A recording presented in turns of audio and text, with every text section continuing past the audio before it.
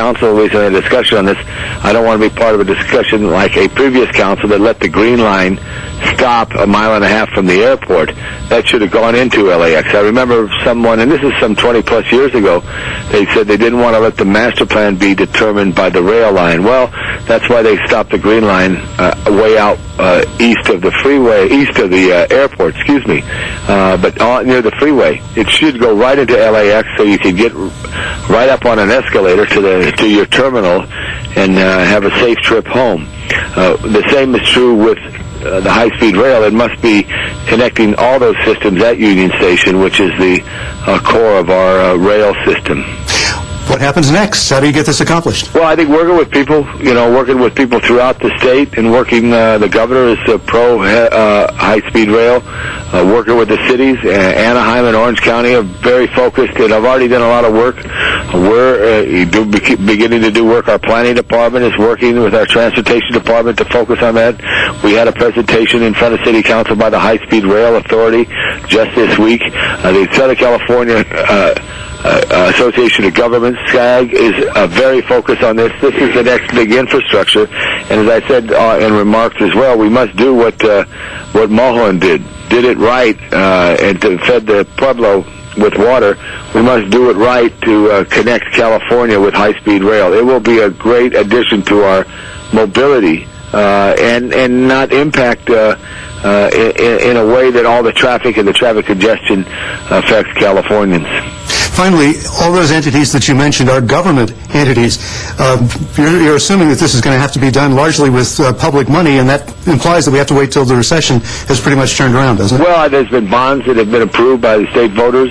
Yeah, everything's going to improve when we go back to what was a really tremendous economy that we had in the United States.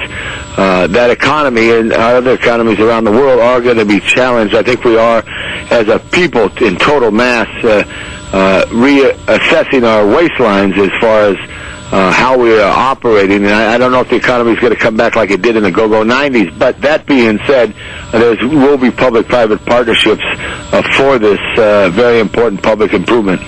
District 4 Councilman Tom LaBonge, always a pleasure to have you on Council Week in Review. Thank you very much. Again, the council voted to direct the city planning and transportation departments to move ahead with studies on the impact and proposed routes of high-speed rail. LA City View is the government access cable channel for the City of Los Angeles, featuring live coverage of city council meetings and programming about city department services and events. You can watch city council meetings live or view past meetings by going to the city's website at lacity.org and follow the instructions for video on demand. We invite you to address the Los Angeles City Council on any item on the council agenda, as well as during public comment. You may come downtown to City Hall or go to the Van Nuys City Hall and participate via video teleconferencing. And now those of you living in the Harbor area can go to the San Pedro City Hall, located at 638 South Beacon Street, room 700 in San Pedro, and also participate in council meetings via video teleconferencing. And remember, you can watch all Los Angeles City Council meetings live in their entirety on Tuesdays, Wednesdays, and Fridays beginning at 10 a.m. On Sundays, you can watch the replay of all the week's meetings, also beginning at 10 a.m. Council Week in Review can be seen Monday through Friday at 9:30 a.m. and 6:30 p.m. and on Sundays at 9:30 a.m. Well, that concludes our program for the week ending May 8th, 2009. On behalf of Steven Sanchez and everyone here at Channel 35, I'm Jack Popejoy. Thank you for watching, and please join us for the next Council Week in Review.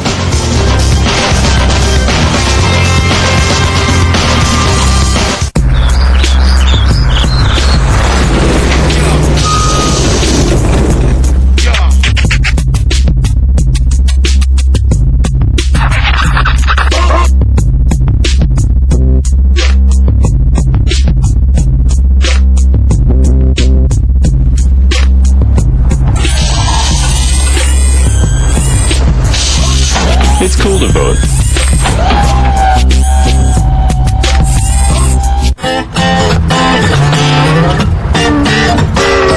G'day, Troy McCubbin from North Hollywood. You're watching LA City View, Channel 35, our city, our channel.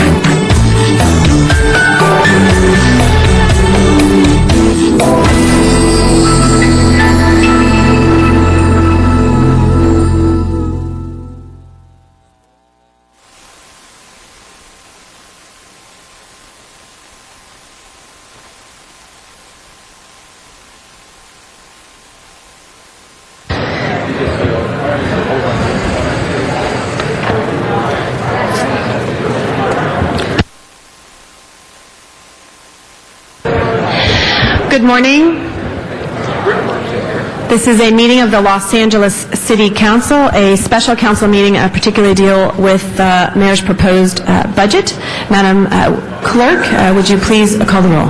Alarcon, Cardenas, Gruel, Hahn, Rizzo, Labange, Parks, Perry, Reyes, Rosendahl, Smith, Weiss, Wesson, Zine, Garcetti, 11 members present, and a quorum, Madam President. Thank you. And Ms. Hahn is here as well. She just walked in on the side. 12 members present. I know we do expect to have both Mr. Weiss and Mr. Garcetti will be joining us shortly. Ms. Perry? Just as a matter of record, because this is such an important day and will determine the future of our city, before we begin our deliberations, I would just ask if you would do a verbal roll call for the public so that they understand who is present. Would you do that? We will do that. I think she just did that when she called the roll in the items that were here. But please go ahead, Mr. Alarcon. Mr. Cardenas. Ms. Gruel. Here. Ms. Hahn. Mr. Rizar. Mr. Labange. Mr. Parks. Ms. Perry. Mr. Reyes. Mr. Rosendahl. Mr. Smith. Mr. Wesson. Mr. Zine. Thank you, Ms. Perry. We are expecting both Mr. Garcetti and Mr. Weiss this morning. Thank you. Madam Clerk, first order of business. Madam President, this is a special meeting of the City Council to consider the budget, and the first item is an item notice for public hearings. Items 2 through 5 are items for which public hearings have not been held, and item number 6 is a closed session item. Thank you. And in conversations with our chair, Mr. Parks, that we will have public comment this morning prior to going into executive session. Mr. Parks, would you like to make a presentation and have the CLA make a presentation before we go to public comment? I would like just a public comment, and then we go to closed session, and we not have the presentations disjointed, that we can have them all at the table and go through all of the financial stuff. Okay, we will do it in that way.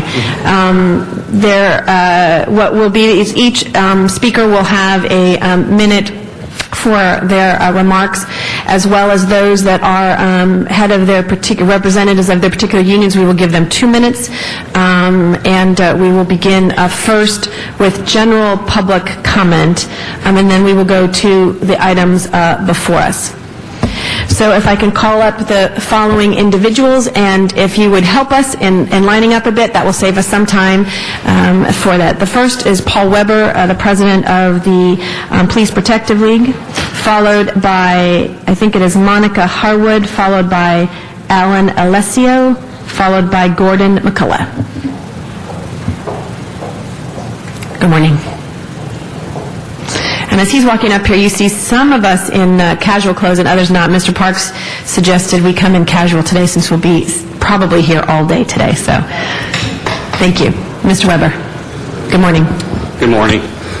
One of the fundamental duties of city government is providing public safety. It's been recognized across the country that in lean times, which we're currently in, that crime tends to creep up.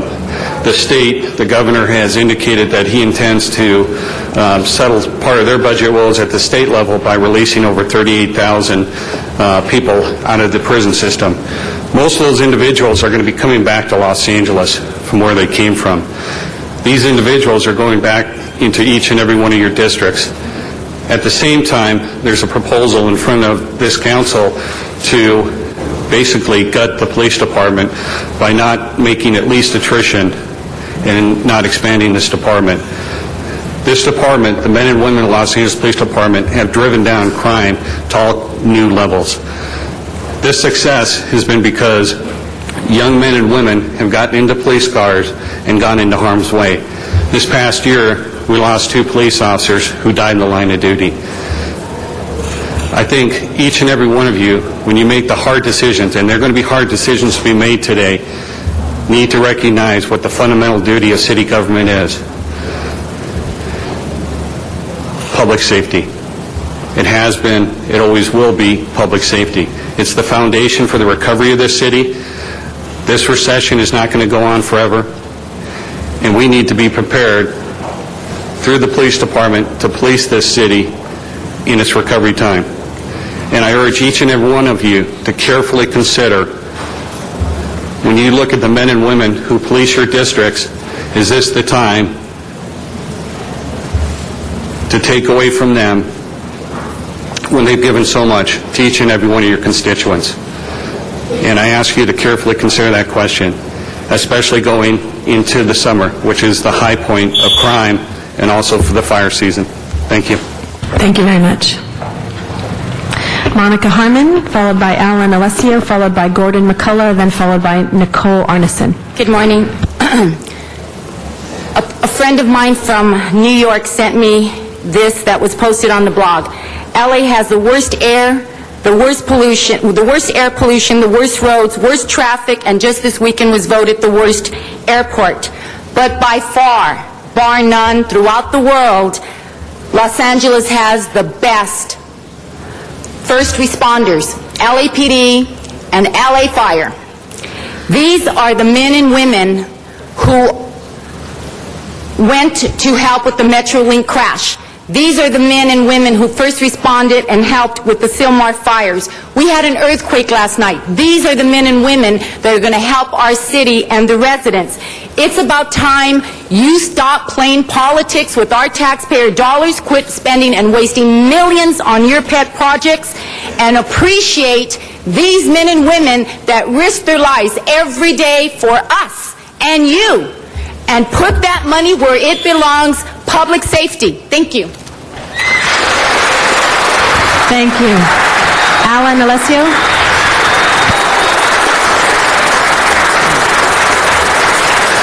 Alan. Good morning, council members. I'm here to speak about the deletion of the bicycle division of the LA DOT.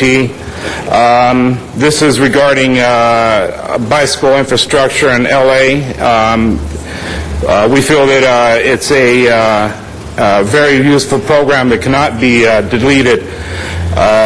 Deleting this program will set the bike master plan back for possibly 10 years. It's going to take that long to bring it back up, and as far as bringing this bike division back, the best thing to do is to keep this thing.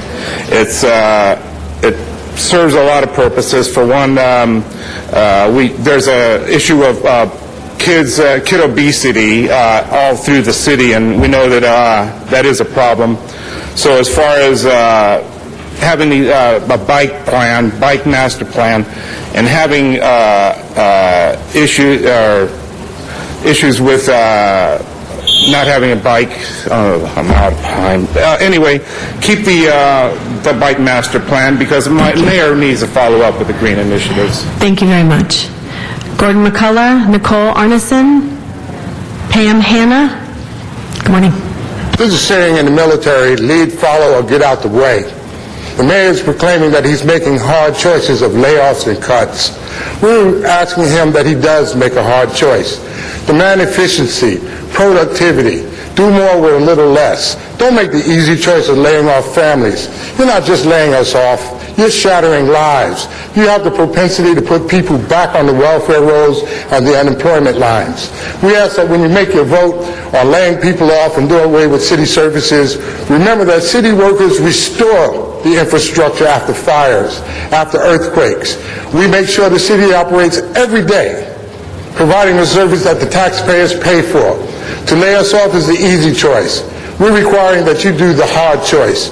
Find solutions, work with the unions, take in consideration that the very people you lay off will be on unemployment, which is now a burden on the city. And when we made the increases in parking violations in other areas, we promised the citizens an increase in service. Laying off only cuts that. Thank you very much. Nicole, Pam. Nicole. Good morning. I'm here for also in regards to the bicycle plan being cut, and I would just like to say that last week was Bicycle Week, and we're trying to get a bunch of people really excited about riding, and I think that for the city, in the long run, it's better to keep this plan going. We cause less damage to the roads. We don't pollute. Like, all these are things that are problems the city is trying to solve, overcrowding with traffic and just general transportation. So having cyclists is a solution to the problem that the city has, and the small amount of money that it would keep to keep these programs going in the long run is going to be returned to the city by us not damaging the roads. Thank you very much. Thank you, Pam. Hannah, followed by Charlie Mims.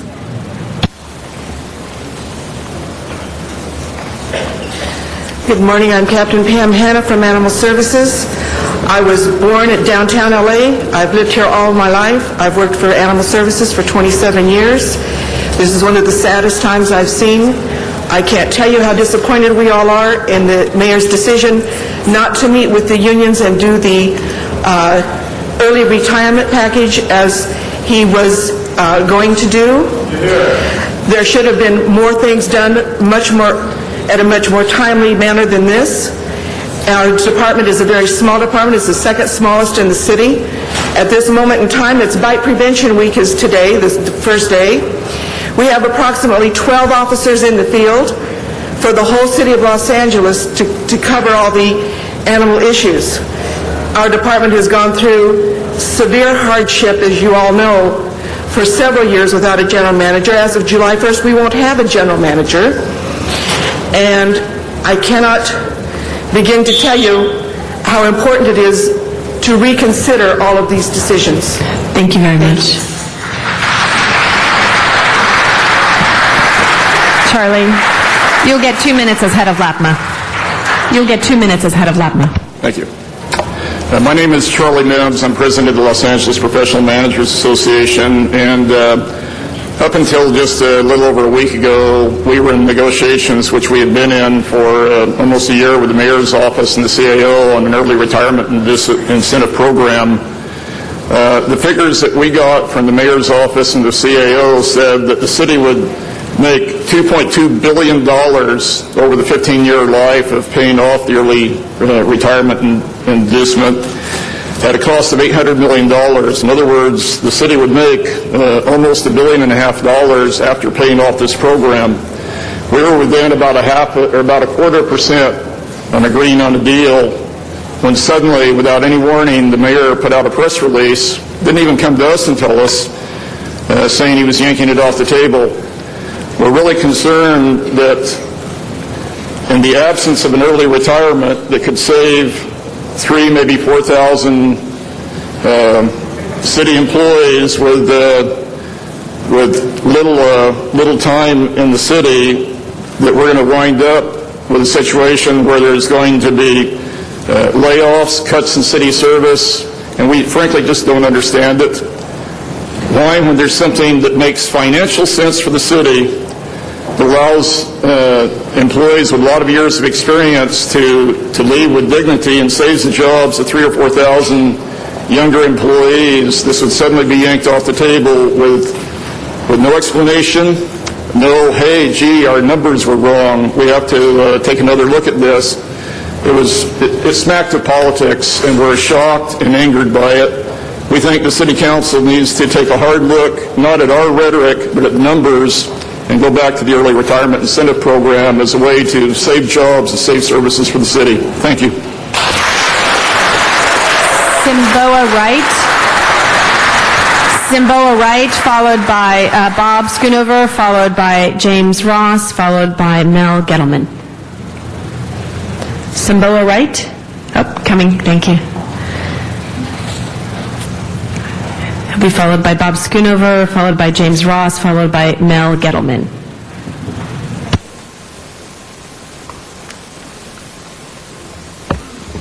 Good morning. My name is Simboya Wright. I am a LA City wastewater collection worker. I'd like to start off, I have eight years of service with the city. I took this job as a career, not just a job. 3 kids, a house note, and a wife. Now, that'll impact me if I get cut. Because what I'm going to tell my kids, hey, daddy got laid off, I got to look for a job. No, I don't think so. That's not right. If I get laid off, it'll impact city services such as maintenance hose, overflowing, going into the waterways such as the LA River and the ocean. We can't afford that. We are environmental, public safety and health, wastewater. I don't see we're funded. We have money that funds our department.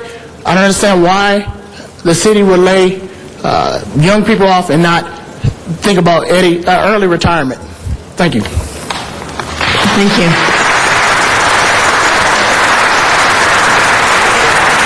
Bob Schoonover, James Ross, Mel Gettleman, followed by Roadblock. And Bob, you'll get the 2 minutes aside of the union there. Good morning.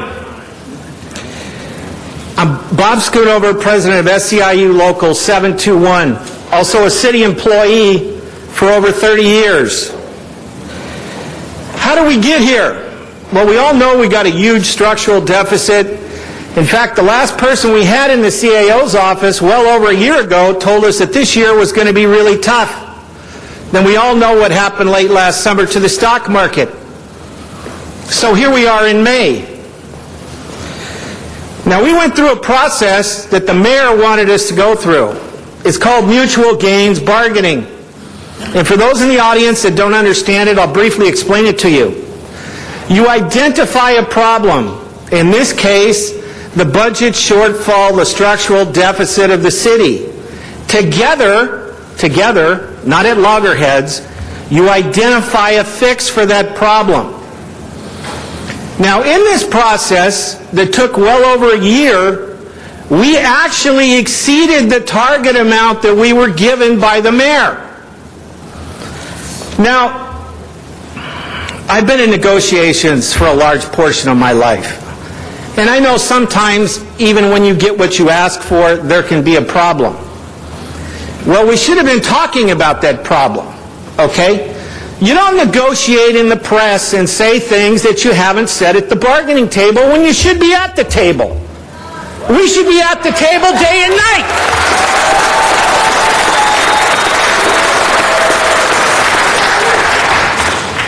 What we want is we want what's best for the city, the taxpayers, and what's best for the employees of the city of Los Angeles, who, by the way, are not deadwood.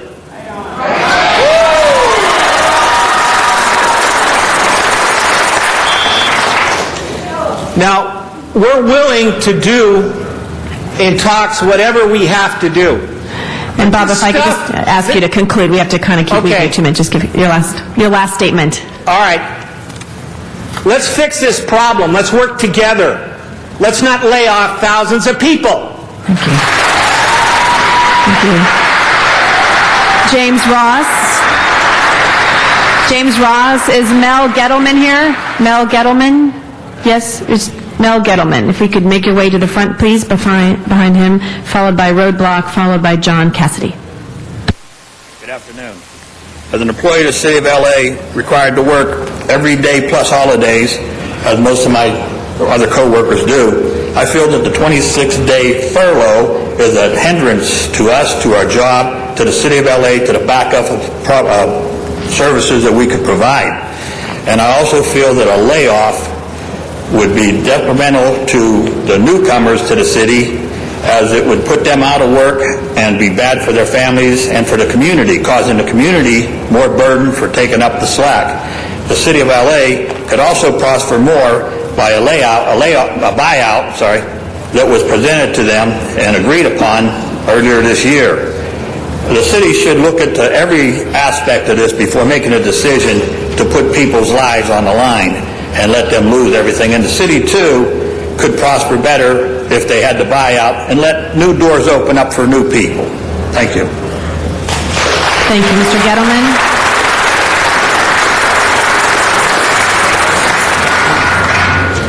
Good morning. I'd like to speak on behalf of retaining and I would say even increasing funding for bike paths and bikeways. The benefits are incredible. Young people now are becoming obese because there's no place to play. We've got a lot of people in Los Angeles where the bicycle is their only means of transportation. and we're forcing them into traffic, and we're forcing them onto sidewalks where I don't believe they should be. I ride with a number of cycling groups, and it's amazing how many accidents are occurring in LA now because we don't have dedicated bike paths.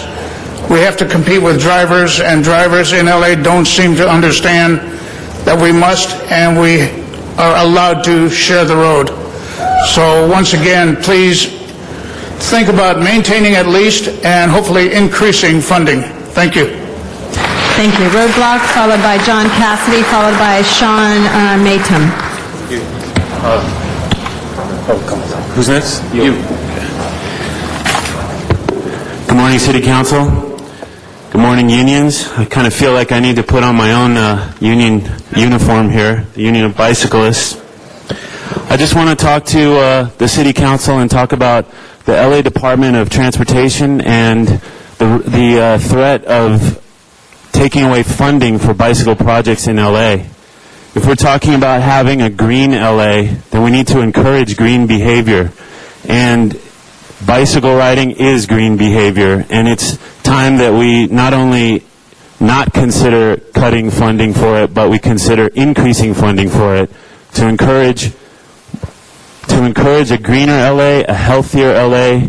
I mean, people here are talking about that LA's got the worst smog, the worst traffic. Bicycle riding and pedestrian walkways, that is what is going to fix our problems. We heard also that we lost 2 police officers in recent times. We've lost 2 bicycle riders as well. So let's make the streets safer and consider increasing funding for bicycle infrastructure. Thank you. Thank you. John Cassidy, followed by Sean, followed by Luis Trinidad. Good morning, council members. I'd also like to speak about the LA DOT's proposal to cut the bikeways funding. In a troubled economy, cutting bikeways funding is an irresponsible decision. More and more people will turn away from the automobile and towards alternative means of transportation, and LA DOT needs to support those people, especially those of lower income. I volunteer my time weekly to try and get more people on bikes because it can be healthy, fun, and cost-effective. I assume that the LA DOT's budget, the lion's share goes to automobiles and a drop in the bucket goes to cycling. I'd like to urge the City Council and the LA DOT to please find other ways to cut the budget so that cycling can continue with what little funding it already has. Thank you. Thank you. Sean, followed by Luis Trinidad, followed by Esther Ann Curio, followed by Minda Lee Jennings. Good afternoon and morning. My name's Sean Maytum, and I'm a construction worker, and I use my bicycle as my primary form of transportation. And I'm able to pretty much match the flow of traffic right now on my bicycle, and so I can get all of my errands done. And I see cycling as a great way to deal with what I see as critical mass. There's gridlock going on right now. The cars aren't moving. People are very frustrated on the roads, and if we could put people on bicycles, it would solve a lot of problems. It's not the time to cut the budget. It's the time to actually increase the budget and have bicycle awareness and bicycle repair and bicycle donation. And so another thing is potholes. There's terrible potholes from a lot of the public transportation beating up the roads. So all I'm asking is just to keep the budget or actually increase it. Thank you. Thank you. Luis Trinidad, followed by Esther Ann Curio, followed by Minda Lee Jennings, followed by O'Donnell Sherman.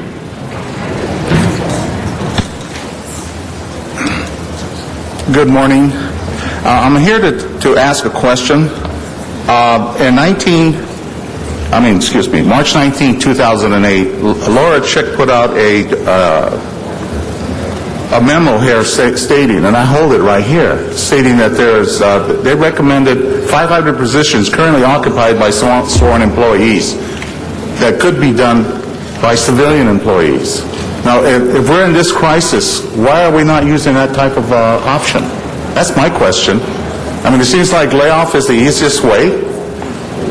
Doesn't anybody want to work? You know, I walk precincts for most of you people. And I can't understand this. You know? I walked the precincts, I voted, I assisted you in getting you elected, especially Mr. Hozar right there. Especially you. You know? I can't believe this. And now you're talking about now get rid of us as a city employee? Oh, by the way, Louis Trinidad, MTD, civilian employee. Thank you. Thank you. Esther?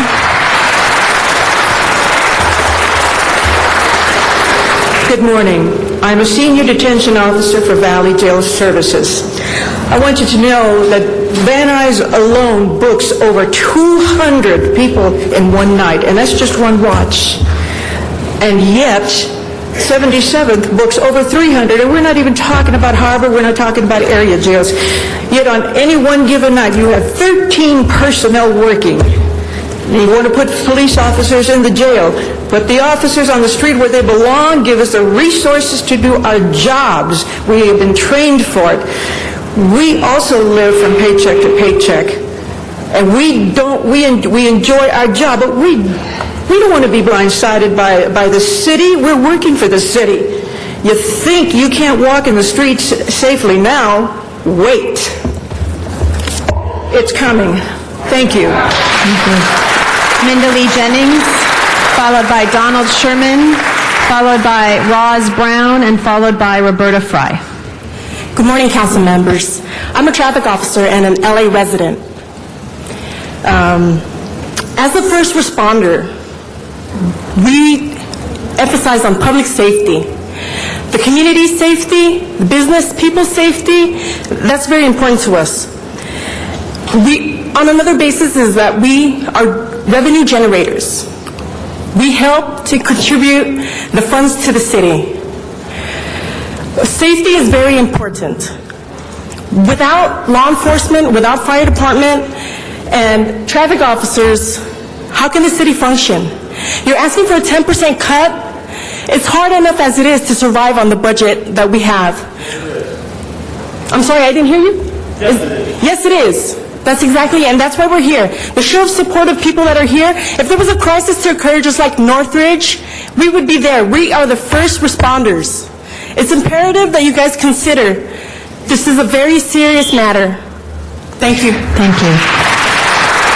Donald Roz Brown, followed by Roberta Fry, followed by Erica Silverman. Good morning, Councilman. I'm also a traffic officer with City of LA. And I would like the councilman to look out in the audience here. And this is just a small sample of the workers that our mayor wishes to lay off. And I put to you, if he's so interested in laying off people, that if you had the power, he should be the first to go. Okay?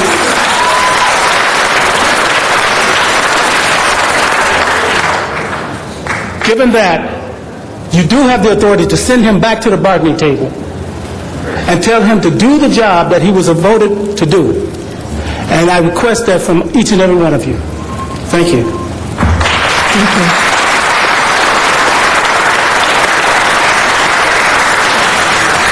Hi, I'm Roberta Fry. I'm a librarian at the Westchester Library.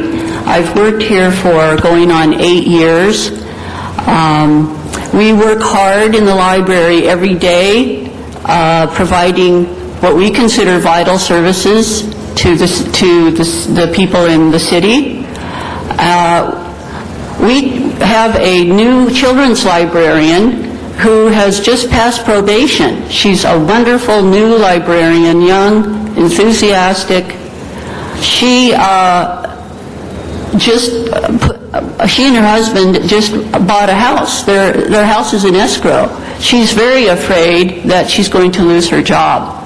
I would hate to, and she has applied for a job outside of the city, thinking that she's going to lose this one. It would be really terrible if we lost this librarian, this wonderful new librarian. I just want to add what people have already said, that it doesn't make any sense for early retirement to be taken off the table.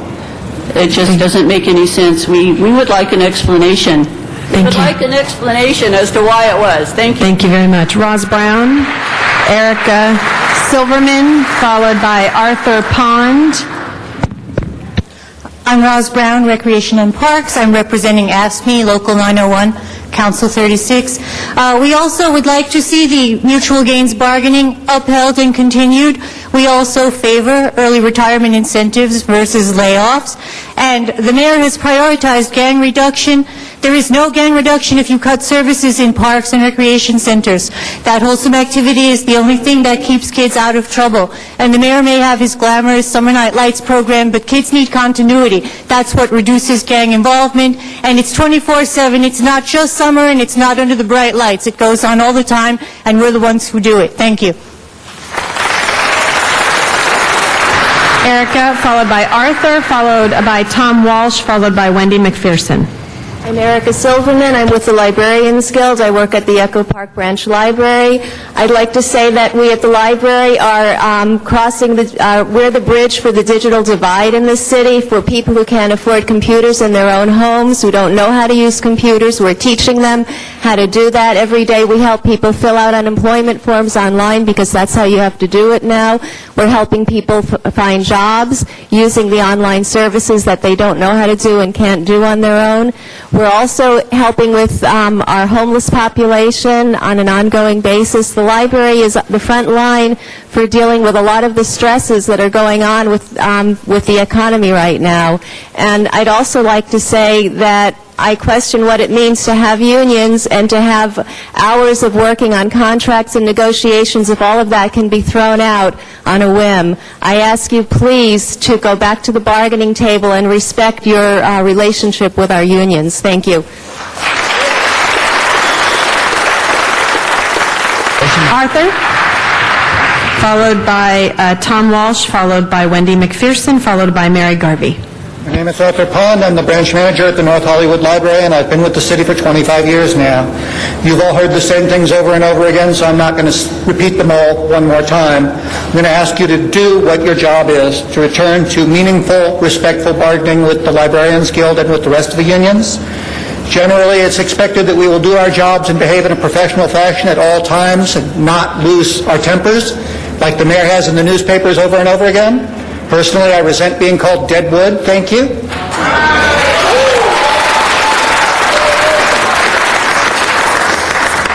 And if we can get that across, we can all get back to business and do our jobs. Thank you very much. Thank you. Tom Walsh? Tom?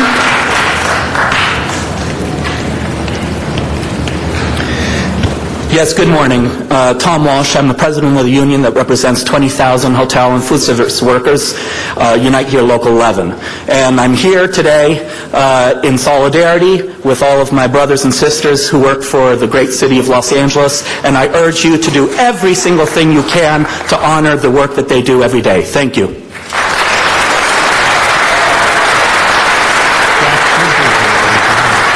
Wendy McPherson, Mary Garvey, Tatia Wade, followed by Judy West. Good morning. I hope every one of you is listening very carefully because we've all taken time off work to come talk to you. My name is Wendy McPherson. I'm a librarian at the Echo Park Library. I'm with the Small But Mighty Librarians Guild, AFSCME 2626. We're 350, but we are part of the Coalition of City Unions, and I work with the teenagers at the Echo Park neighborhood. I want to say that I find the priorities are all wrong if you're going to start hiring more police officers and laying off other workers. That's just not right. We don't need more police if we put more money into where services are to the kids. For example, at the Echo Park Library and the library system, the summer reading program for the teenagers, we're working with virtually no money. We are doing crafts and doing book clubs. This is the first time this year. We've had such a huge increase just in the Echo Park branch. Wow. Mary Garvey.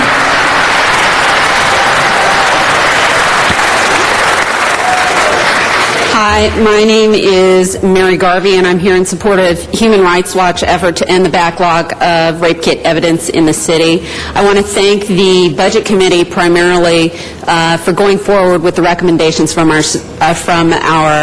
report. We know that this budget process, especially during the difficult financial times, is a tough balancing act. But there are some core government responsibilities that are non-negotiable at no matter what the cost. And we believe that bringing justice to the victims of sexual assault by testing the backlogged rape kit evidence is just such a responsibility. And we would urge you to follow the Budget Committee's recommendations and approve the total for the new crime lab personnel, as well as the funding to end the backlog and get the backlog taken care of. Thank you very much. Tatia Wade, followed by Judy West, followed by Terrence Harvey. Hello, my name is Tasha Wade. I'm a 15-year employee of the City of Los Angeles Department of Building and Safety. I also represent our AFSCME Local 3090 members. Laying off frontline city workers like myself and the over 5,000 members of 3090 would greatly impact city services. Our members have taken furlough days in large numbers. To lay off employees without considering or approving the early retirement incentive program is a tragedy. We are mothers and fathers. We have given much to the city and deserve more consideration for us as city workers and city residents than we have been given. Save city jobs, save city services.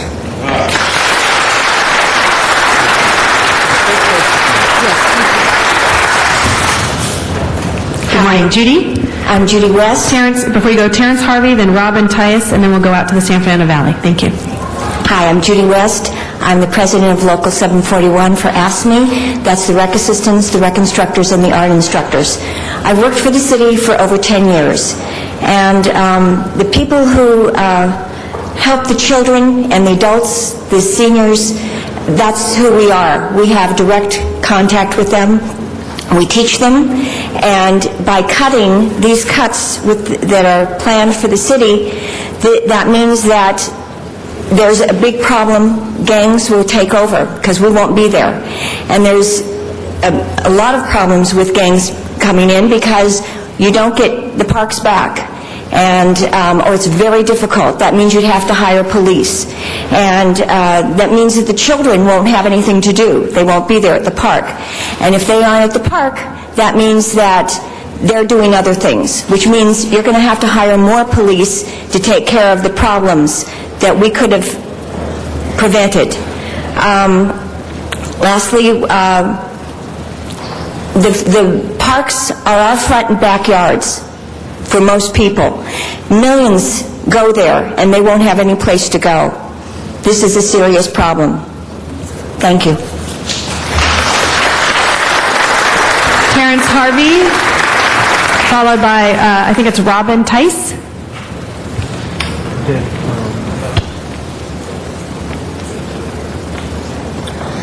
Hello and good morning. My name is Terrence Harvey, and I work for the City of L.A., Lord willing, for about almost 5 years. I'm speaking on behalf of the mayor. We're talking about the layoffs and the 26-day furloughs. It's very disturbing to me personally that they're going to take away something that we worked and sweated for all these years to accumulate. And also, too, if he's talking about laying off thousands of jobs, he's going to more than likely lay off thousands more jobs in the future. So I say it's time for us city employees to take a stand and let them know that we don't agree with it, and there are other alternatives in order to prevent this from happening. And that's what I'm here today to speak on. Have a nice day. Robin Tice. Robin.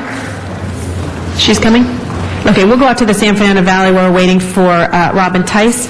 Go to Miriam Fogler in the San Fernando Valley. I've been doing the bullhorn over here, folks. If you haven't heard me, I've been on the phones calling all the unions.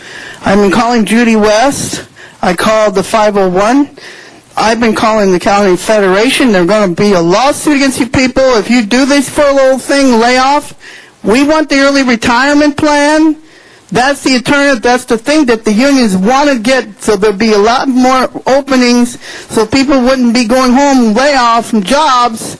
And Antonio needs to be recalled. There's a petition out there, folks. We need to recall the mayor and recall all the members of the city council who get about $200,000 a year, plus 108 people who get more than $200,000 a year appointed by them, exemption from the civil service. This is an outrage to go over the heads of people who take the civil service test and work hard daily, every day, and this is middle class people, anywhere from $25,000, $30,000 up to maybe, engineers, electricians, and don't make 20% less in water and power. What about them?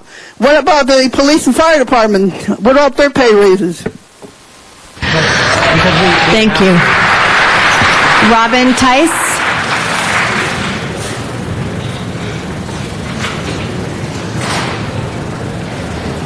Good morning. Good morning. Good morning. The LA City Council and the city unions are proud members of the Apollo Alliance and have worked hard to pass a green building and retrofitting program just last month. We believe that LA's way forward is not to lay off city workers, but to create more jobs by greening LA. We can install thousands of solar panels in the city's buildings, businesses, and private homes. We can retrofit all city buildings for energy and water efficiency. We can install smart irrigation and artificial soccer fields in all the city parks and plant drought-tolerant and negative landscapes where grass and water-hungry plants are not needed. We can save billions in gallons of water and millions of dollars per year. All we need is the vision and the leadership of our policy, from our policy makers in City Hall. If I could just ask you to conclude. Thank you. Thank you. Thank you very much for being here. We're going to go now. That was general public comment. We now go to item number 1. I will call up the following individuals: Pat McCosker, Bob Aquino, Alice Goff, Roy Stone.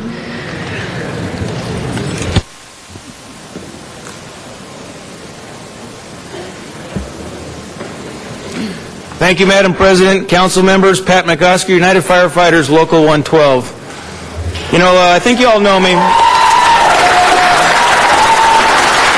I think you all know me because I've been here, from the start on this thing and throughout. I was there when the mayor unveiled this budget. I was there every step of the way as the committee debated this budget, and I've acknowledged all along that the crisis is real. We really do have a $500 million problem next year, and something's got to be done about it. And what I've said is we firefighters understand the call for shared sacrifice. We're willing to do our part. The reason that is because what we do is so important and it has to be maintained. You have got to commit to not cutting resources next year. The plan before you right now, the CLA report that you have in your hands, is a plan that would close 20 fire companies and ambulances every single day next year. That cannot happen. If that happens, people are going to die in this city. Every day in this city, the fire department gets there on scene in the nick of time to save lives. Right now it's happening. I guarantee you, somewhere in the city, a life is being saved because a firefighter, a paramedic got there in time. If you close 20 companies a day, we're going to have delayed responses. People are going to suffer and people are going to die because of that. And these people behind me are going to put themselves at greater risk. Those fires are going to get away when we don't get there in time. And yet these guys are going to try to do what they've always done, and that is save every life, get inside and search and rescue, fight to get to that fire. But they're going to do it with diminished odds and put themselves at greater risk. You cannot let that happen. And what we're asking you to do today is to recommit yourself to public safety. Within the eardrums of all these firefighters behind me, I want to say that this group right here, the City Council, has been fantastic on public safety for all the time that I've known you. For the last decade, this group has been doing it for us and making sure that we're there for the public. We're calling on you today to do that again. Recommit yourself to what we do, to our staffing, and we'll do our part. We'll make personal sacrifices for you. Thank you.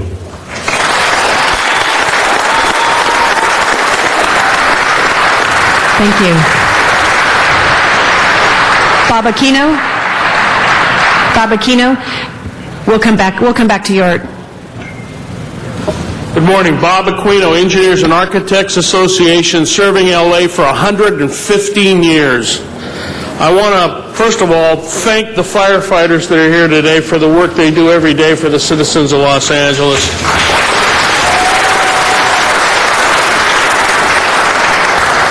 I also want to support some of the work the Budget and Finance Committee is doing. I think that we have to look for ways to put sworn police officers on the street, but we also have to recognize that in this fiscal crisis, hiring may not be the only way to do it. There are civilians that are capable of doing the desk work that many sworn officers are currently engaged in. A study was performed by this city's controller that found this to be the case. I want to support a movement to put these sworn officers doing things that only sworn officers can do in protecting the citizens on the street, use civilians to do the desk work. With that, thank you very much for the time today. Thank you. And I think, Alice, actually, you had number 2. They put it in the wrong. Do you want to speak on item 1 or number 2? You come now.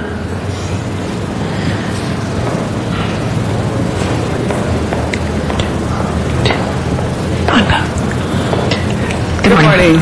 Alice Goff. I'm president of AFSCME Local 3090, representing over 5,000 clerical and support services employees here in the city of Los Angeles. And we are proud, dedicated workers, employees.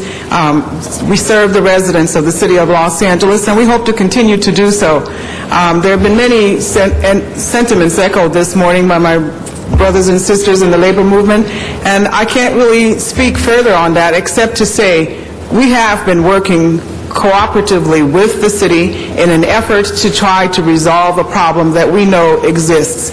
And so allow us to go through that process and then go further if needs be and take care of the problem. We are not greedy union people.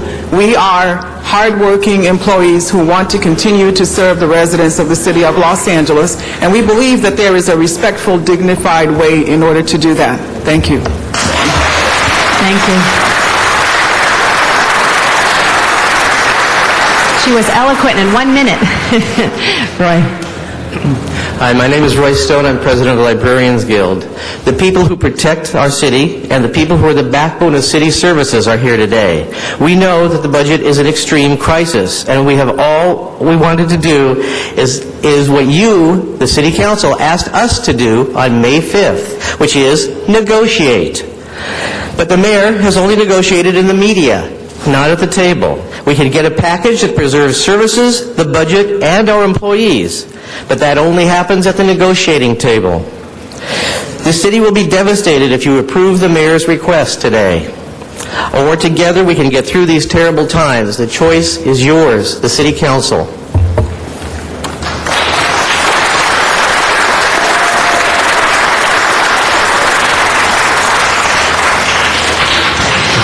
Frank Lima, followed by Reverend Eric Lee, followed by Sherry Lenwand.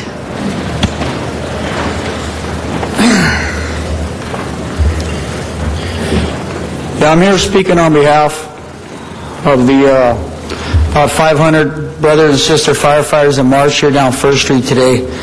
And we're in strong, peaceful opposition to any staffing cuts.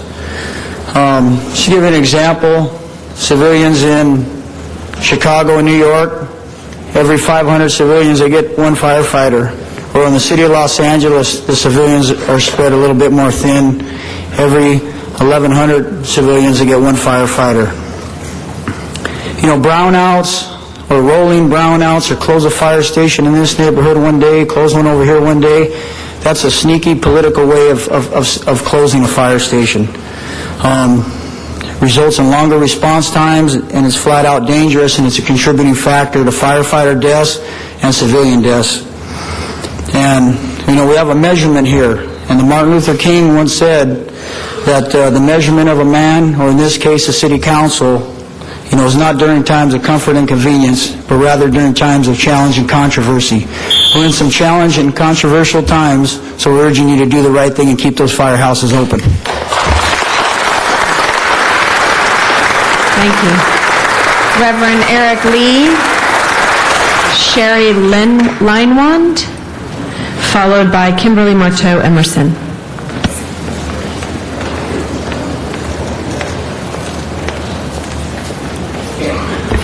Good morning. I'm Reverend Eric Lee, President of the Southern Christian Leadership Conference, Dr. King's organization. The current financial crisis affects every one of us and therefore requires every one of us to make sacrifices in order for there to be a just solution, one that's equitable. We cannot solve this crisis with draconian-style budget cuts, nor should it be solved on the backs of working people. What should these sacrifices look like? For the sake of frugality, do we sacrifice public safety by effectively reducing the number of police officers and firefighters in communities that need them most? I say no, that's not a just way. Do we lay off workers, adding to the already high unemployment that plagues our city, creating an undue burden upon residents of the city of Los Angeles? No, that is not a just solution. It appears as though this proposed budget has been constructed without consideration of who would be most impacted, the citizens of Los Angeles. So I implore you to find a better solution to this budget crisis. Thank you. Sherry Linewand, Kimberly Marteau Emerson, followed by Tiffany Sayard, and then Jim McQuiston. Good morning. Morning. Thank you. My name is Sherry Linewand. I'm a resident of Los Angeles City and a co-chair of the local committee of Human Rights Watch. Los Angeles has the largest reported backlog of untested rape kit evidence in the country. While these kits go untested, rapists remain on the street, victims of sexual abuse do not receive justice, and women and children, yes, many of the victims are children, they remain at risk.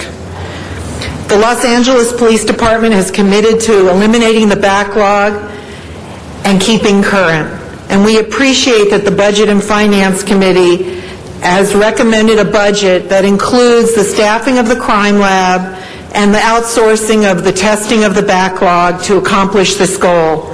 This council has recently heard testimony about this human rights abuse and has expressed its determination to end it.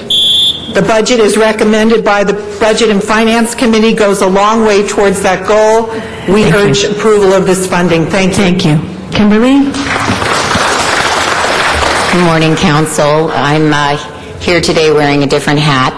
My name is Kimberly Marteau Emerson, and I'm actually Vice Chair of the Executive Committee of Human Rights Watch here in Southern California. And I am also here to urge the City Council to approve the recommendations of the Budget Committee as they stand for the testing of rape kit evidence.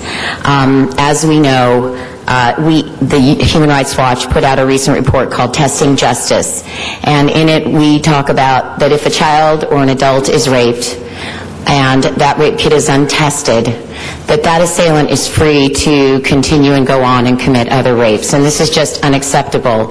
In New York, which is way ahead of us on this issue, and tested 18,000 rape kits, they got 2,000 cold hits. That's a big number. In a city as great as Los Angeles, we need to take this responsibility seriously. Thank you all for those who have shown commitment to this issue. We really appreciate it, and we urge you to please approve those two allocations. Thank you. Tiffany? Tiffany, go ahead. Good morning, Council. My name is Tiffany Sayard. I'm the Director of the Los Angeles Office of Human Rights Watch, and I, too, am here today to urge you to vote for the two budget allocations in the budget as referred to you from the Budget Committee. Thank you to the Budget Committee for referring those allocations as they stand. Rape victims have waited far too long to see justice. It's critical that this funding be approved for the LAPD to meet its stated goal to eliminate the backlog within 18 to 24 months. Human Rights Watch is absolutely committed to seeing an end to this backlog and to seeing justice for past and future rape victims. So we will be here and we will continue to advocate for that elimination and to ask for your leadership to oversee the use of these funds to eliminate the backlog and to make sure that victims see justice in their cases. Thank you very much. Thank you. Jim McQuiston, followed by Deborah either Barton or Burton, and Barbara Lott Holland, followed by Linda Valverde. Mr. McQuiston? Oh, there you are, Mr. McQuiston.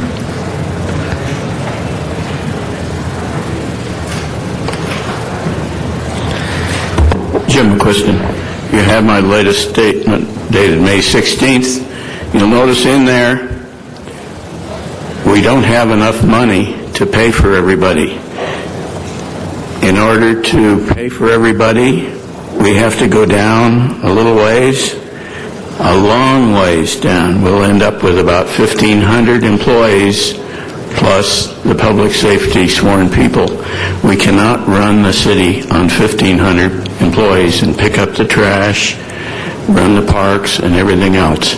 We have to go to my other suggestion, which more or less preserves people's jobs. Please read it. It's pretty thorough, and we need to get busy on it right away. Thank you. Deborah, followed by Barbara, followed by Linda Valverde, followed by General. Thank you. Good morning. My name is Deborah Burton, and I'm with the Los Angeles Community Action Network. We are here today as part of the LA Coalition Against State Violence. Low-income residents of Los Angeles are concerned that many elected officials in the city of Los Angeles continue to focus so much on police and ignoring our pressing needs for housing, employment, transportation, and human rights overall. We are here today to support cuts to the police department and support the Budget and Finance Committee recommendation for a LAPD hiring freeze. We can also cut the police budget by reducing overtime costs, which is over $100 million, ending the Safer City initiative and redeploying those 100 extra police officers, reducing accountability caused by reducing liability caused by improving the accountability of officers. Thank you. Thank you, Barbara. Good morning. My name is Barbara Lott Holland. I am a resident of Los Angeles, living on 60th and Crenshaw. I'm here to say that the mayor's proposed budget is unsustainable. His drive for more police at the cost of social services in this financial crisis is not logical. This city is in a crisis. More and more businesses are closing weekly. Crime occurs when more and more people compete for the same few remaining jobs. Hiring more police will leave people with fewer choices. 250 police are not worth 1,200 city employees losing their jobs. Hiring more police will not make us safe. It will make people more desperate. We are requesting, I personally as a citizen is requesting this council to vote for the hiring freeze, cut the LAPD's budget by 25 to 30%. Thank you.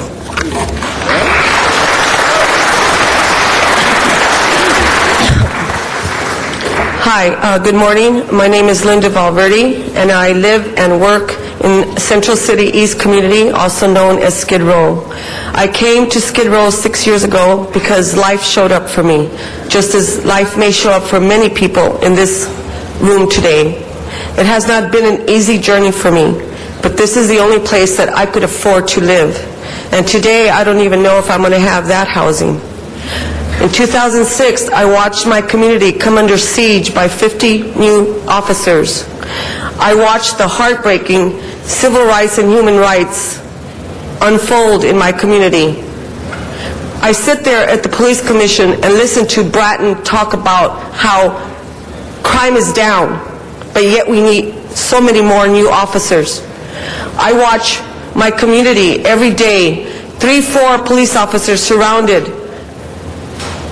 One person, either an elderly person, a disabled person, a mentally ill person getting a jaywalking ticket, surrounded by 4 or 5 officers. This is where our taxes are going.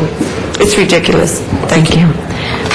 General, followed by Stacy Dancy, followed by Damon Azali, followed by Esperanza Martinez. General Dogon, civil rights organizer with LA CAN. I am here today as a part of the LA Coalition Against State Violence. Low-income residents of LA are concerned that many elected officials in the city of Los Angeles continue to focus on so much policing and ignoring other pressing needs for basic human rights.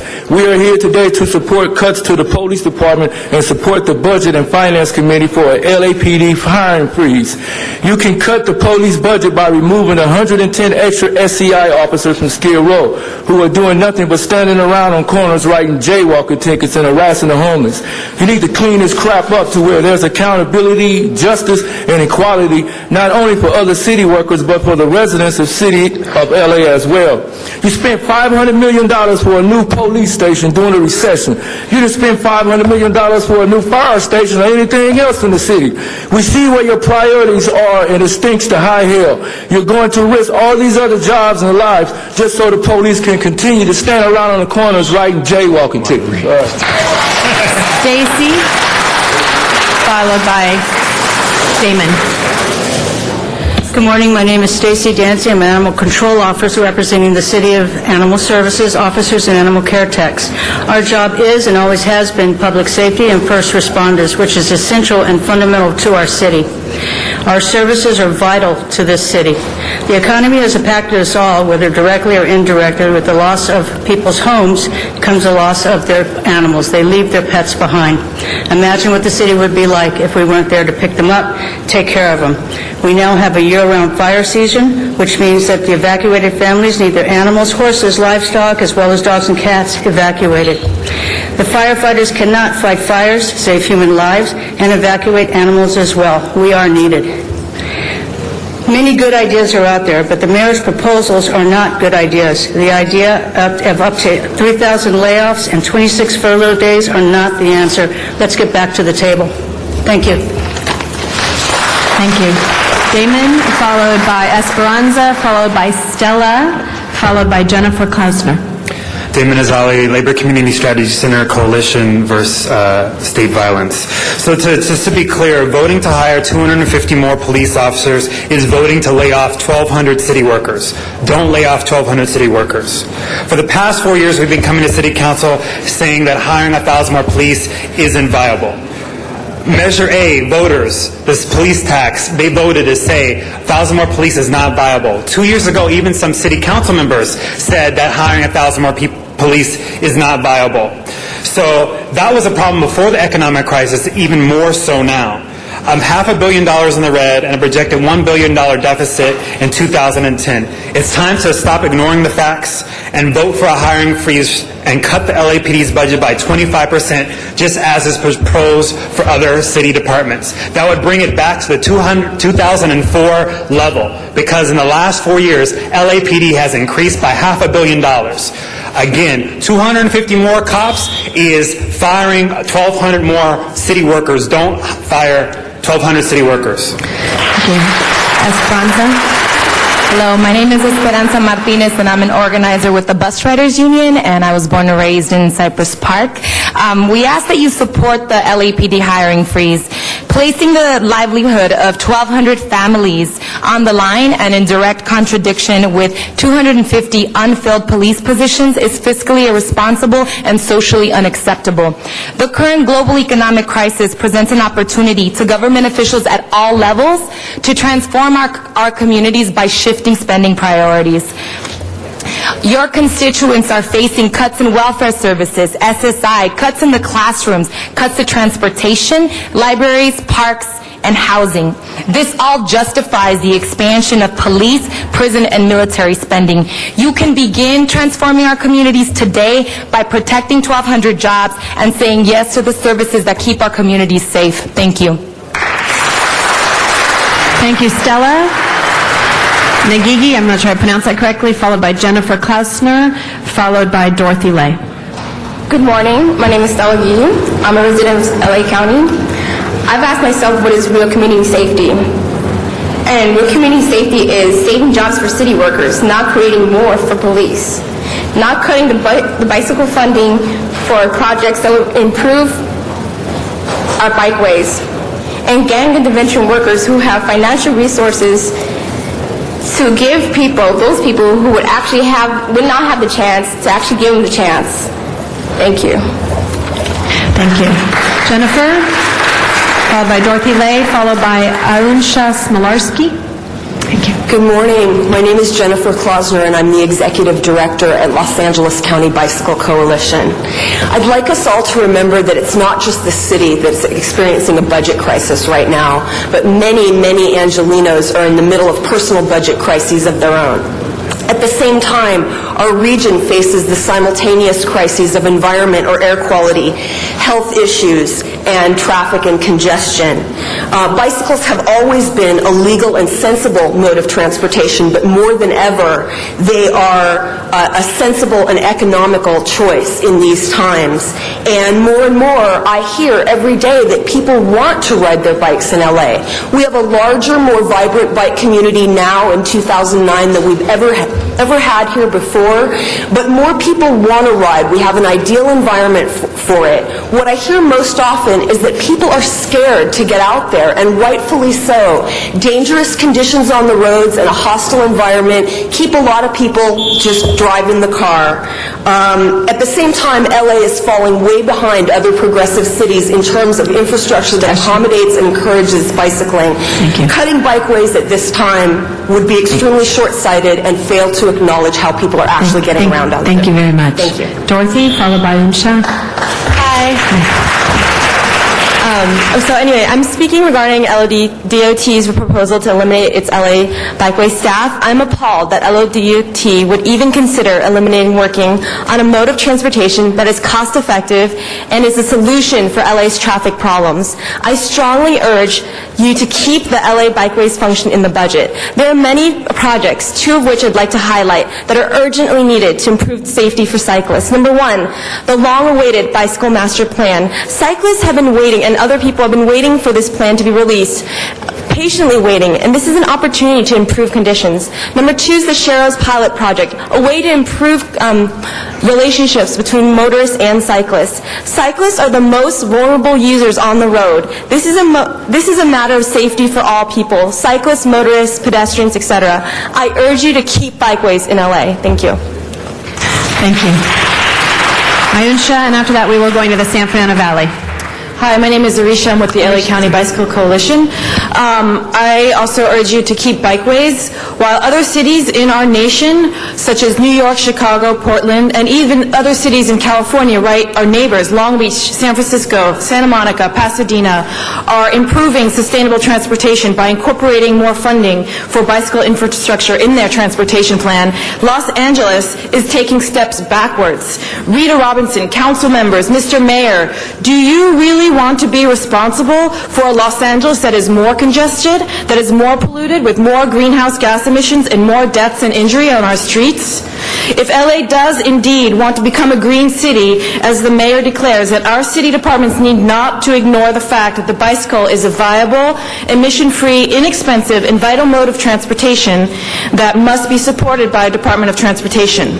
A sustainable transportation is the future of our city, and the total elimination of support for one legitimate mode of transportation is anti-ethical to the concept of shared responsibility and sacrifice. Do not make cuts that have grave negative health impacts on our city. Thank you very, very much. Don Schultz and Miriam Fogler. Good morning, council members.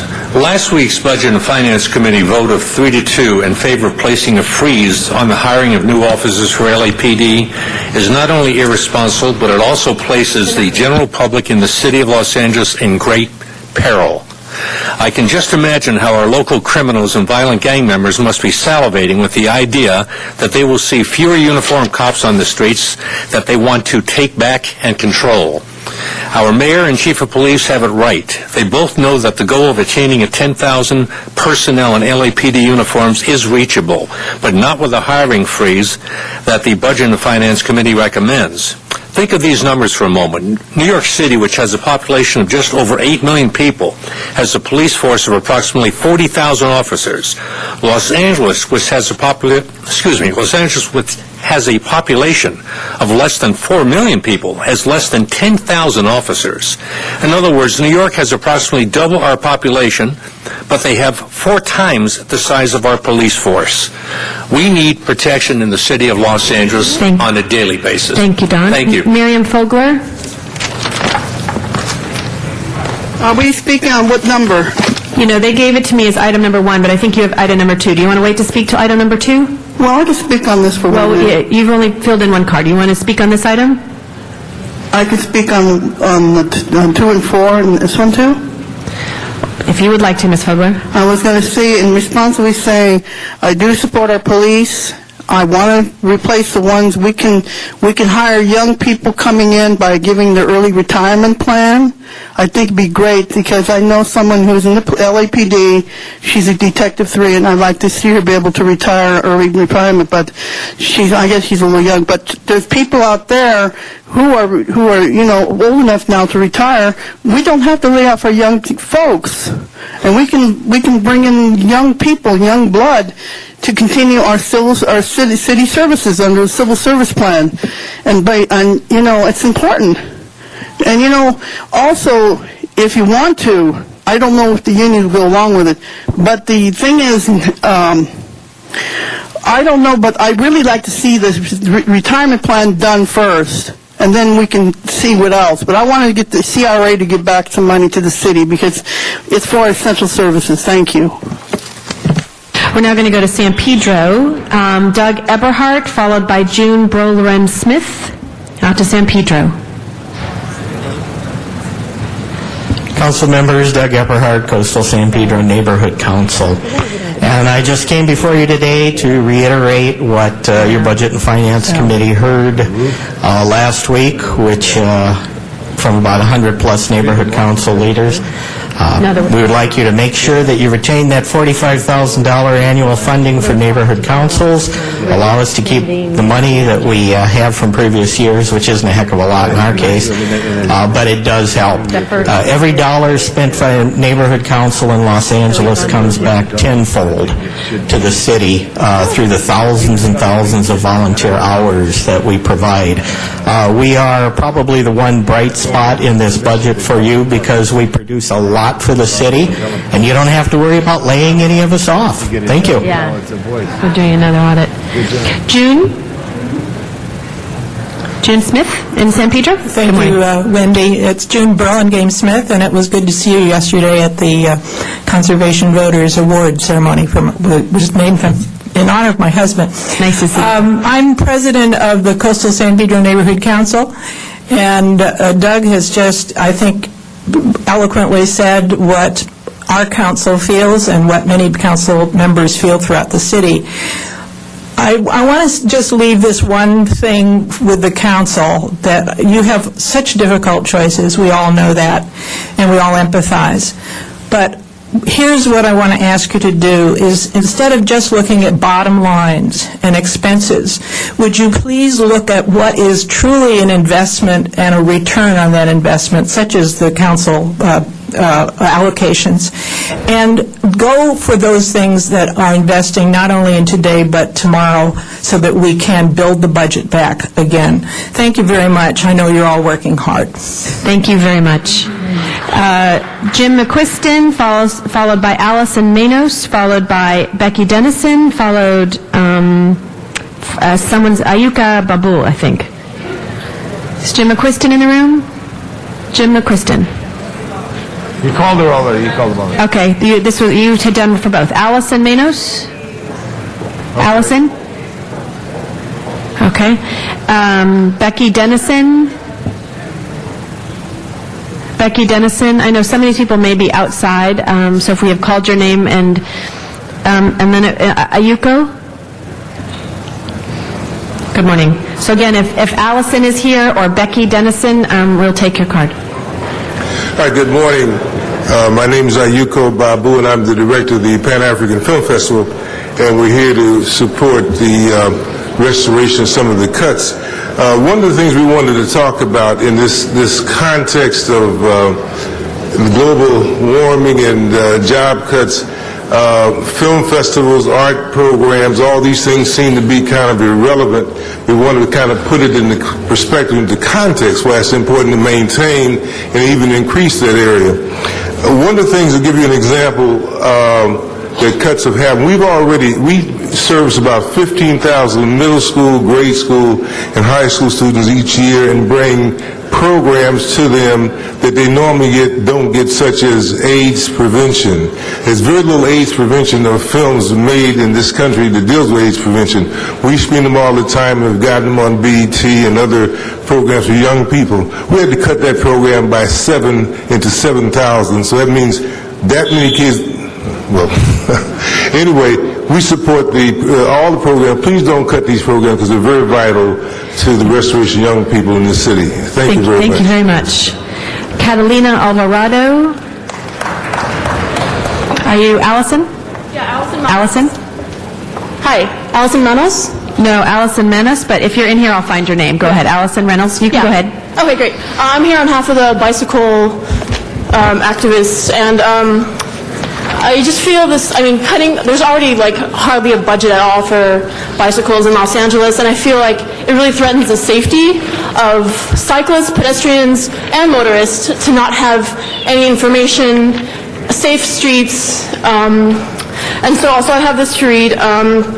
More people are turning to cycling out of necessity in our weakened economy, and I just feel like Sharrows and any other sort of bike information that the public can be aware of will help.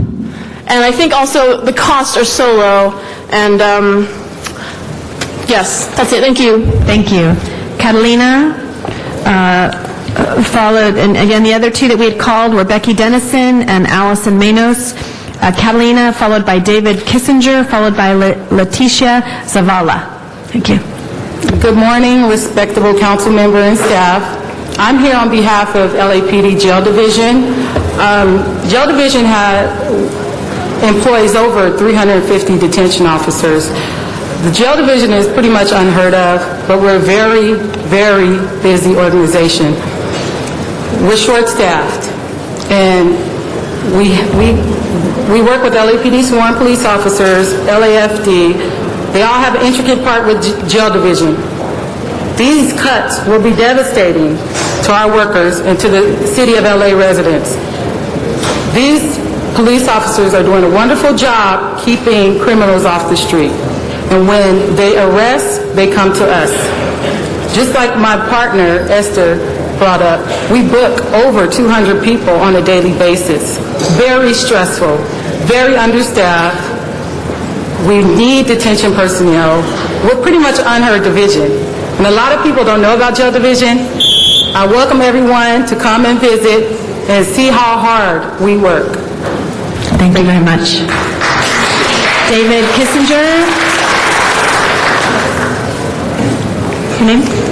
Good morning. My name is Leticia Zavala, and I'm here to speak on behalf of all invisible cyclists in general throughout the city of Los Angeles. Also speaking as a member of the Los Angeles Bicycle LACBC, as well as cycle.org. They have been a great influence upon me. I enjoy the city of Los Angeles via bike. It opens the world of what it is to live here in Los Angeles. Therefore, I will say this. Directed to the Los Angeles Department of Transportation, it is imperative that you do not cut any sort, any or all means of funding bicycle safety in this great city that I enjoy, that is Los Angeles. Thank you. David Kissinger, followed by Dana Kremen, followed by Gerardo Olmos, followed by Sean Simons. Thank you. Good morning, council members. David Kissinger. I'm talking to you today about the Bureau of Street Services budget, and if you read in the fine print, what it calls for doing is eliminating nearly $4 million out of the sidewalk repair program. Instead, what this budget contemplates is requiring the homeowners themselves, while they're selling their home, to fix that sidewalk. What we suggest to you is that this practice will not balance the budget. It will not actually fix the sidewalks. And meanwhile, it'll only hit at most between 1% and 2% of the city's entire housing stock at the same time that the city attorney is currently paying out between $3 and $4 million every year in settlements to those people who have trip and fall injuries on those broken sidewalks. One year, I believe it reached $12 million. Please reconsider it, and please think again. If this program does come to pass, the city staff will still need to come out and actually fix those sidewalks. And so, by trying to cut $4 million, you incur other major costs on top of that. Finally, I just wanted to call out to you in the staff report in front of you, and I'll just wrap up with this. The staff report itself just calls for realigning that and giving an actual legal basis. Thank you. Thank you. Dana, followed by Gerardo Olmos, followed by Sean Simons, followed by Peter Cardenas. Thank you. I'm Dana Kremen, and I'm a resident stakeholder at the Greater Griffith Park Neighborhood Council. I'm also a stakeholder in the Hollywood Hills, the East Hollywood, the Silver Lake, the Sherman Oaks, the Encino, and the Bel Air Crest neighborhood councils. On May 3rd, I organized over 500 Big Sunday volunteers in a day of community service at Thomas Starr King Middle School. We did a complete campus makeover. It was like an Amish barn raising. This effort was largely funded by the Greater Griffith Park Neighborhood Council. However, this example was not without its strife. I'm also involved in a grievance process with the Greater Griffith Park Neighborhood Council concerning violations of the Brown Act, the California Public Records Act, and the Information Protection Act. However, there's no clear grievance process for the BONC and the DUN to follow regarding this. Therefore, stakeholders are left essentially without any voice regarding malfeasance of neighborhood councils. In general, I'm a large supporter of neighborhood councils. However, given my experience with my neighborhood council, I have to say that they lack the structure and oversight to be effective. And therefore, my recommendation is fix it or ditch it. The money could be better used elsewhere. Thank you. Gerardo Olmos. Gerardo Olmos. Sean Simons. Sean Simons. Peter Cardenas. Peter Cardenas. Joseph Meislish.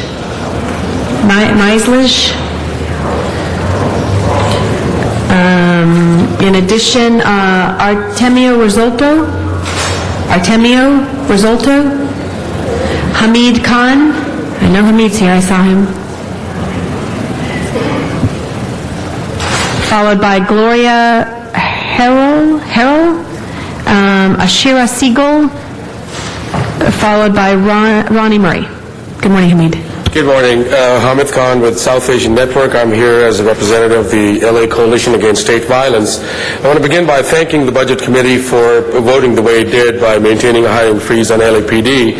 But unfortunately, that doesn't go far enough.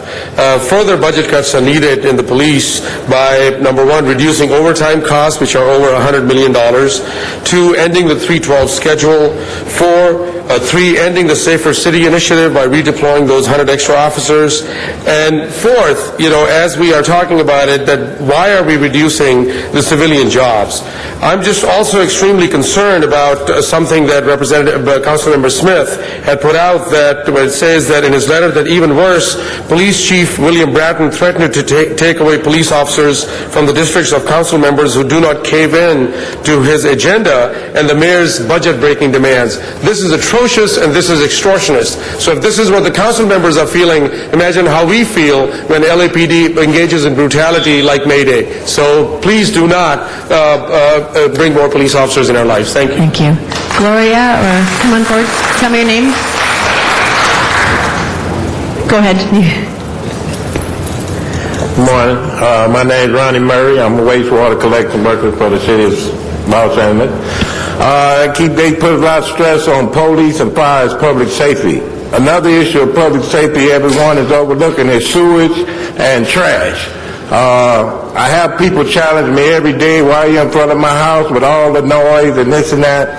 But when you ask them, say, my 10 minutes of being here versus your getting out of your bed at 2 or 3 o'clock in the morning, stepping in 2 or 3 feet of sewage because the line is backed up and we short of staff and not able to do the work. Well, I didn't think about it like that. Okay, carry on, have a good night. Would you like to have a drink of water? So while the mayor is thinking about cutting and taking money away. He needs to keep the early retirement on the board and help fund the division that's already short of staff. Thank you. Thank you. Gloria and Ashira? Hi, I'm Gloria Harrell, and I'm a communications operator for General Services Public Safety, and I just wanted to say, public safety just isn't police and fire. It's your clerk typist and your dispatchers that are in the background. The police do the work, the physical work, and the operators, they answer your calls. They handle the paperwork. They process a lot of work. We're shorthanded, overworked, and we're still doing the job, and you're trying to cut us. That's hard. You need to go back and sit with the unions and work this out. Thank you.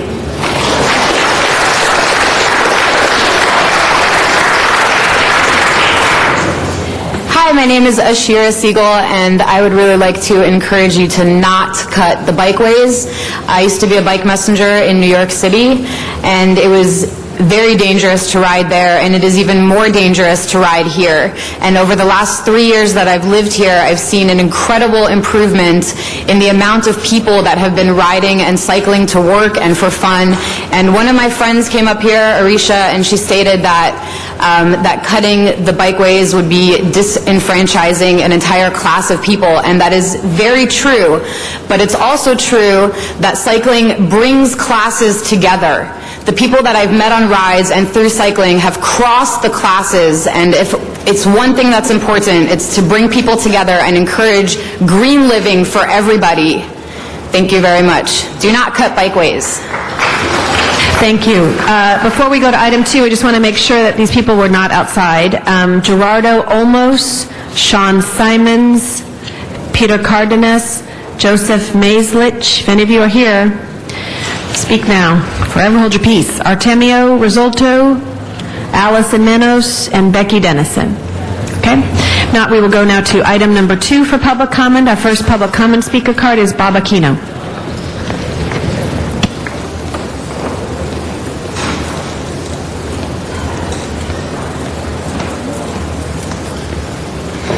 Good morning. Yes, your name? I'm sorry? Could you just state your name for the record? Oh, my name is Artemio Risolto. I work for Property Division, LAPD. And I got a few short comments. I'm going to start with Franklin Delano Roosevelt, the president that had polio, the president that got out of depression, and the president that won us World War II. Now, everybody here in the public trust, they are as healthy as horses. We are not in full-blown depression. When we're not in a global war. And is this the best you can do?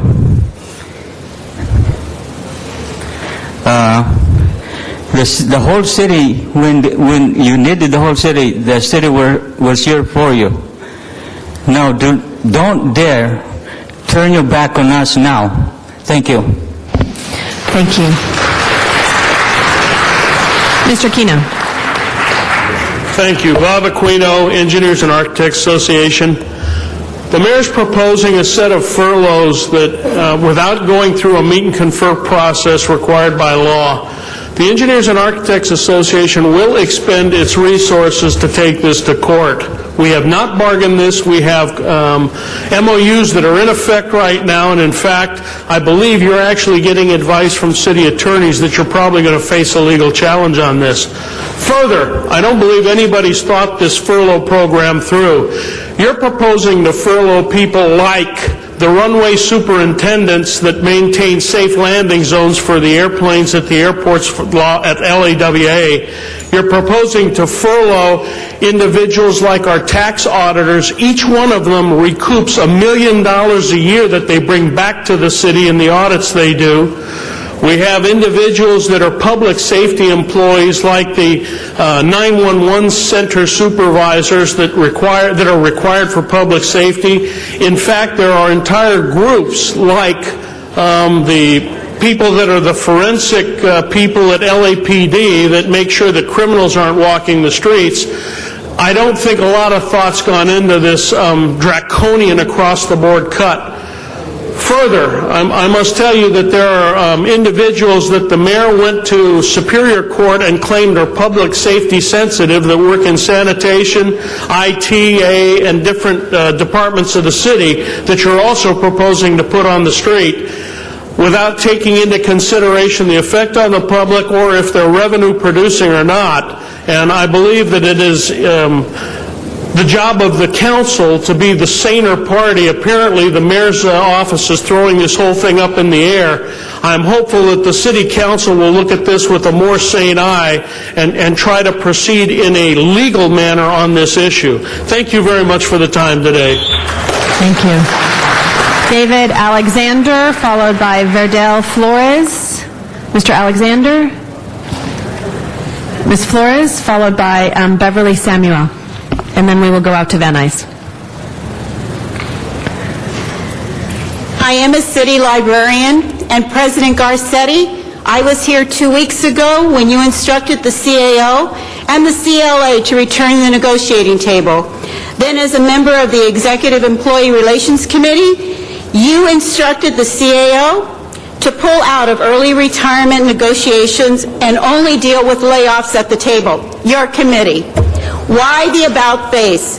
This is not mutual gains bargaining, which was the mayor's idea for better relations with the unions. This is not good faith bargaining. Tell the mayor to stop negotiating with city employees in the press and to return to the table. Thank you.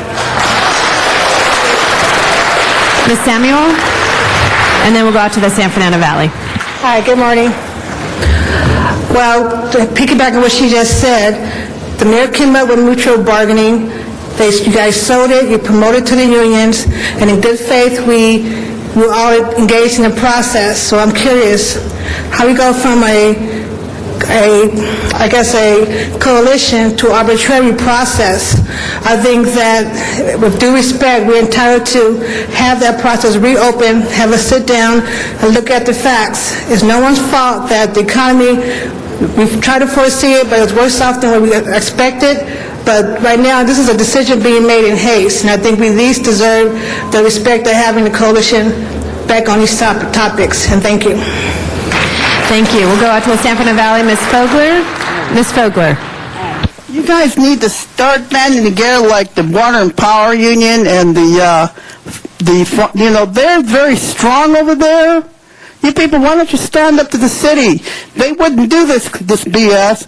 You should see what they're doing with the money down here all the time, wasting your dollars to give the CRA.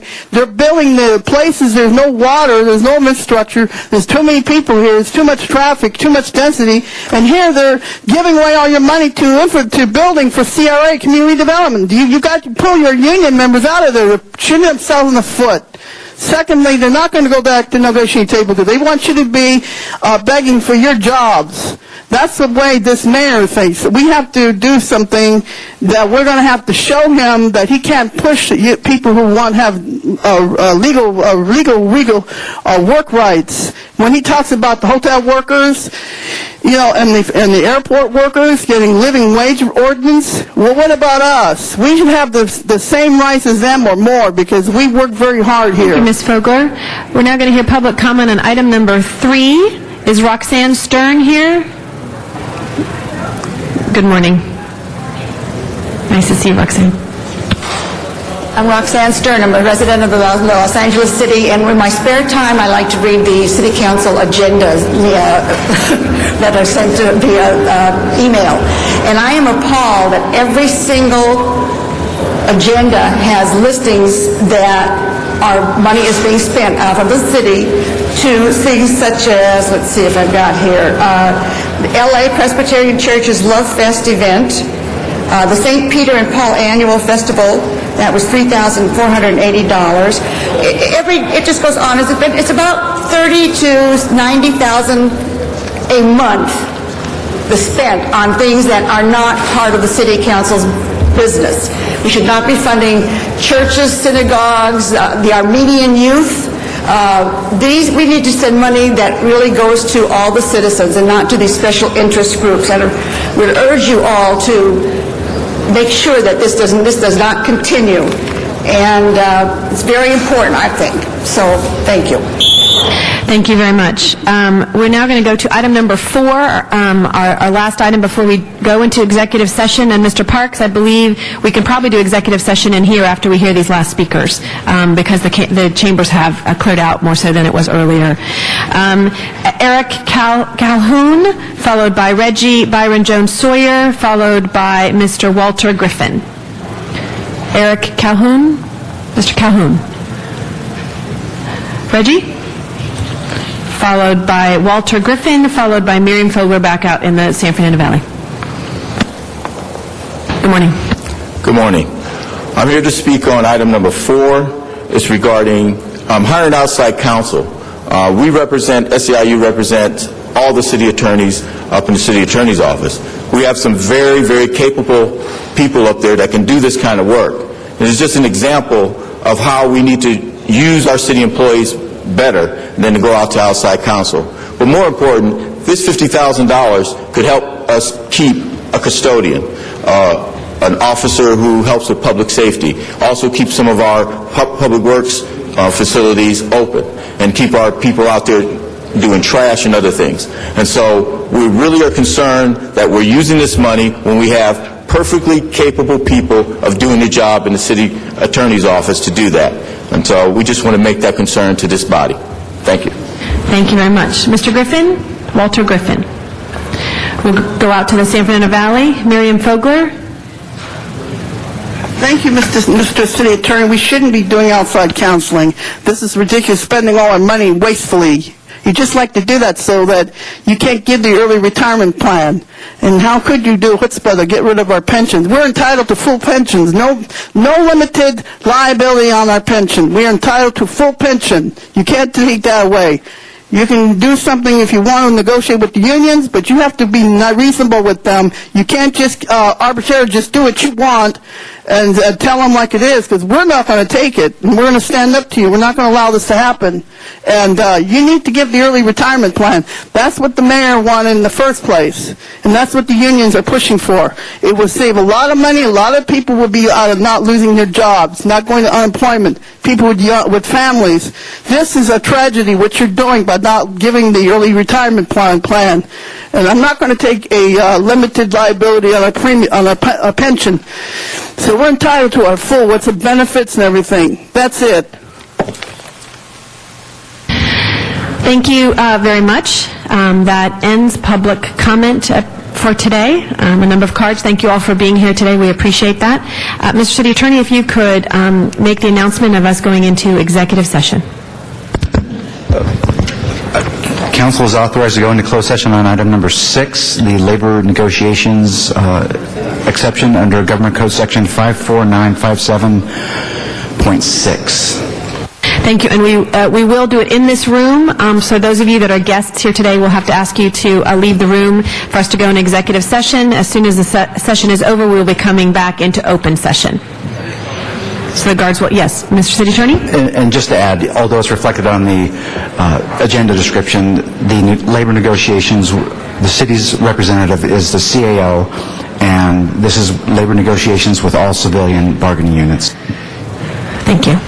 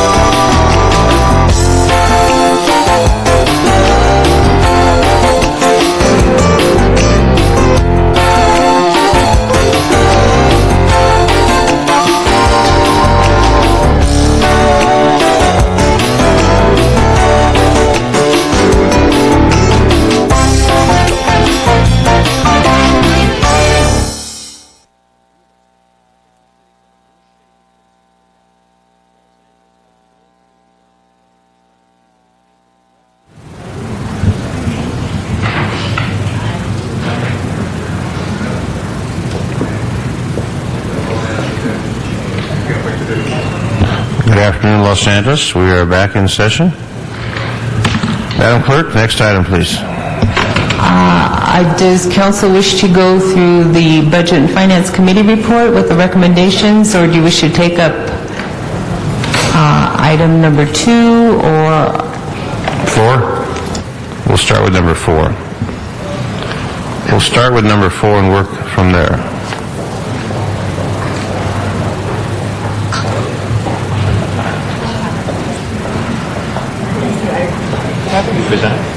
We welcome our Mr. Parks. Yes. What we'd like to do is start off with the different presentations so that you get a sense of where we are as it relates to the revenue, the debt, the variety of things, and also the pension. So there's about 4 or 5 staged speakers that we'd like to bring in so you get a sense of where we are before you get into mechanics. Okay. It's number 4. Do you have those speakers lined up, Mr. Yes, Parks? the CAO, CLA, and also the pension. All right.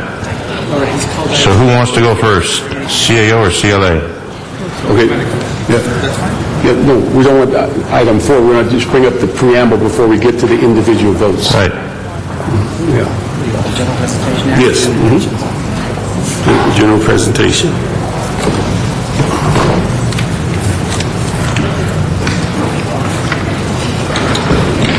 All right, Mr. Parks, we're going to begin with number 4 with an opening.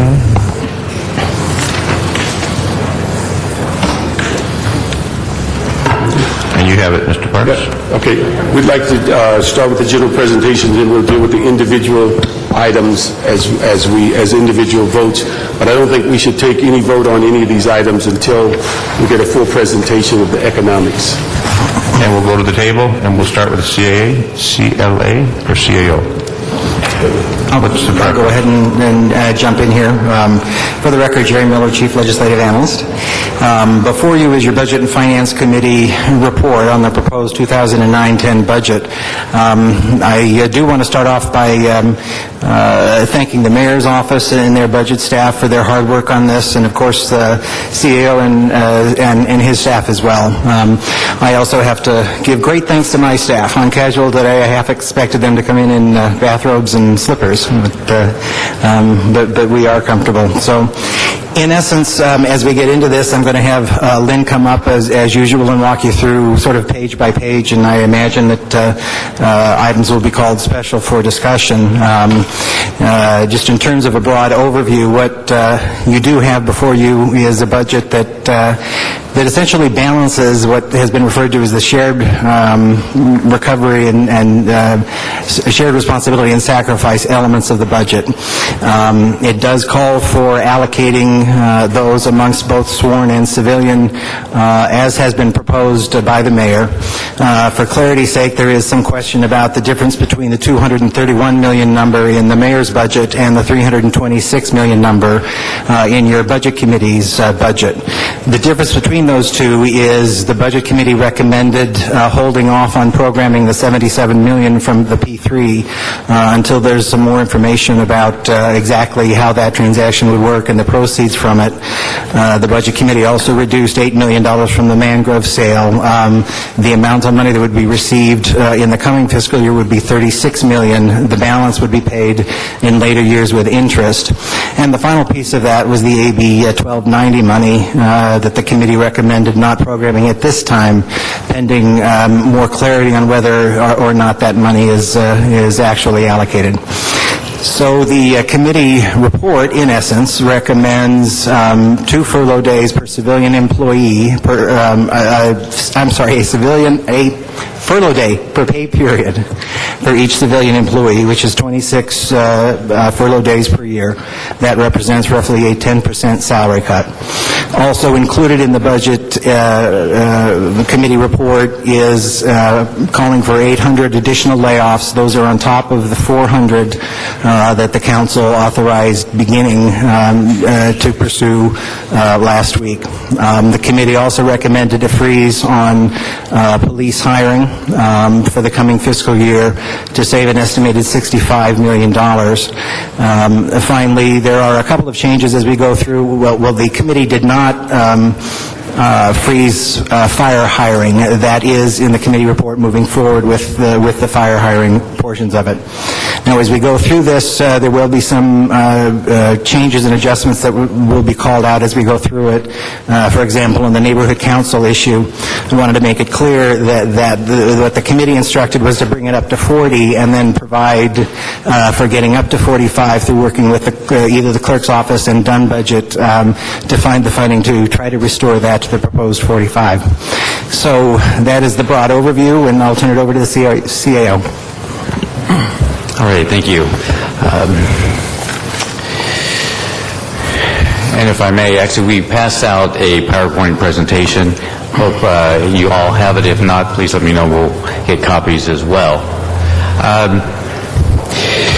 Certainly, you are going to be discussing it. In fact, we've already been discussing one of the most challenging budgets in the city's history. We've had some difficult budgets in the past, but we certainly have not had anything of this magnitude. The city has not seen the 2-year jump in revenue since the early 1990s. Unemployment has not risen to the current level since the early 1980s. And given the looming pension problems, the losses that may be experienced this current year are certainly going to factor into our long-term contributions as we go forward. Real quick, next first slide, please. One of the things that we were faced right off the bat was almost a $300 million decline from the adopted budget before any revenue solutions. This is basically our baseline revenues we've seen a significant decline over the 2 years. Business sales and hotel taxes, which comprise roughly about 20% of general fund receipts, have seen double-digit declines over the last 2 years, 6%, 5%, and 7% respectively. Our property revenues, while they make up 1/3 of our general fund receipts, but unfortunately, they will be declining as we go forward for the next couple of years. And lastly, one of the things I do want to make clear is while there's been talk about a possible recovery as early as September or late this summer, given the lags in the city receipts, it will take several months for our revenues to come back. So, but I want to step back, just sort of give you an overview. Next slide talks about the gross domestic product. And what we have provided is a survey from Wall Street economists of what's being predicted. We've, as you notice in the chart, it's estimated that we'll have 4 quarters of declining growth in GDP. We had the first quarter, the third quarter of 2008, but certainly the fourth quarter and the first quarter of 2009, 6.3 and 6.1 declines in GDP. Huge. In fact, it was even more. This last quarter was more than expectations. The second quarter of 2009 has been revised upward just a little bit, but still we're looking at another decline in GDP, and we actually don't see us moving back into positive territory until the third quarter of 2009. Okay. Next slide, please. Next one, you've seen this before. This is basically where we show recessions and the effect that has been on our sales tax. And we've had a number of recessions over the last 60, 70 years, but certainly we have not seen something like this in recent times. In the early 1990s, we had, right after the 90-91 recession, we saw declines in our sales tax. We had 4 years of declining sales tax. It took us several years to actually get to the point where we were at the beginning in 1990, given those 4-year declines. One of the things that is concerning to us is if you look at the recessions, we normally don't see the declines in our sales tax until after the recession period, and we actually see some positive. Unfortunately, we are still in the recession now, and we've already seen declines in our sales tax. This is certainly, as we go forward, looking at future growth, there is not much positives given the length and depth of this current recession. Next slide. This is simply just an update on what's happening with the state and the city cash receipts when it comes to sales tax. There for a period we were lagging behind the state, but certainly we are beginning to catch up, and this is reflection of the receipts that we have been receiving over the last couple of months. Next slide. We have spoken about property tax.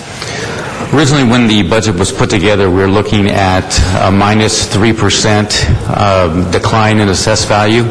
Most recently, last week, we received a phone call from the assessor's office, and they're looking at a minus 1% now instead of the minus 3%. This translates to roughly about $22 million, and I believe we've actually provided a memo updating the council with those numbers. But as you can see from this chart, we had negative growth in our assessed value after the Northridge earthquake, and it took us a couple of years to get that back. With the drop-off in the current year, and as we go out in 2010, with the assessed value, and perhaps even 2011, unfortunately we do not see much growth. This was going to be a factor of all of the foreclosure markets, the residential market, but also we believe we're going to see some changes in the commercial side that's going to bring our number down as we go forward. Next chart. This is the collection rate. We have seen some good collection rates over the years. However, this past year, we're seeing some declines in that collection rate. And each 1% decline in that collection rate is roughly about $10 million. And given the concerns for the consumer, with the foreclosures and so forth in the market, we do believe that the collection rate is going to fall, much like it was in the early 90s. We will get some final numbers, I think, later this fiscal year, but certainly we do not see us getting the 97, the 96% collection rates that we've had for the most of part of this decade. Next slide. Next slide. This is, I just want to sort of highlight, this has been one of our most volatile revenue sources. At the peak, this is our documentary transfer tax revenue. At the peak, we're upwards of $217, $220 million, the peak of the activity in the residential market. However, you can see this market, as we've all been reading and experiencing, has plunged over the past year. We're now looking at receipts of probably less than $90 million in the current year. This goes to show you how much things can change over a period of 2 to 3 years. Okay. Certainly, as we look forward to the numbers, they are certainly our best estimates at this time, but given sort of the flux in the economy, here in the local economy, things are going to change, and we're going to certainly look at the numbers, report back, given any changes. I know folks are seeing as what's been referred to as the green shoots of activity, and we're hopeful that perhaps they will actually grow into some positives for us. But I think I need to caution everyone that as we go out in the out years, we will not see the growth in our revenues. We will see probably a very slow increase in our revenues as we go forward. Basically, in prior times, when the market, the economy came back, our revenues would see some significant growth in the 4, 5, sometimes even 6% range. I don't think we're going to be seeing this. We're looking at a very long, slow recovery, and it will be years before we actually see some big growth. Next slide. One of the questions that has come up is our ability to issue the trans and to the discussion about our cash flow. What we have on this particular slide, it shows the red bars show where our expenditures exceed our receipts. The black bars is actually where those revenues then exceed expenditures as we go forward. This is basically, we want to show the activity each month, okay? As we go forward, this budget assumes roughly a $400 million cash flow trans to help us get through the first several months. We do believe that we will be able to issue the trans, though we may be paying a few more percentage points given as far as what gets adopted, but certainly we do believe that we'll be able to issue a trans to sort of smooth us through the periods. Next slide. This is just sort of the year, you can back up one. There we go, thank you. This next slide actually just gives you the year-to-date cash flow. As you can see, basically we are always behind until we actually get to the end of the year. And unfortunately, if you look at the way our payroll, the bi-weekly payroll, the other expenditures that we have, it takes us almost a whole year for us to actually get to the point where we're balanced. And last slide, this sort of actually really punctuates that our situation. I'm sorry, back up one more.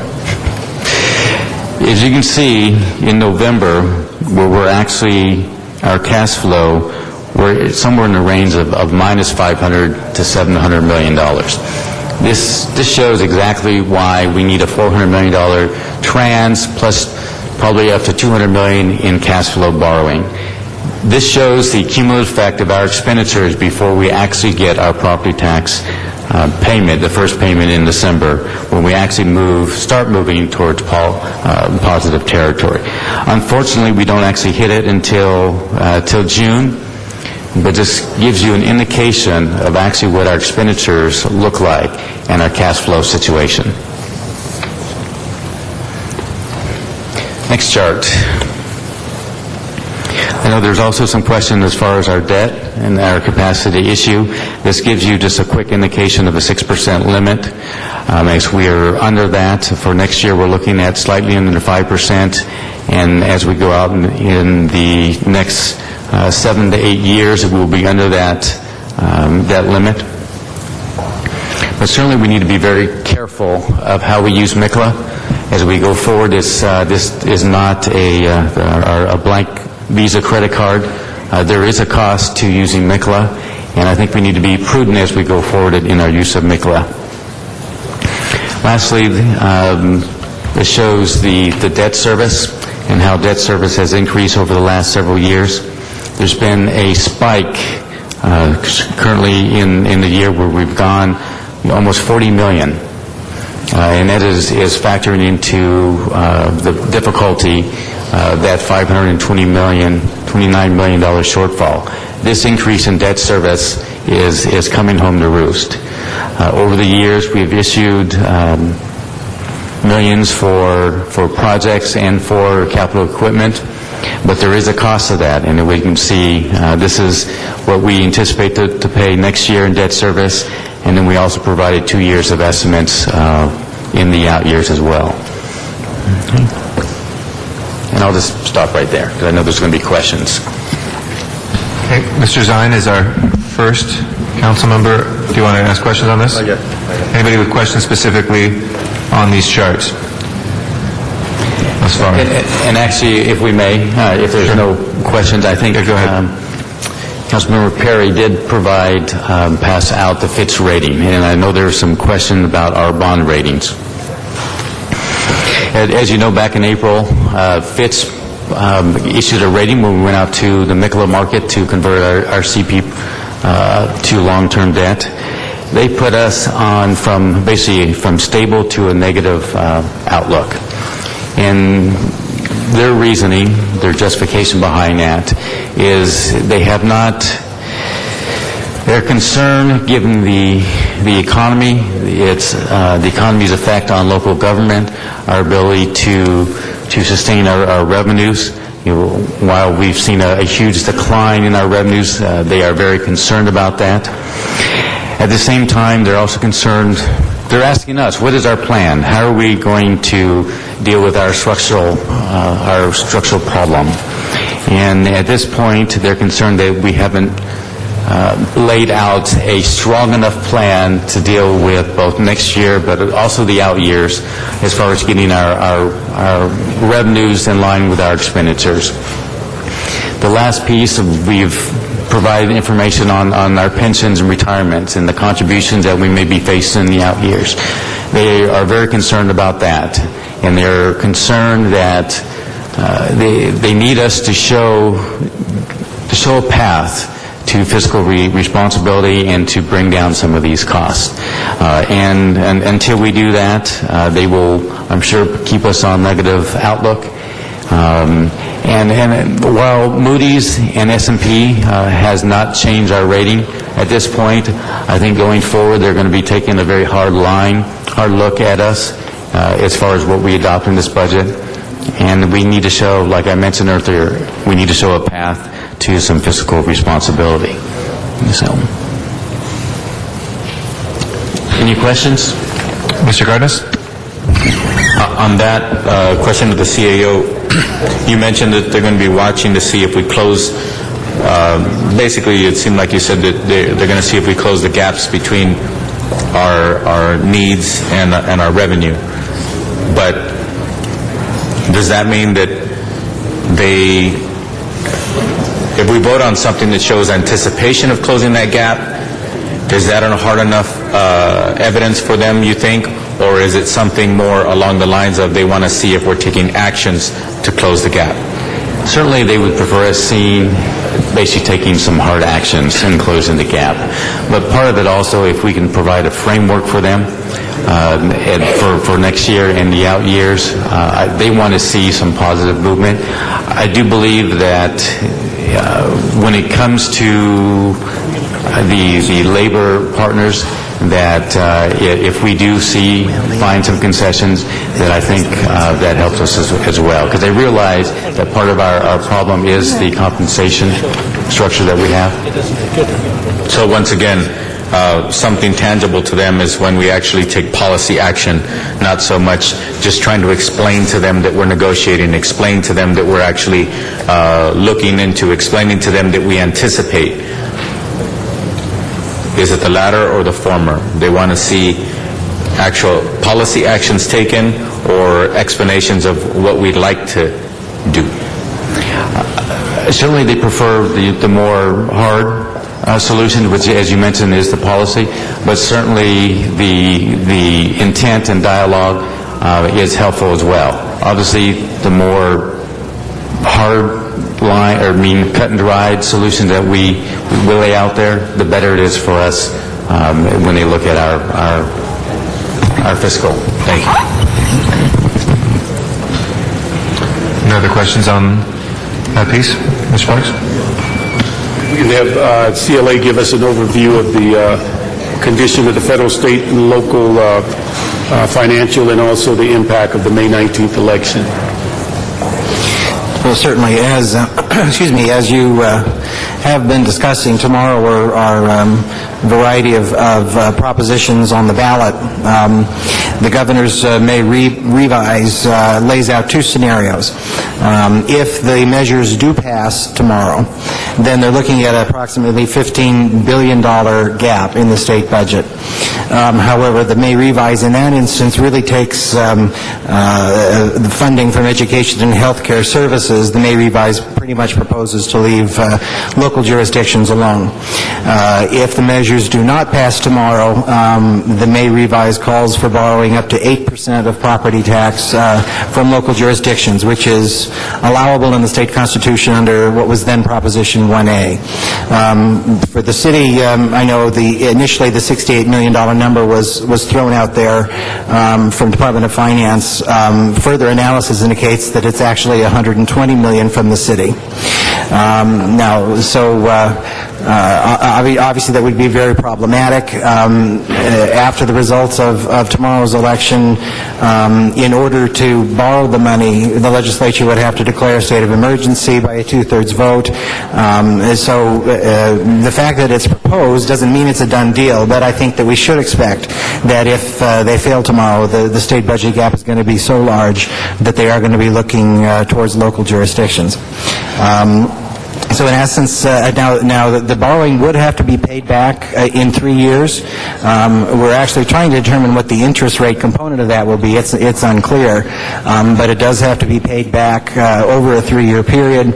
I think as we'll get to in discussing the police hiring issue, at $120 million hit to our budget next year, I would assume that in any event we're going to be looking at trying to do some borrowing ourselves against the state action that we'd be paid back over the period of time when they're paying us back as well. In any case, it would be a very problematic hit. In terms of the federal government, as we talked about, I think little impact on our operating budget with the exception of the COPS hiring grant and the Recovery Act. Once that maintenance of effort threshold is established in September through negotiations, the grant would then fund entry-level salaries and benefits for hiring additional cops above that baseline. And in essence, the test is maintenance of effort, that the money is not supplanting money that the city otherwise would have spent on police. It's truly to generate net new additional officers. Finally, it's likely that there will be funding coming for street work, and I know that Bill Robertson is very much on top of that, as well as the CAO and my office and the mayor's office. That would add to what is approximately 110 miles in the current budget, so that would be an add-on to what is provided for you by your budget committee.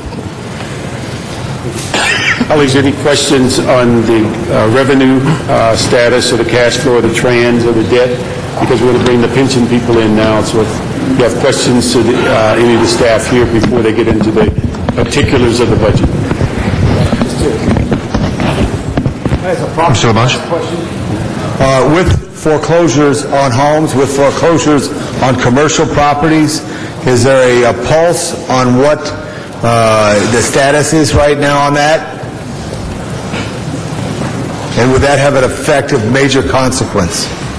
Yes, actually, a couple of things. Just in the current year, we're seeing, this is one positive, we've seen some uptick in our revenues related to redemption. And the redemptions is essentially when the property is finally sold, that basically all back taxes are paid. And so we've seen significant revenue this year, roughly about $55 million. We expect quite a bit of revenue next year given the continued foreclosure, the turnover.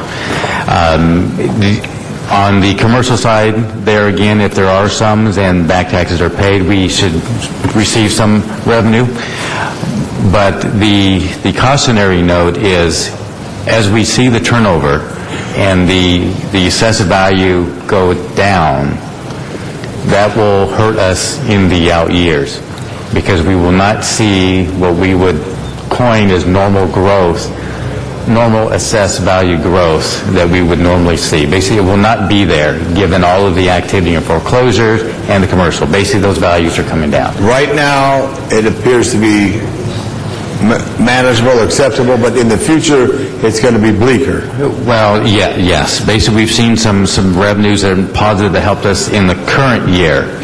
Though next year we are seeing or forecasting the minus 1% in assessed value. Right. And as we go out in the future years, we will not be in positive territory for a number of years. And the last question like this, on auto sales, which is a big part of some revenue for us, do we have a number this year and last year, what specifically our auto sales are down in Los Angeles City?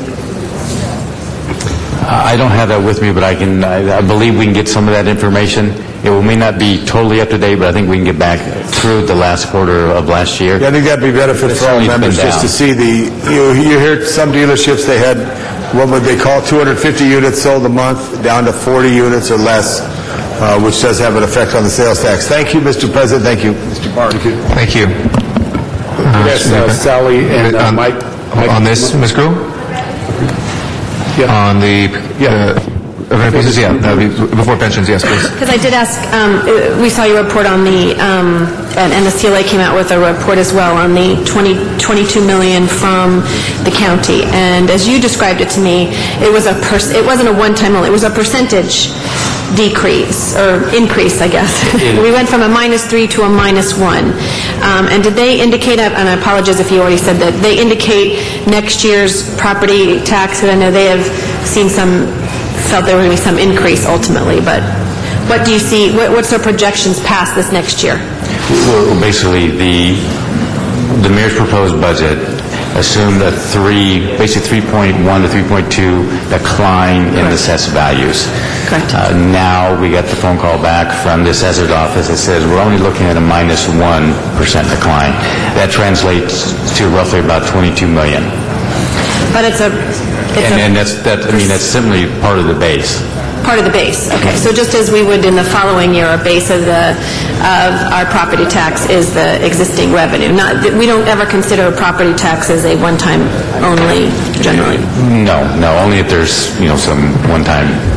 Right, there's been some where they haven't repaid it properly, that's... They cheated us. I'm sorry, county, but they didn't give us as much as they were supposed to. Okay, thank you, just wanted to hear that. Mr. President. Yes, Mr. Cardenas. On that note, with all due respect, the state of California treated capital gains as though it was ongoing funds. And then when we saw the Silicon Valley downturn and the economy turn in that last go-around, nowhere near as bad as it is right now, we went from a $22 billion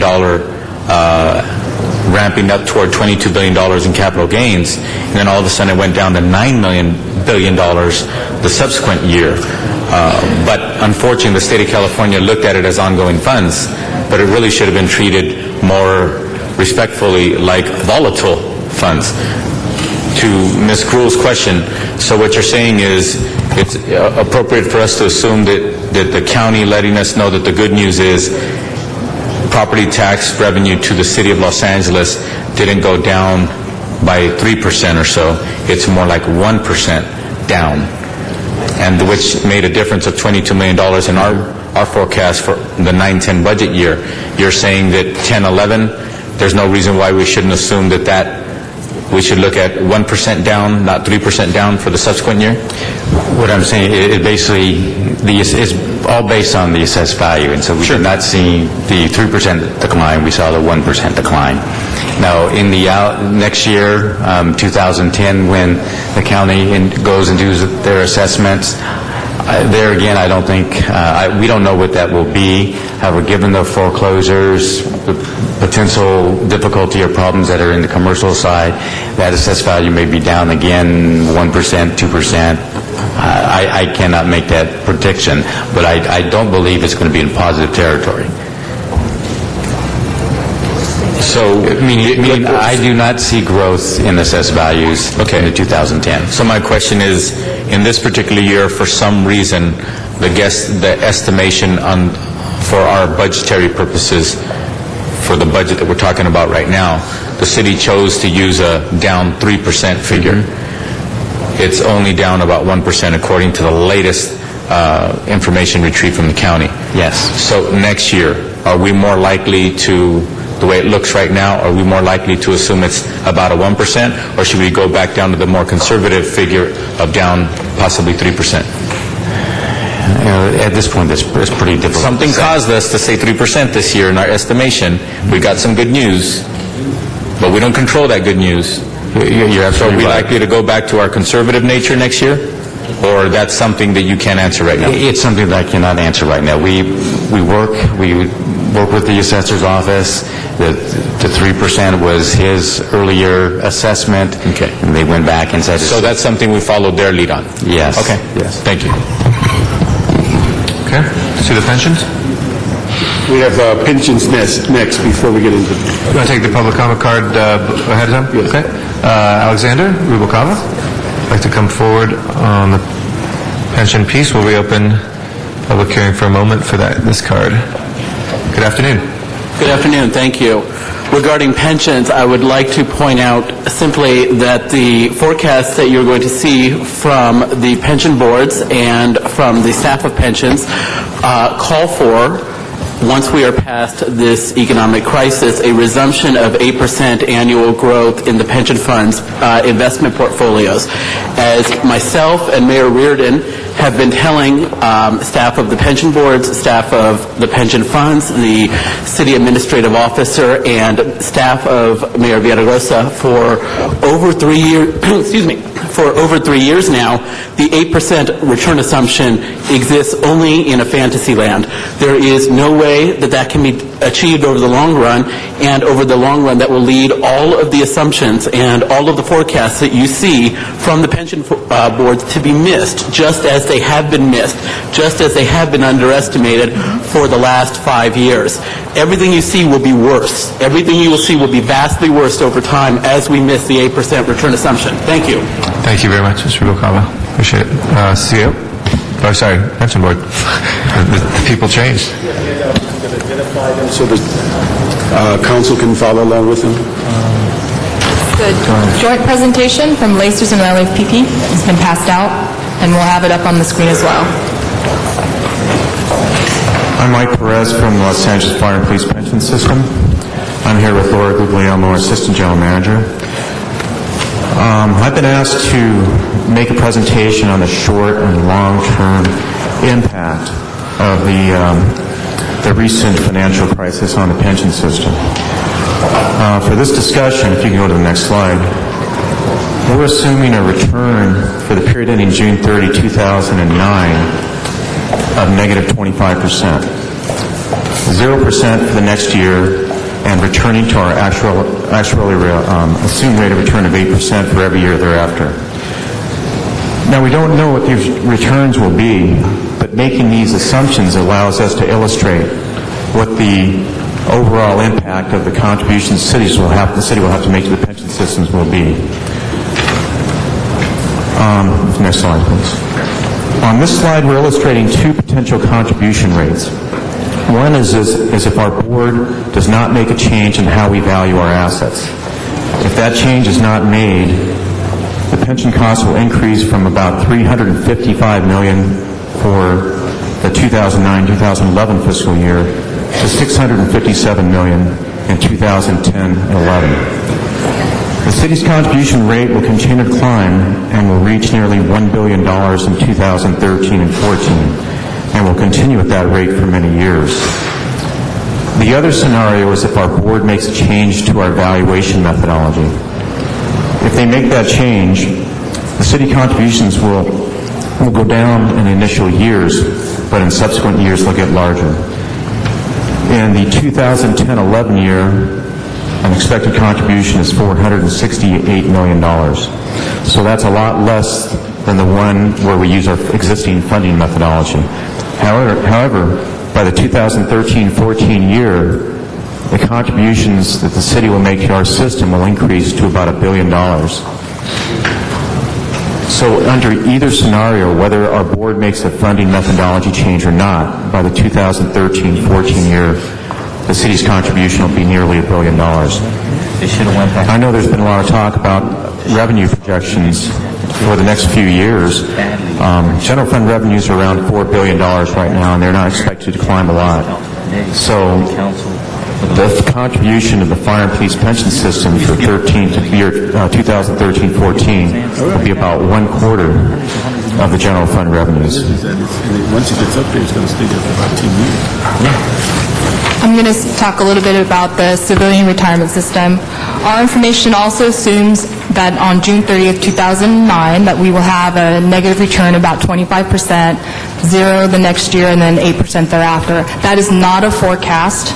It is simply a scenario that we've used to demonstrate to you what the impact could be on the retirement system and the general fund budget, or the budget overall. So the potential contributions are slightly different for the civilian retirement plan, but the conclusions are basically the same. Absent a quick and significant turnaround in the financial markets, you will see a significant increase in the employer's contribution to the retirement system at Lacers. So your 09-10 budget, the proposed budget that you're considering, has in there a city contribution of about $367 million. That is expected to increase to $623 million, assuming a 25% loss. And then you'll see that over the next 5 years, that will eventually increase to over $1 billion. by fiscal year 14-15. So that's just LACERs alone, and you just saw by our police pensions the same scenario.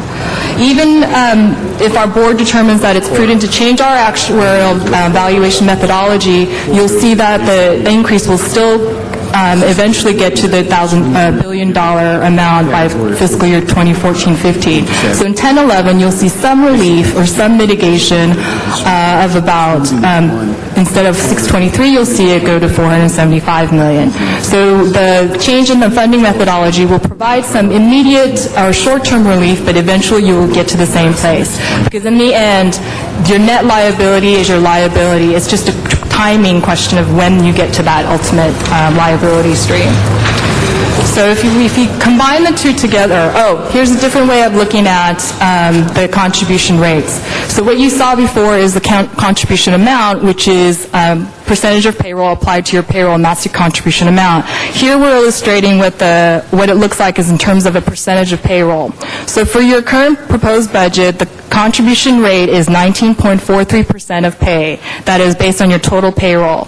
That is expected to go to 28.98% by fiscal year 10-11, and then to 33% fiscal year 11-12, 36% 13-14, and eventually getting up to about 40% of pay. And it will get there by fiscal year 15-16, and it'll remain there for a number of years beyond that.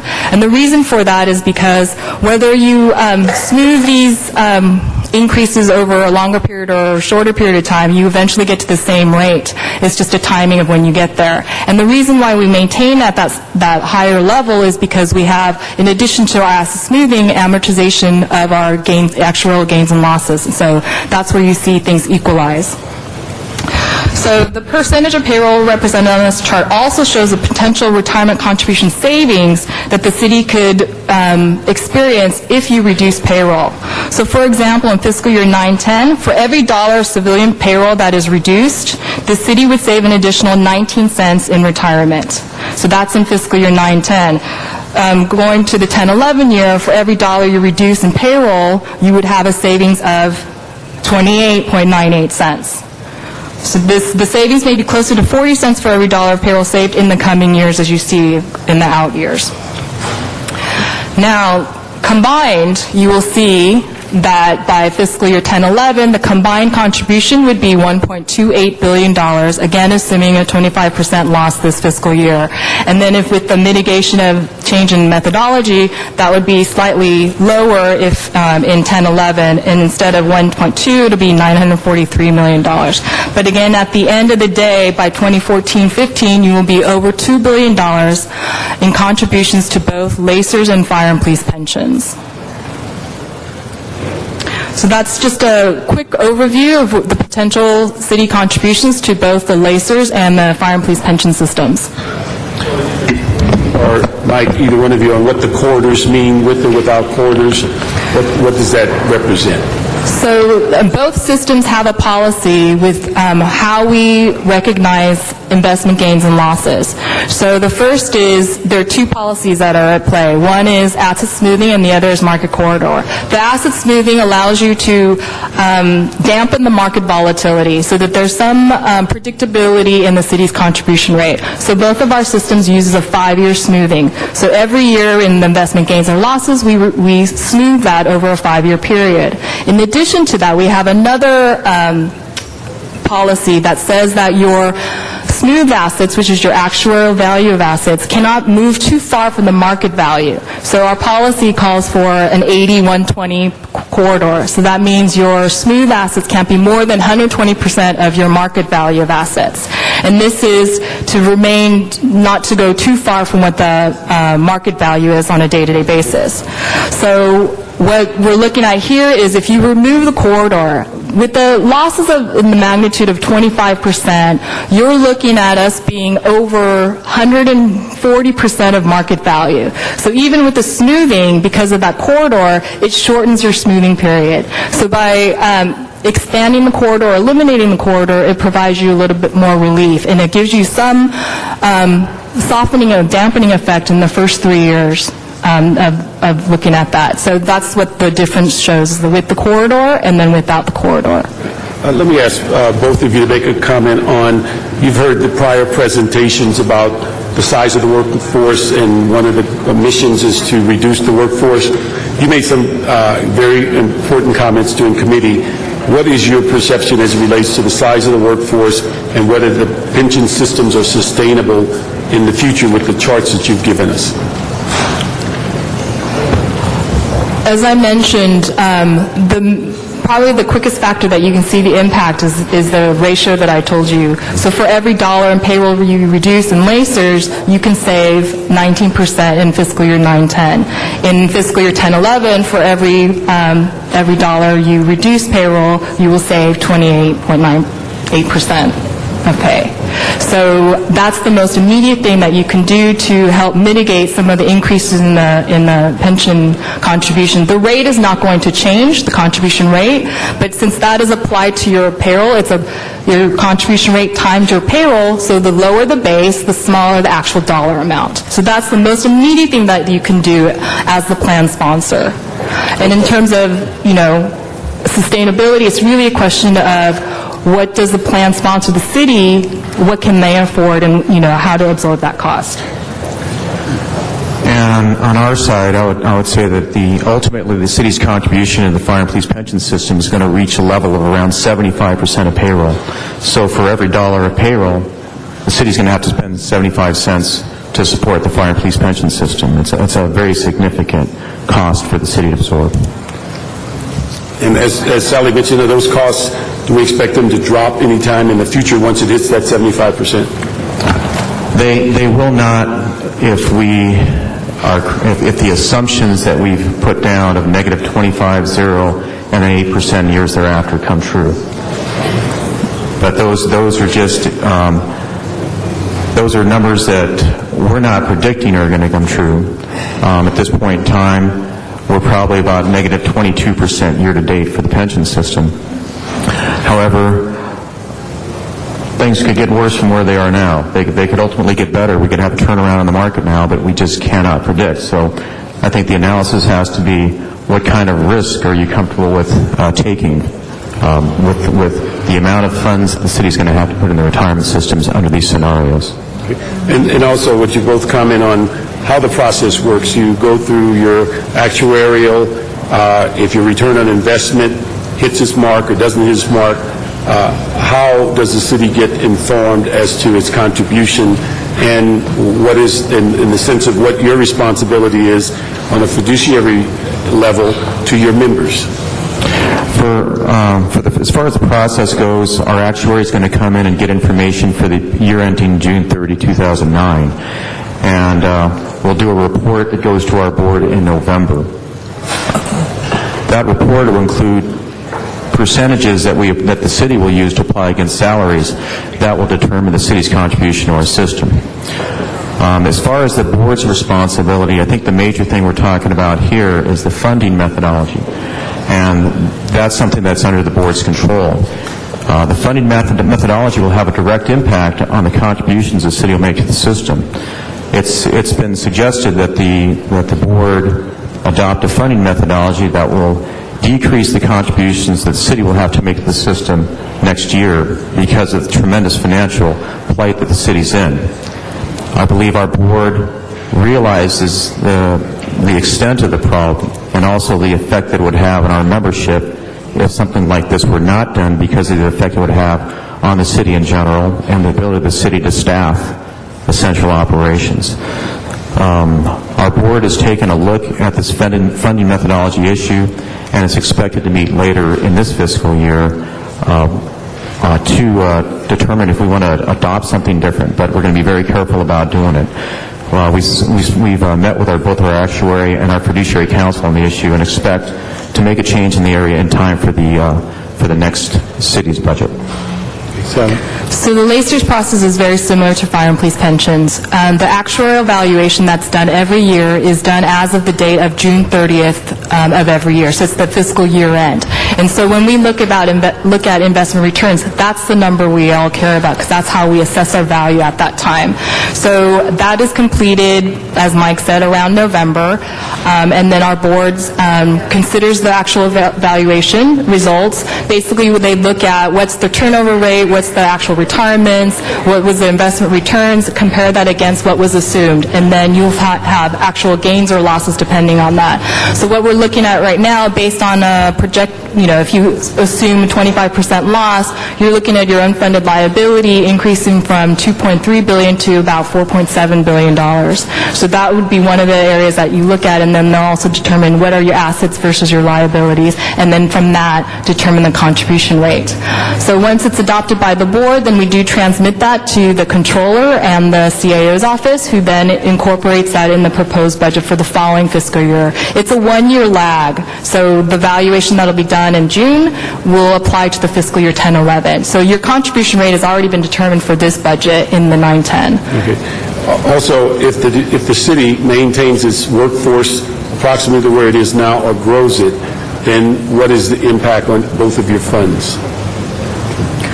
Well, again, if there are two things. We assume that payroll is going to grow on average at 4.25%. That's assuming across the board COLAs, assuming step increases, promotions, and things of that nature. So that's already built into our assumptions. But if you grow the department or the city more than that, or payroll increases, COLAs are more than that, then you will have an actuarial loss, which will increase your cost. It's more than what we had assumed. If you reduce that, you don't hire as much, you reduce the payroll, then you may see some actuarial gains, again, because it's less than what was assumed. So, again, that's a big trigger. The payroll base is one of the biggest components of the funding. And it's the same situation for fire and police pensions. The only thing I'd add is that for the period ending June 30th, 2010, our actuary is going to take a very close look at our plan experience for the last 3 years. And at that point in time, we'll take a scheduled look at things like the mortality of the people in our system, as well as the rates of return that we've had, and other economic and non-economic factors. That will have a large effect on the future contributions the city will make to the system. Okay. And Sally, my last question is that you heard a lot of conversation about the potential of an ERIP, and what was your analysis on the initial ERIP with the 5-year guarantee? So the additional 5 years of service credit? What is service or age? Right. So essentially that's a benefit increase. So that would add to your to the liability to the systems, because that's more than what's been assumed. So there's an added cost to that. And I think the CAO has numbers in terms of what that means in terms of additional cost. But it will increase your unfunded liability in the system. And the other thing that you should consider, too, is the impact that it would have on your funded ratio, because the ratio is your assets to your liability, so the higher the liability, the lower your funded ratio will go. Okay. And could I ask Ray to come up and explain to us your Memo 152 that deals with the impact of city pension contribution?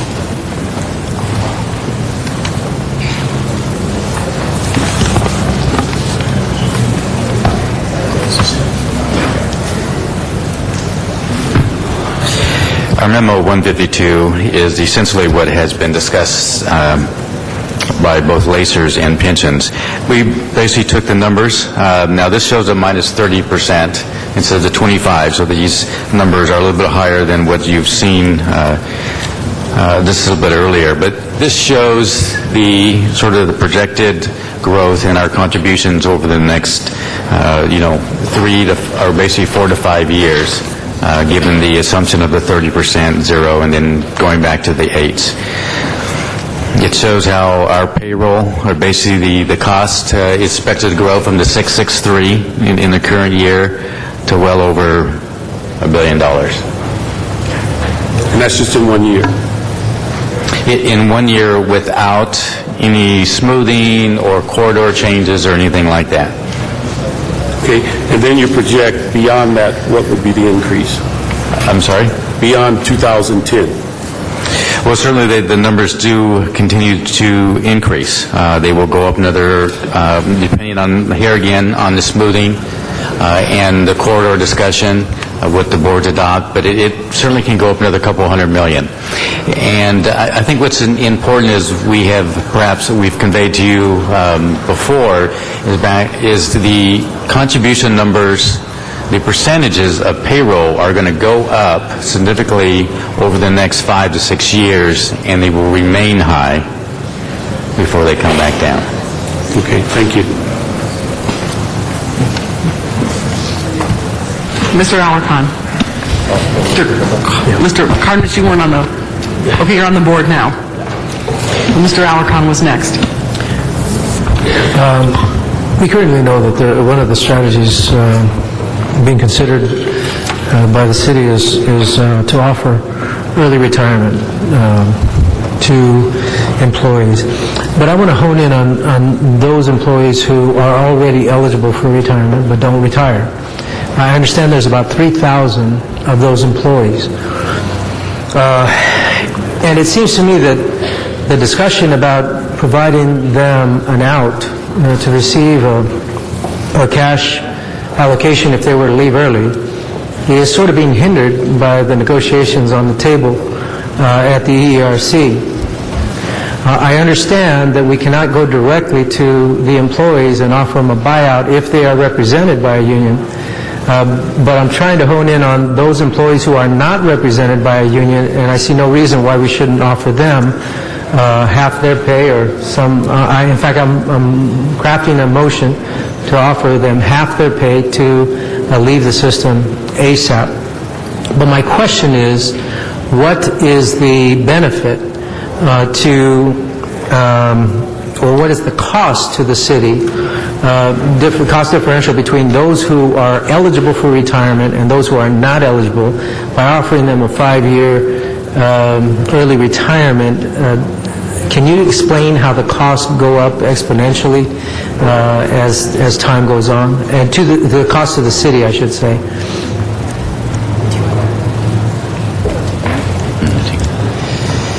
Well, going back to our earlier discussion in closed session, certainly we would like to look at this issue as a whole as far as... I don't want you to say anything that was said in closed session, but this should be a matter of public record. I don't understand why you're... I understand. I think as far as... you asked a question whether we parcel out a group versus others, and I think we need to sort of sit back and make sure we take a holistic approach. Certainly, whatever is offered on a pension-based retirement, there will be a cost to that, and that cost would be amortized over the 15 years. So it's all a matter, depending on what is offered. It's very simple, 50% of the pay for one year. That would not impact the pension system. That would just be a cash incentive you're talking about. So that would be one-time cost. Exactly. So I can't imagine why you wouldn't want to do that deal. If we had 600 employees who'd be willing to take that, that would save us 600 layoffs. Potentially, yes. But we have not approached the unrepped employees with that purpose in mind.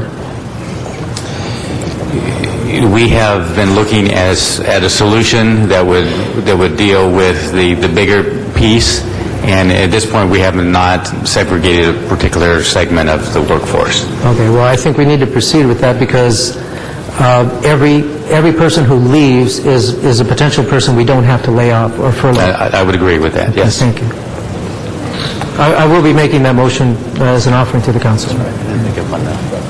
Thank you, Mr. Alarcon. Mr. Cardenas. Thank you very much. Could you tell us again, for every employee that is a police or firefighter, what percentage of their pay do we end up having to take from the general fund to put toward their retirement account, or to the retirement account, and also for the civilian employees as well? That information wasn't provided on a slide for the sworn employees, but for this current year, I believe it's 28%, and it ultimately gets to a level of 75% and that's on a going-forward basis. That should be in about 4 or 5 years. Okay. So for civilians, For civilians, for this proposed budget, 0910, the contribution rate is 19.43% of pay, and it is estimated to go up to 28.93% of pay in fiscal year 1011, assuming, again, a 25% loss. so in both cases, we're looking at approximately triple what we're used to contributing right now, percentage-wise. 23 to 75, 9 to 28, 27, 28? Right. Okay, so tripling, which goes to my next point or question. Is there any way that you could provide for the council, obviously not in the next 5 minutes, but I think it's important for you to provide some kind of slide that shows in budget year 6-7, 7-8, 8-9, 9-10, what the general fund contributions were. Because what we're seeing is a phenomenon that policymakers haven't had to deal with for many, many, many years. So the people around the council right now, we weren't used to putting several $100 million a year into the general fund just to match the fact that we have so many employees that we have to provide general funds for the retirement accounts, correct? Right. So this is a phenomenon of today, which is escalating in the next 3 to 4 fiscal years, It's for sure. escalating starting next fiscal year. In this fiscal year, for the Lacers retirement system, you actually saw a reduction in your contribution rate. But how much was it? It was 20%, over 20% of pay in this current fiscal year, and it went in down millions slightly. of dollars, about how much was that? I think in dollar-wise, it was almost flat. It's about 300 and, His microphone's up. About $373 million last year. Last current year. And then the year before? The year before that, about $397 million. And the year before? $393 million. The rate has actually gone down because of some good investment years, return years. Okay, so the bottom line is, those years seem to be gone. Those kinds of figures probably seemed like a lot of money back then. Now it seems like nothing Right. compared to where we're rolling forward. again, because of our investment return results. Okay, now... Can I clarify how far back you'd like us to go? If you can go back 10 years, that'd be great. Because the problem is, you have a bunch of policymakers that don't delve into this stuff on a day-to-day basis, but it's becoming a bigger and bigger and bigger part of our decision-making process. Right. At our low point, the lowest contribution rate that I can recall, it was at 4.75% of pay. And that was back when we were making double-digit returns year after year. So you saw, a lot of And that goes lower back 6, 7 years or 17 years. That was in June 2002, was 4.71%. But as Sally indicated also, it's two things, two components to the retirement contribution. One is the percent of pay that our actuary calculates, and the other is the payroll. And we've seen a big increase in the civilian payroll over that same period of time that you're discussing. Okay, so two contributing factors. Correct. What I'd like to add on to that is that, looking at the history of our system, in good times, benefit enhancements have been provided to the unions, and in bad times, we really struggled hard to modify that. And what's happened with the fire and police pension system is those modifications were done in the form of new tiers. And we currently administer 5 tiers with different benefits for our members. And these tiers are based on when somebody got into the system? That's exactly right. But I would like to point out that on the civilian side, you have not seen an increase in any kind of retirement factor, the benefit factor, since 1976. And even without a significant benefit enhancement, you're still seeing huge increases in city contributions. Okay. Well, now that you brought that up, it sounds kind of like we're treating our civilian population really badly if somebody assumes we haven't given any enhancements, percentage enhancements since the 1970s. When somebody retires on the top end, what percentage of their gross pay are they making in retirement? I mean, if at the top end. Our benefit factor right now is 2.16% for every year of service. So to get a normal retirement. But they cap out, right? I mean, they can't go to 180% of their income if they happen to retire when they're 90 years old. You can go up to 100% with 46 years of service. But typically, for normal retirement, is 55 with 30 years of service or 60 with 10 years of service. But a 55-30 scenario, you're looking at 64.8% of your final compensation. So at age 55, the person retires and they serve the city for 30 years, then you're looking at about 64 to 65%. of their final comp, right? Okay. Without showing up to work, they're still getting a check for about 65% of what they used to get the last year they were going to work. Right, it's based on the highest 12 months salary. Wow, based on the last year. So it not could the be last 3 anywhere in your years or- career. Okay. Right. Okay, that's important for the public to know. Also, another question I have is, on both of your charts, you have pension funding scenarios and an asterisk very clearly stating that these are scenarios and these are assumed rates for purposes of this presentation and should not be considered fund projections. But don't you have fund projections? Our projection's 8% average return over a long period of time. That's what our actuaries use to determine what kind of contributions the city will have to make year after year. So that's our basic return assumption is 8% average every year. So how do you go in this table from 2009, 2010 budget, you're assuming 0% return, and then all of a sudden in 1 year, you go straight up to 8% in the next budget year? What we're trying to do is grasp the financial situation and turmoil that's going on right now, knowing that there is no way we're going to achieve this 8% return this year, and also knowing that the turmoil was very extensive, and unlike anything that I think all of us here, none of us have seen something like this. So that's why we're looking at a 0% for next year. I mean, we've done a variety of scenarios. There was another scenario we did that had a negative 25 and then 2 zeros, and then return to 8% after that. So we did a variety of scenarios. This is just one of many. So what made you decide to go with the one that goes from 0 to 8 from 1 year to the next? We thought, based on where the market is, that was a reasonable one to take a look at this point in time. We had discussions with our actuary about it as well. In addition, this is the scenario that was used in the CAO's forecast. So we wanted to be consistent in providing apples-to-apples numbers. Yeah, but wait a minute. The CAO is a generalist on this issue. You're more the specialist on this issue. Right. Again, as Mike pointed out, we did about 6 to 10 different scenarios. And so this is just one of those scenarios that was used. And again, for purposes of this presentation, we wanted to use the same one that the CAO had used. But, I mean, we can show you, basically with the other scenarios, it's worst case, even worst case, even worst case. We also have been asked to provide a more optimistic scenario where you may see some positive returns too. So there's a mixture of, give and take. But at the end of the day, you're still going to see that over the long run, over the next 5 years, at some point you're going to get to the same place. It's just how fast you get there. Thank you. Mr. Labange. Thank you. On this report, Michael, is there an opportunity to break down and how many employees are we talking about are in this system? There's combined 25,000, so about 13,000 active and 12,000 retired. This is fire and police. Fire and police. Right. And then for civilian? For civilians, 30,000 active members and 15,000 retirees and beneficiaries. Okay, and of the 30,000, how many are on a different system? I think I'm on a different system than, let's say, Ms. Hahn. Every one of the 30,000 are all in one system. Same system, same contribution? Right. My contribution is the same as everybody's?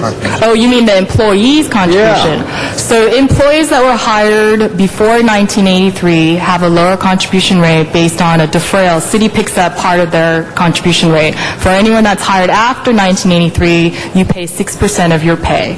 And how many are pre-83 employees and how many? I would say we have about 900 people, maybe 1,000.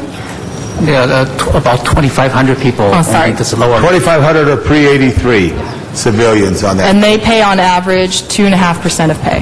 Now, when they go and retire, is that a greater burden than if someone post 83 retires? No, it's the same. It's the same. The difference of how that's being funded is that the system assumes a total combined contribution rate. Whether it comes from the employer or from the employer, it doesn't matter as long as we get the amount that's needed. Now, the deferral part right now comes out of your GCP, your general fund, so it's a separate contribution on top of what you provide us through. But at this time, to change any of that, we'd have to go to the voters. No, LACER's benefit changes does not require charter change. You can do it by ordinance. By ordinance? Right. So this would be for the pre-83. Well, not necessarily. For all new hirees, yes, we can do the ordinance change, and when someone comes in, they will go into that new plan. But for existing employees, right now, there is a contractual obligation that we pick up that cost. And there's no potential to try to ask for the increase? There is potential for us to go back and work with our labor partners to come up with a amenable solution.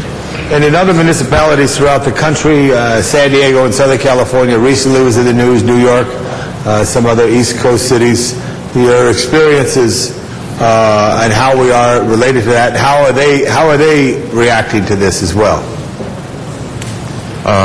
Sally and I both went to a recent meeting of administrators of California retirement systems, and they're in the same boat that we're in. In fact, there's an administrator from the Fresno City system who was there in the period around 73, 74. He talked about the severity of the crisis that happened back then and 50 to 60% contribution rates that occurred at that point in time. That's something that the civilian systems are looking at, but the sworn rates actually are going to be, they look like they might be higher than that. Right. And how deep are you going to go back and look at this to compare?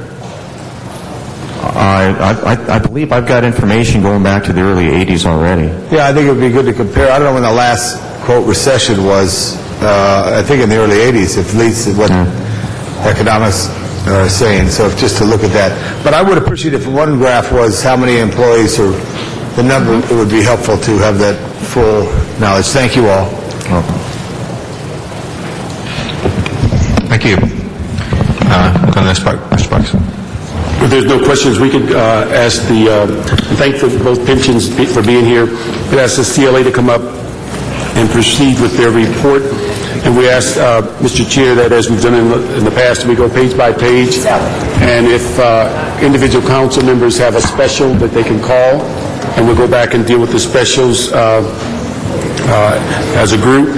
And that also, there's just a reminder that if there are technical motions that changes the substance of something in the budget, that those will be dealt with in session.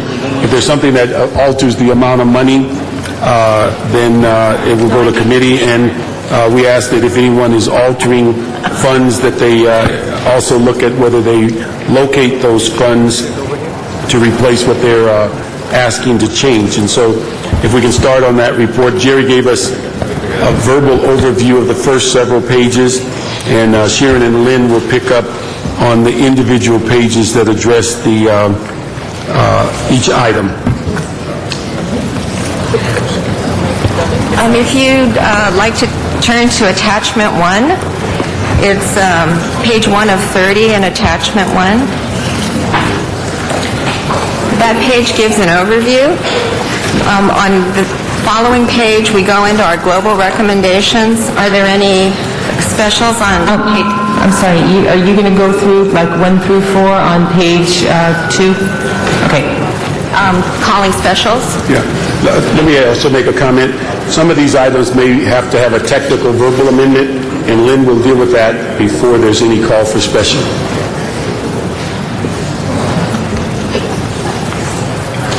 And I'm sorry, just for clarification, we're going to vote like as we're going, right? On page 2, items 1 through 4? Okay. Because we need time to pick them.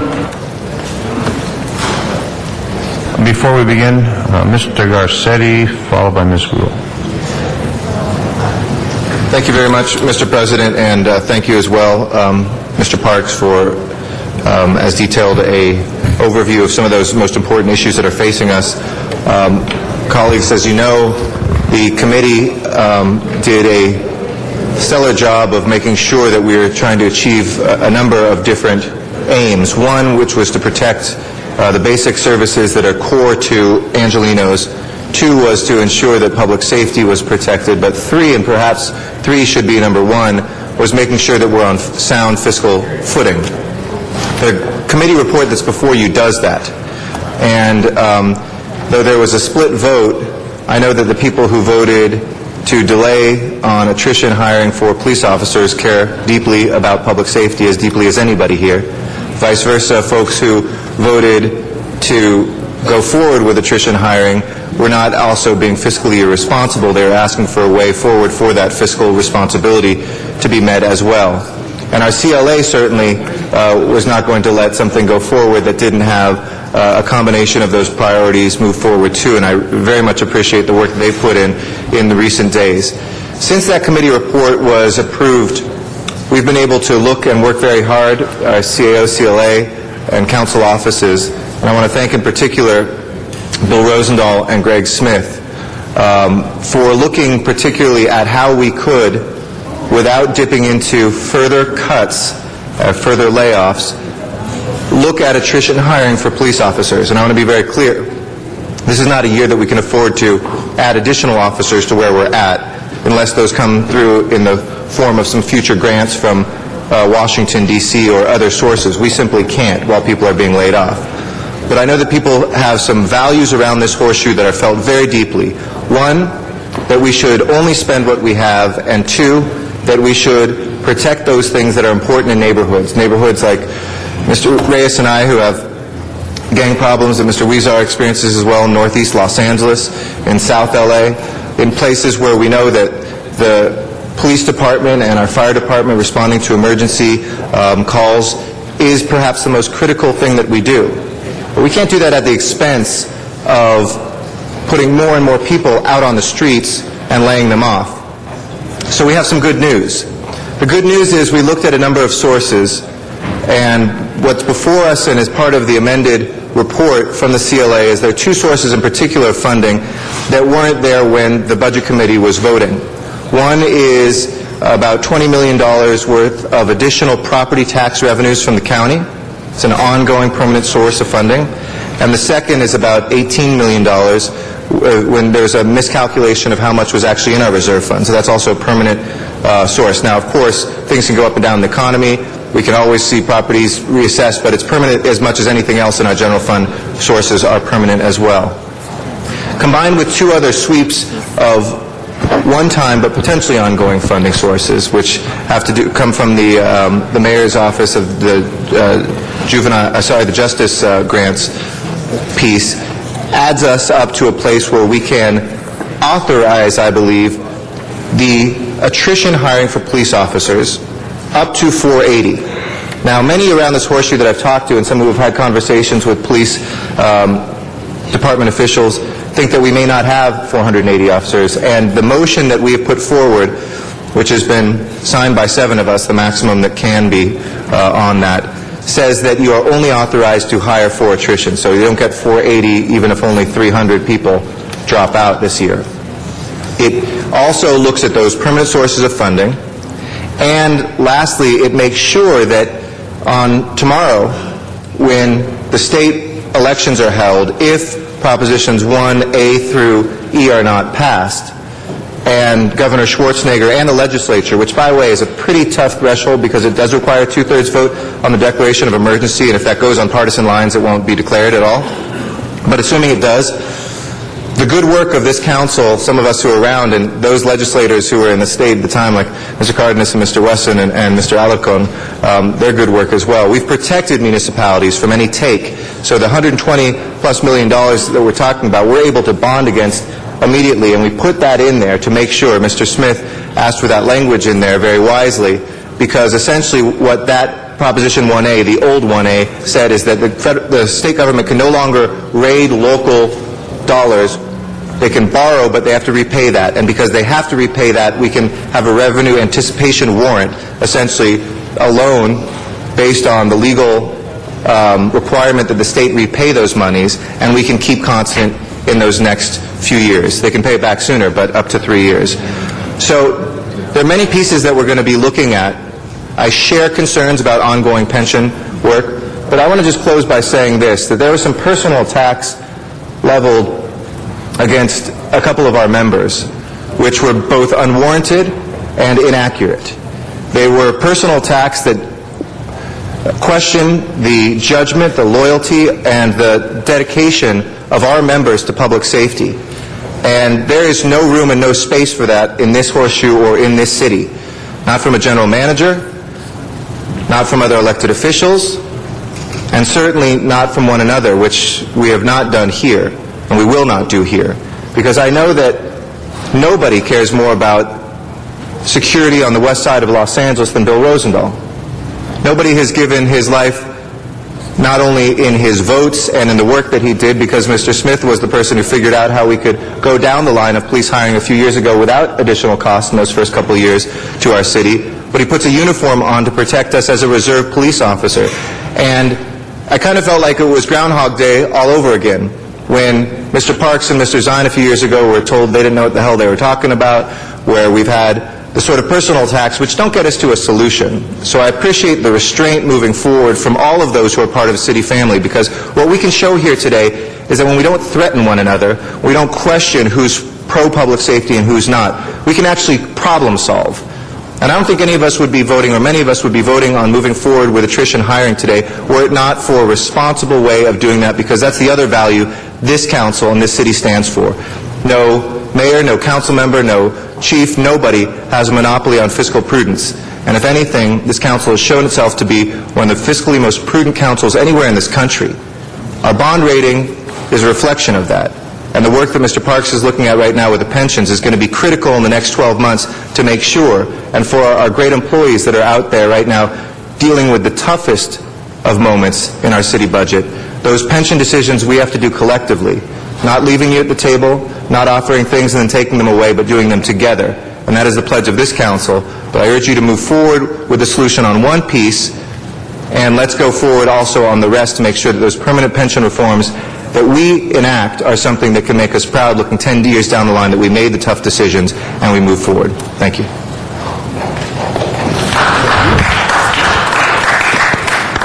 Thank you, Mr. Garcetti. Well stated. Ms. Grewal. Thank you, and thank you, Mr. Garcetti, for those eloquent words. And you're right. I mean, the one thing I think we've prided ourselves here in the City Council, we treat each other with respect, and particularly for the Budget Committee, who, and sometimes probably in exhaustion, wanted to strangle one another as we went through some items as we asked the same question, or we went through. And but I think. For me, it's a little melancholy because this is my last budget before I go across the street. They should make me ecstatic? No. But I want to thank the Budget Chair, Mr. Parks, because I have learned a lot from you through this experience, as well as Mr. Smith and my other colleagues, Bill and Jose, because it is a tough thing. I think every council member should serve on the Budget Committee at one point in their career as a City Council member. You learn a lot, and you go through each department, and you look at what the decisions you are making, who it's going to impact. And we heard today from so many of those employees who were going to be impacted, are going to be impacted, and hopefully we will limit that as we discuss about some of our options available to us in working hand in hand. I think that's important with the various unions that are represented, because they want to see the city function properly. They want to make sure that we can continue to operate. And one of the things that is most important, I know to me and many others, was keeping our police force. We made such accomplishments, I think, in the police department and here in Los Angeles about reducing crime, and to be able to try and continue that, knowing that we have a tough budget crisis. And so we worked with a lot of our colleagues, and Mr. Rosendahl and the Show Me the Money, I think that will be gold in the gutter, and Show Me the Money are going to be the remembered comments in this last budget process. And Greg Smith for all of his snacks he brought for us there up on the dais. But I think somewhat was a little bit of luck in being able to have the projections for the county coming forward. But I think that this is a budget of choices and difficult choices. And as you talk to anyone who has participated in the city's budget, they will say this is the worst budget we probably have ever seen, and the worst economic crisis. And as Janice is so fond of saying, I mean, these are real people's and decisions that we're making that impact people's lives. And so with the leadership of Mr. Garcetti and Mr. Rosendahl and Mr. Smith and Mr. Wiesar and Ms. Hahn, all of the people around this room to say, how do we get to where we want to go and be fiscally responsible at the same time? And so you will see that motion coming forward that allows us to get to that attrition rate, and hear from the police department what it gets to that level. But I think we all have to understand that this budget, unfortunately, because we cannot print money like the federal government, we cannot steal money from municipalities like the state of California. We have to balance our budget in the resources that we have available to us, and it's impacted by these other levels of government who make it very difficult for us to be able to provide the kinds of services we want to have in the city. And I will close. I'm a little bit over, but I want to say to the public out there, this shared sacrifice that we are asking our members of the city workforce to members of the city council is also going to be asking the public at large. It is going to be a very, very difficult year. The services you may be used to getting may not be there this year. When you talk about the fact that we are not going to be able to do the sidewalk repair as we have before, and if the state government takes our money on street repair, we're not going to be able to do as much street repair as we have in the past. But recognize these are unusual economic times, and we do have an opportunity to also look at what's the basic city services that we want to have in the city. And so I want to stand up, as well as our president, to say these are tough choices. The leadership of the various members of the City Council who questioned and who wanted to make sure that we were always doing the right thing. I want to thank you for doing it in a manner in which we can all operate and with respect. But particularly to Mr. Parks, who you've really been an extraordinary leader on the Budget Committee. I've enjoyed. It's been an honor and a privilege to serve with you and the other members during this period of time. Thank you very much, Mr. Garcetti. Thank you very much. Our next speaker is Mr. Rizar and then Mr. Smith. Thank you very much, and I, again, just want to thank everyone who was involved through the Budget and Finance Committee in putting in those long hours, and it's been said already that this is one of our most difficult budget years. I do just want to speak on one item, and that is the motion that came up to provide funding for 480 officers.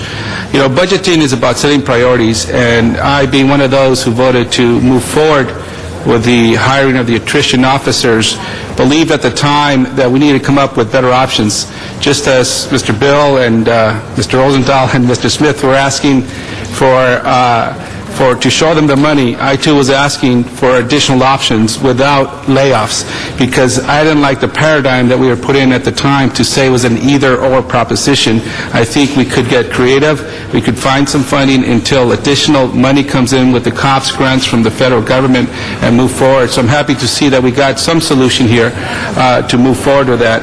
And for me, coming off the heels that evening from a community meeting where I was in a room full of 200 people in Bow Heights talking to me about the need to have more officers in their community, we've got to remember that some communities are more impacted than others, and some communities are asking for more officers. And for me to sit there the next day to say that I couldn't challenge ourselves to do more, just as Bill and Mr. Smith asked us to show them the money, we had to find a new paradigm in which to see this, and I think the solution we got is a good one.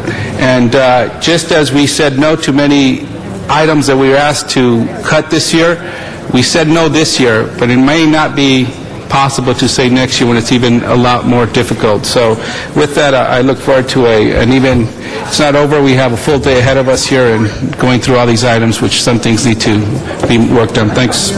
Thank you, Mr. Smith, Ms. Hahn, and then Mr. Parks. Thank you, Mr. President. You know, we in the Budget Committee have sat on this for weeks now, going over every detail item. I think one thing came very clear, as was asked numerous times, are there any alternatives? Are there any ways out of this mess? And the answer is always, no, there is not. There's only two ways out. One, you reduce city's payroll, or two, you get give-backs from the unions. Those are not resolved yet. The mayor put forward a plan that is balanced on false economies. We don't have those answers yet. And so we had to, as a Budget Committee, come up with something that we could live with and understand that these are things that have to be yet resolved. We wanted to make sure things weren't cut all just 10%. There were some departments, like the Planning Department, which I discussed with Mr. Reyes, were cut by 33%. And we tried to find ways to fix some of those problems, but the biggest problem remained the Police Department. How do you resolve that issue? One, I heard a lot of people here last Friday say, you must put police and fire as your number one priority. Maybe they haven't looked at our budget, but it is our number one priority. It occupies 70% of our discretionary funding. To say it isn't our highest priority is a fallacy. We have to find ways to keep that program, those programs alive and well. I think what you see before you today is a compromise proposal that's being brought forward. And I sign that somewhat reluctantly because I know that Mr. Parks is going to say, and he is absolutely right, that it is not perfect. It is not perfect. It is a compromise that is brought out in the heat of the battle to find a way to solve that one key element, and that is the police department. I think we found the ways to solve the fire department's problem, even though the union doesn't think so. We restored, and Mr. Rosendahl was the key vote on that, the 150 positions for hiring in the fire department, where the police department remained the big hole to fill. And because of the size of the department and the cost of it, we could not find that $63 million to do it. And at 11 o'clock at night, Mr. Rosendahl got up, and he was at that moment in time voting with the mayor to keep those people in the budget. And he asked the question to the CAO, what is it going to cost us to fix this problem? And the CAO said there was only one answer. 1,200 people must lose their jobs in other departments of the city. Mr. Rosendahl turned red. He was very emotional and upset, and he said, I guess I have to change my vote. Those are the tough, hard choices that we were dealing with that night.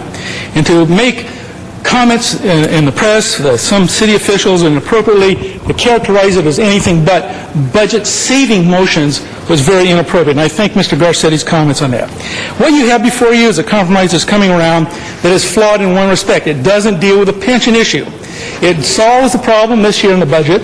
It follows a model I brought forward to this council 4 years ago in the VLF Loan Fund program, where we take the money the state owes us, borrow against it today with an instrument, and let's just borrow that money, and then the state has to pay us the interest. That is the way to do it. What is left unresolved is what happens at the end of that money. Where are we? And with the VLF program, we said, if you can't solve the problem by then you must attrit those officers out. I think we need to look at that again in the context of this motion that's here today. I know my time is running out, but consider what we did then. It is critically important that we do something like this if we're going to do it, because as we go forward with a TRAN later this year to borrow money, the bonding agents are going to want to know the source of that money. And if we can say it is money that is owed to us by the state of California, we will get it under Prop 1A. It is law to give it to us, and they got to give us the interest. Then I think the TRAN agencies in New York can look more favorably upon our request for money. And so I think there's a lot of issues that are before you yet. I want to hear discussion on the pension. I want to hear Mr. Parks's viewpoint on it, because he has a very valid point of view. We are solving only the issue of hiring the police to meet attrition today, but we are not solving tomorrow's problem that you heard from Mr. Perez, and that is, how do you fund in the future the pension system?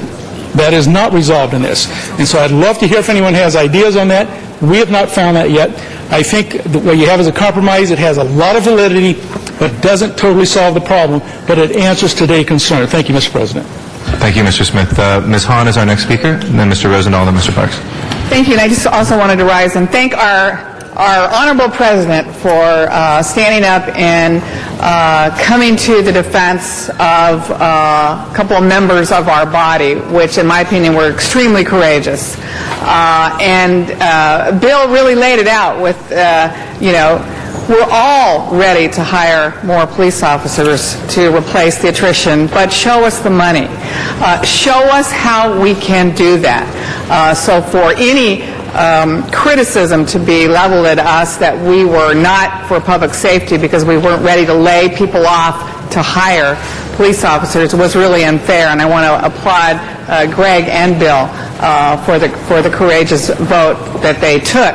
But I also want to take this opportunity to say, while I certainly, with this compromise, because we did find some money to hire police officers to replace those who are leaving, just to make a general comment to the public, because we heard a lot of public speakers on Friday who were worried that with less police officers we were going to go back to a level of violence and crime on our streets that we hadn't seen in years.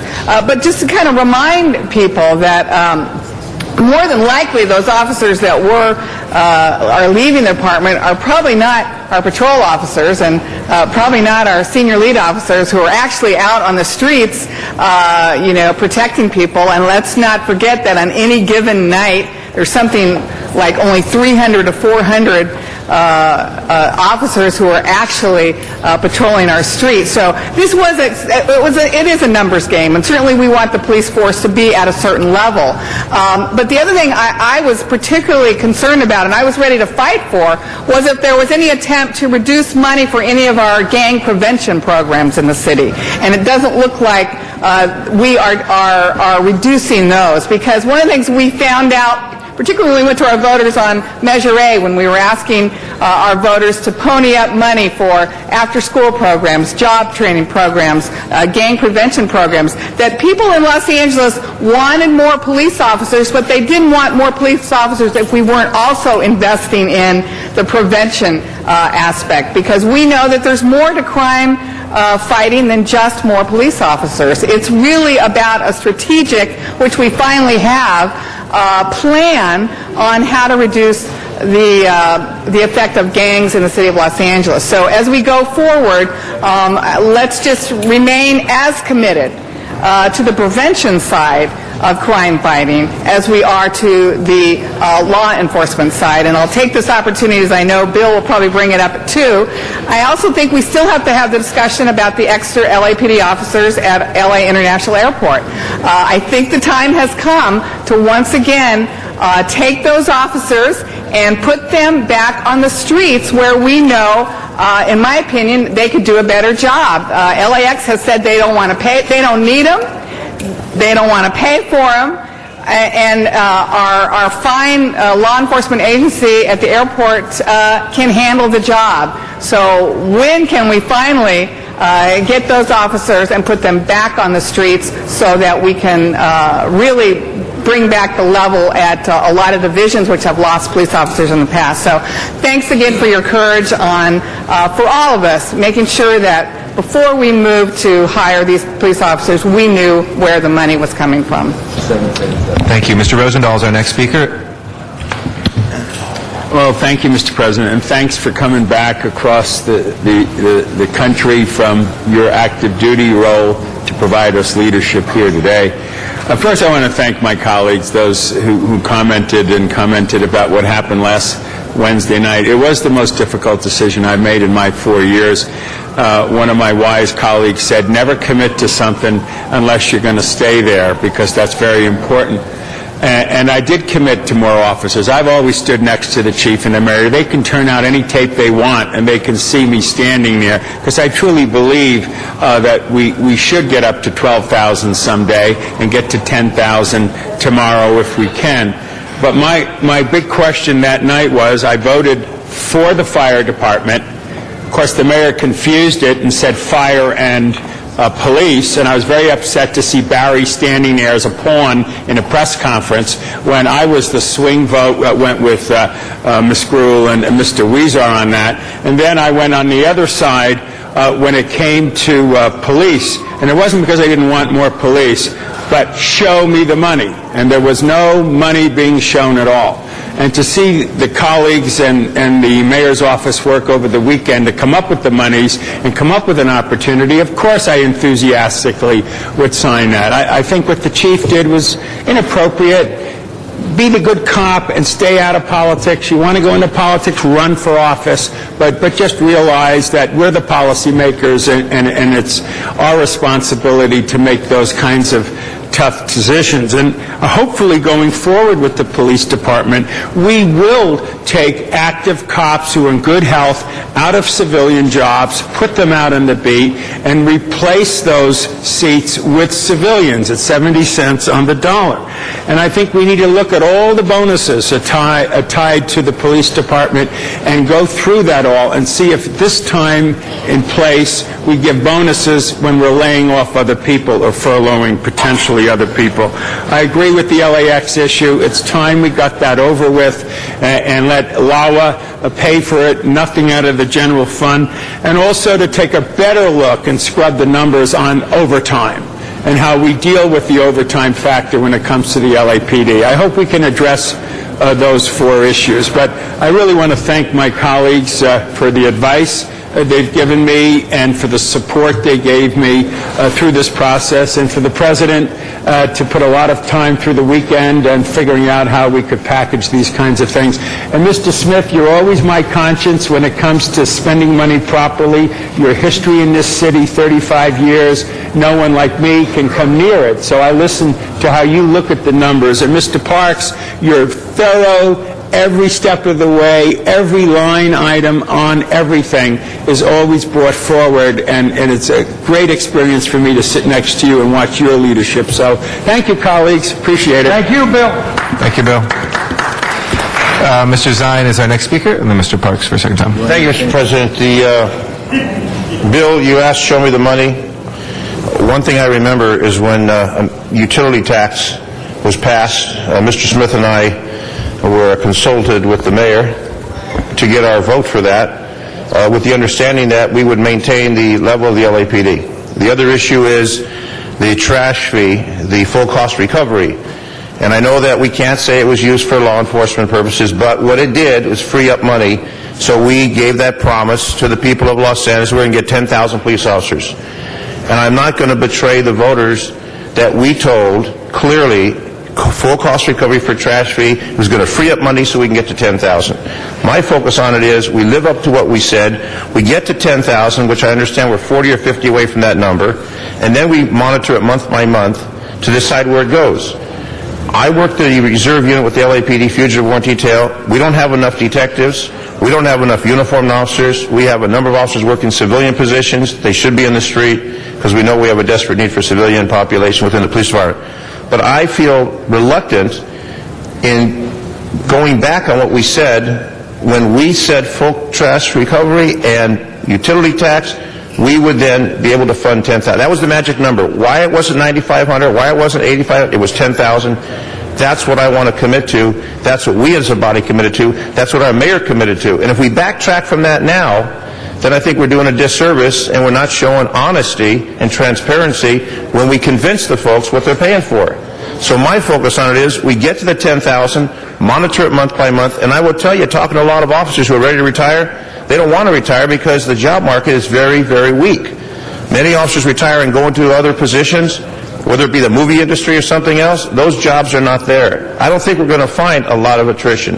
I think attrition is going to be very, very slight, which means that we'll keep those officers here on the department serving the public. But my commitment is going to hold true to what we promised as this body. When those folks are paying that trash fee full recovery, we promised, and we got to live up to that promise. And maybe I'll go against the tide on this, but I'm going to go for the 10,000, which we promised, and I say we monitor month by month to find out where we go from there. And if you go to your divisions and talk to your street cops, they'll tell you there's not enough of them out there to handle the problems that we have to deal with on a daily basis. I don't want to get into the controversy that the chief of police has attacked me in the past, Councilmember Parks, now you and Mr. Smith. Now that's 4 of the 15. If he keeps going down that road, he won't have any allies here in the City Council, which won't be good for anyone. And I think that we need to get to the business of he runs the police department, we set the policy, and we get along as a happy family in the City of the Angels. Thank you very much. Thank you. Mr. Labange. Yeah, thank you. Just chatted with Ms. Hahn, just had an idea, Ray, if we could direct the departments to do a survey similar like a Vanpool survey, the anticipated retirement for employees, or what it is. Some people started city service late. I think it's still, because we don't know. Do we know what it is, Jerry? Do we know what it is right now? I believe there are regular notifications for all departments for people who are eligible to retire. But if you did a survey, we do a survey for the van pool. Who takes the van pool? How do you commute to work? If we did a survey, what do you project your retirement? Some people, see themselves retiring right when the eligibility hits. Some people see it a little later. They may have family or other issues there. But I think it wouldn't hurt to get that information as we discussed to look to the future, because the challenge is here. And I did want to also thank Mr. Garcetti an awful lot for his service to this country as a reserve in the United States Navy, and also coming across the country and your telephone calls and working to try to get the right voice. I think the most important thing, and I've seen it before, where there's arguments, they become brush fires. And the brush fires then turn into conflagrations that cause problems. The small brush fires that I really think took place were extinguished by your leadership, Mr. Garcetti, which I appreciated, and everybody understanding there's a way to try to make this thing solve. But I think there's a constant reminder that we have to look at this. This next year is going to be very difficult, and years subsequently. I do want to make some statement, because it's often said in public comment. Do you know why, Ms. Hahn, on the the fee, excuse me, strike that from the record, City Attorney. The fee for trash collection came from, why we never charge for trash collection? We never charged for trash collection because in 1958, when they discontinued incineration in the backyard, they promised the people we'd never charge it for trash. That's what they said in Los Angeles. So people would break down their incinerators. That way it changed the pollution problem. Did you know that, Mr. Rosendahl? Okay, so that was the start here. Now, why we got it back is because after 1978, with the reform of California taxes, we had to go to fees, had a fee service. So we're consistent. We're right in the middle. Some municipalities in the 88 cities in the county are much higher than us. A few are lower, but we're right in the middle. But it does go to cost recovery, which is so necessary in this area here. I want to thank both the CAO staff and the CLA staff for their constant work in trying to do this, as well as our own council member Parks, who chairs this committee. As a former general manager, he knows how to find the money in a way, or not find the money, but I hope he can always be on the same side of all of us, because I think from the mayor on down to anyone who works for the city, it is about how people feel about their city and the perception, and who's out there when you have a problem, who's out there when you have an accident, who's out there when there needs to be something done in the community, who's out there when the librarians are serving the community, or the park and recreation people are serving the children of Los Angeles. I say thank you, and I look forward to this robust discussion, and I'll try to be much briefer in every one of my items. Thank you. Mr. Parks. No, you do. I know. Thank you, Mr. President. I would just like to thank all the staff, CLA, CAO, the city clerk, and all of the staffs of the members of the committee for all that work you put in. I think we hit almost 60 hours of deliberations and hearings. The one thing, colleagues, I'd ask as we go forward on this budget, that we look at a couple of things, and the reason that we presented that preamble is that those are real figures as it relates to the revenue, the issues that deal with the cash flow, the issues that deal with debt, our bond funding are real issues. We had a budget that identified 10% of each department as a cut, but didn't quite cover the money that was attributed to it. We'd also ask that you look at it not just for this year, but in the next year, because everything that we do in the next 4 to 5 weeks of this fiscal year and all of next year is going to impact the future of this city financially. And the one thing I think is we tried to do in going through this budget is ensure that the financial stability was going to be uppermost in our minds.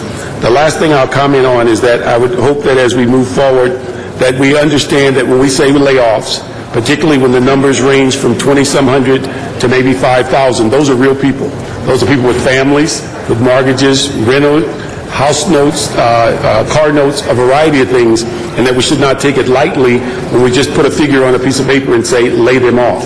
That is a critical decision, and those are people that are real live families that we're dealing with. And for us to not take it very seriously or to look at it as a widget is not doing the service to those who came to create a career in the city of Los Angeles. So we're prepared to go through the pages and identify the items. All right, let's go through. Colleagues, if you have the sheet that was provided, that the CLA has as well in the memo, we have different chunks that we're going to go through.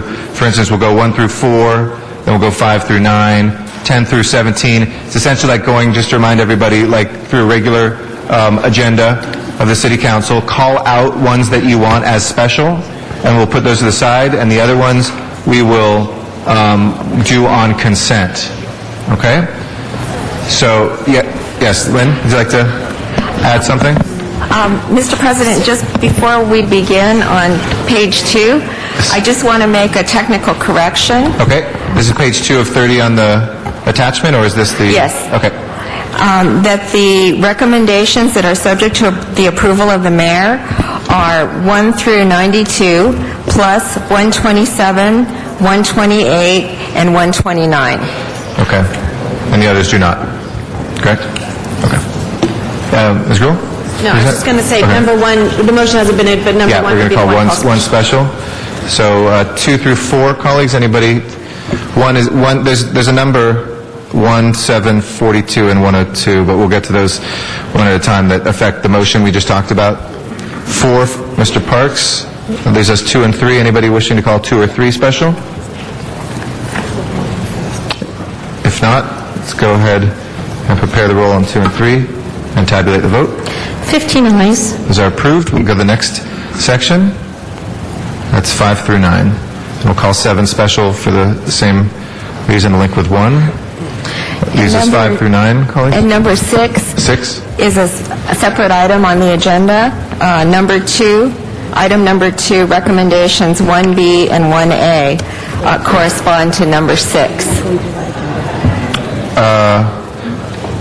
Say that again. We're just on the items, these items, 6 through 9? Yes, but item 6 also refers to a separate item on the agenda today. Okay, so we'll call that... The question is whether or not you want to pull that out. Oh, right. Okay, let's call that special for now, and we'll maybe... Okay, I'll call that special. That gives us 5, 8, and 9 left, colleagues. 5, 8, and 9. Anybody wishing to call those special? Okay, please prepare the roll and tabulate the vote. 15 ayes. Those are approved. Our next section is 10 through 17. Items 10 through 17. Yes, Mr. Labange. Number 12, isn't that, in 1998, wasn't that the Los Angeles Arena agreement as opposed to Staples? Because I don't think it was That may be the accurate name of it before it was named. Madam This CLA? was for the Staples Arena. Yeah, but it was a Los Angeles Arena, not Staples Arena then. But does it make a difference? No, it's related to the Staples Arena. So but basically, this is a refund as a result of that. We can call it the Los Angeles Staples Arena if Okay, you wish. previously at Staples, it was Los Angeles Arena. And that's pronounced Los Angeles. Thank you. All right. Any specials, colleagues? Sorry, which one? 17, Mr. Wisar? There are no others. That leaves us 10 through 16. Please prepare the roll and tabulate the vote. 15 ayes. Okay, those are approved. Next items are 18 through 24. 18 through 24. 24, Mr. Wisar? And on number 20, I would just like to make a technical correction. Please. That it's a net zero, so there's no... No direct or indirect costs? Yes. Okay. So we'll make that amendment on 20. Any other specials? If not, let's prepare the roll and tabulate the vote. 15 ayes. That is approved. Next items are 25 through 28. Ms. Hahn? 5. 25. Any others, colleagues? If not, that is 26 through 28, if we can prepare the roll and tabulate the vote. 15 ayes. Those are approved as well. Next section, 29 through 35. Do you want to Just do reconsider? 28, please? Yes. Okay, let's reconsider 28, please. Please prepare the roll. And we're just reconsidering 28 to put it on the board and tabulate the vote. 15 ayes. Call that special for Mr. Wisar. Go back to 29 through 35. Yes, Ms. Hahn? 34 Okay. and 35. 34 and 35 for Ms. Hahn. And on number 35, there's a technical correction that that's also a net zero. Sounds good. That's on 35A. Make that change. Please take up the balance if there's no more specials. 29 through 33. Prepare the roll and tabulate the vote. 15 ayes. That is approved. Okay.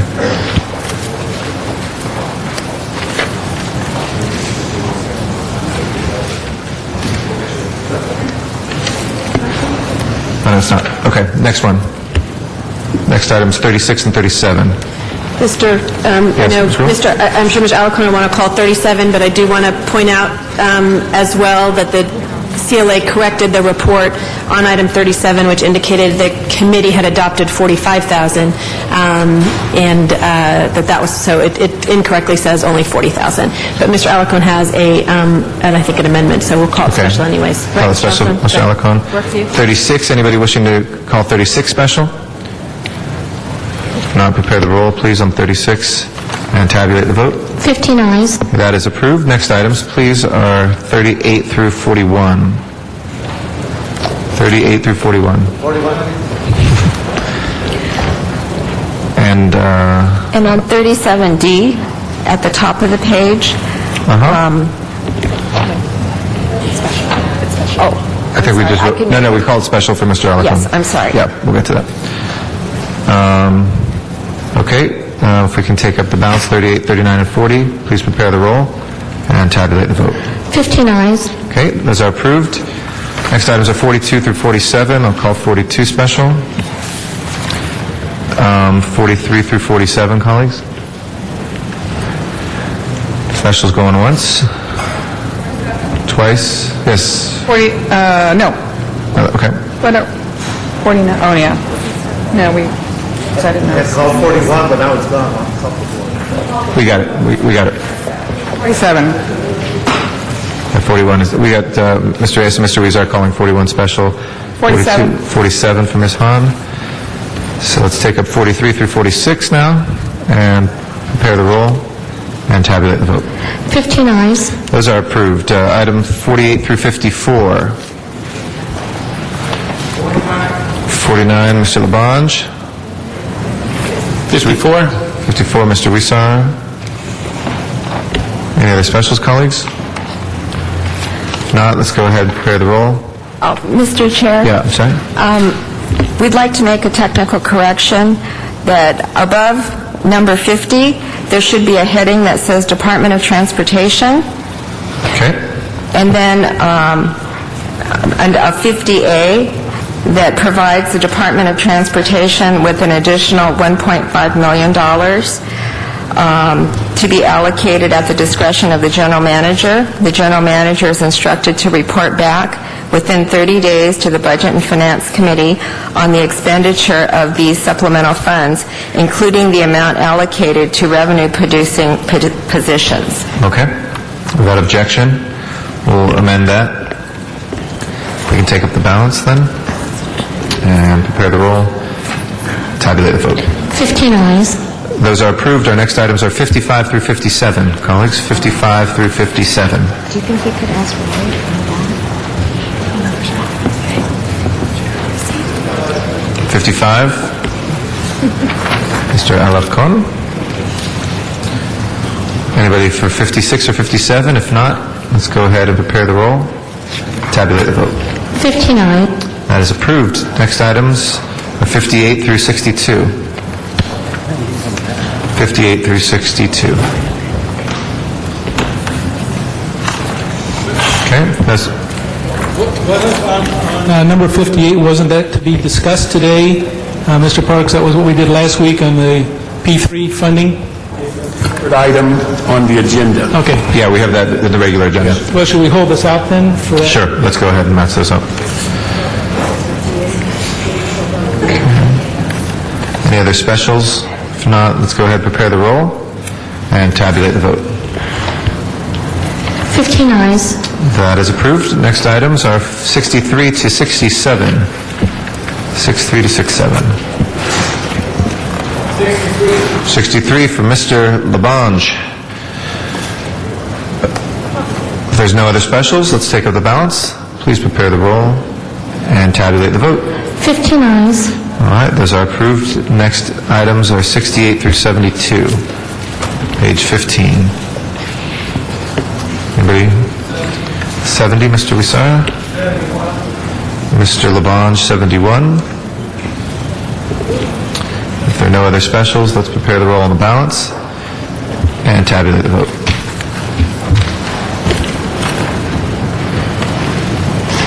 $15 ayes. Okay, those are approved. Next is 73 to 76.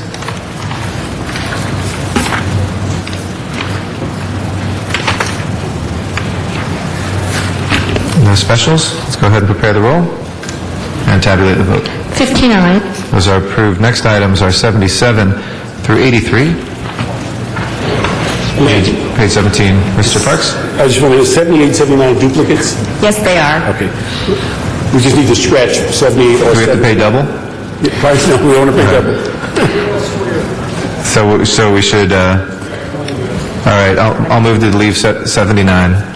Seems like 78 is a better number. Yeah? 78? You want to delete 78 instead of 79? Oh.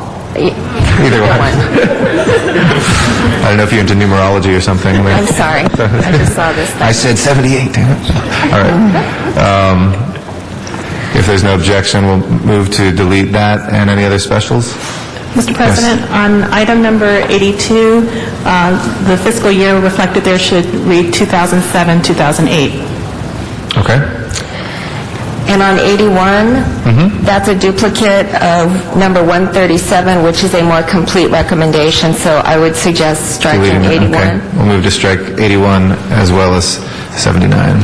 And above number 83, there's a subheading that should say Exhibit H. Exhibit H. Yes. I suspected that. All right.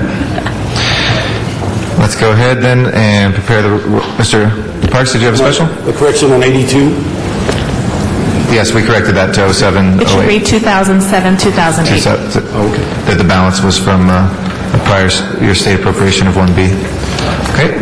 As moved, let's go ahead and take those items. Please prepare the roll and tabulate the vote. 15 ayes. Okay, those are approved. Next, we have items 84 through 87. 84 through 87.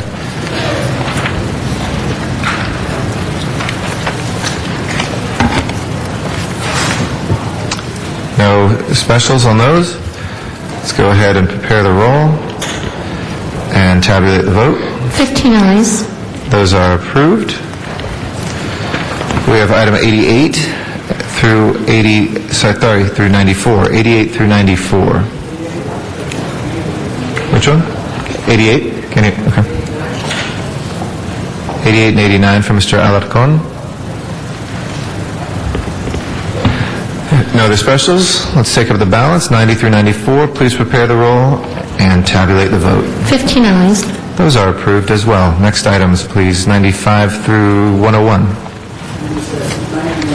On the special on the agenda as a separate item. It was part of the closed session discussion. It was part of our earlier briefing, but I don't think there's a separate item besides that. Unless I'm Would mistaken. that fall into the closed session? Yeah. So we need to approve that in addition to what we dealt with the closed session? We just did, I think, approve it. Okay. Do you want to reconsider, Mr. Parks, or are we okay? I just want to find a CA whether we've duplicated or whether they read that direction after the closed session.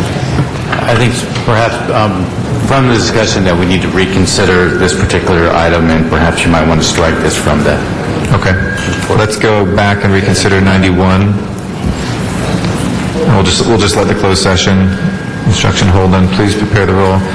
Tabulate the vote. 15 ayes. And we'll move to strike 91, to delete 91. Okay, please prepare the roll and tabulate the vote. 15 ayes. Okay, those are approved. Next, that was a vote on deleting 91. And we already did 90, 92, 93, 94, is that correct? Okay, 95 through 101 is next.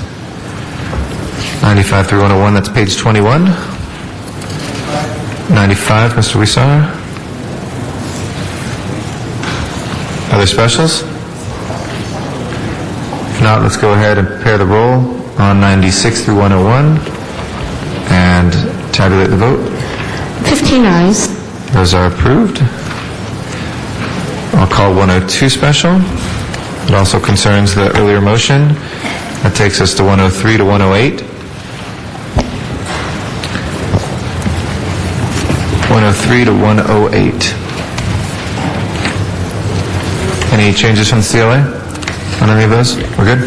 Any specials from the council? Not? Then let's go ahead and take those items up. Please prepare the roll and tabulate the vote. 15 ayes. Those are approved. Next is 109 through 113. 112, Mr. Wisar.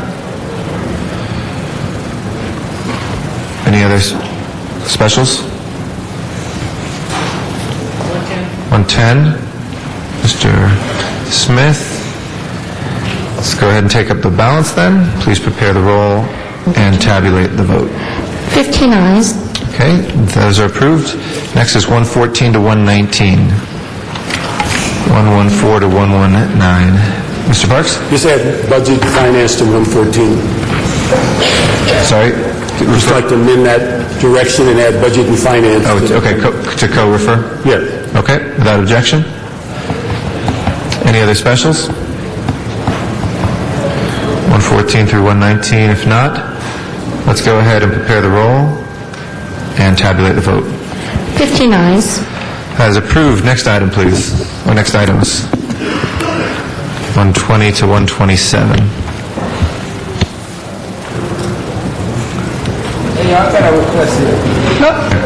Yes, Mr. Labange and Ms. Hahn? Ms. Hahn was up first. Okay, Ms. Hahn. 122, please. 122 for Ms. Hahn. Mr. 121. Labange, 121. Is that the same as 122?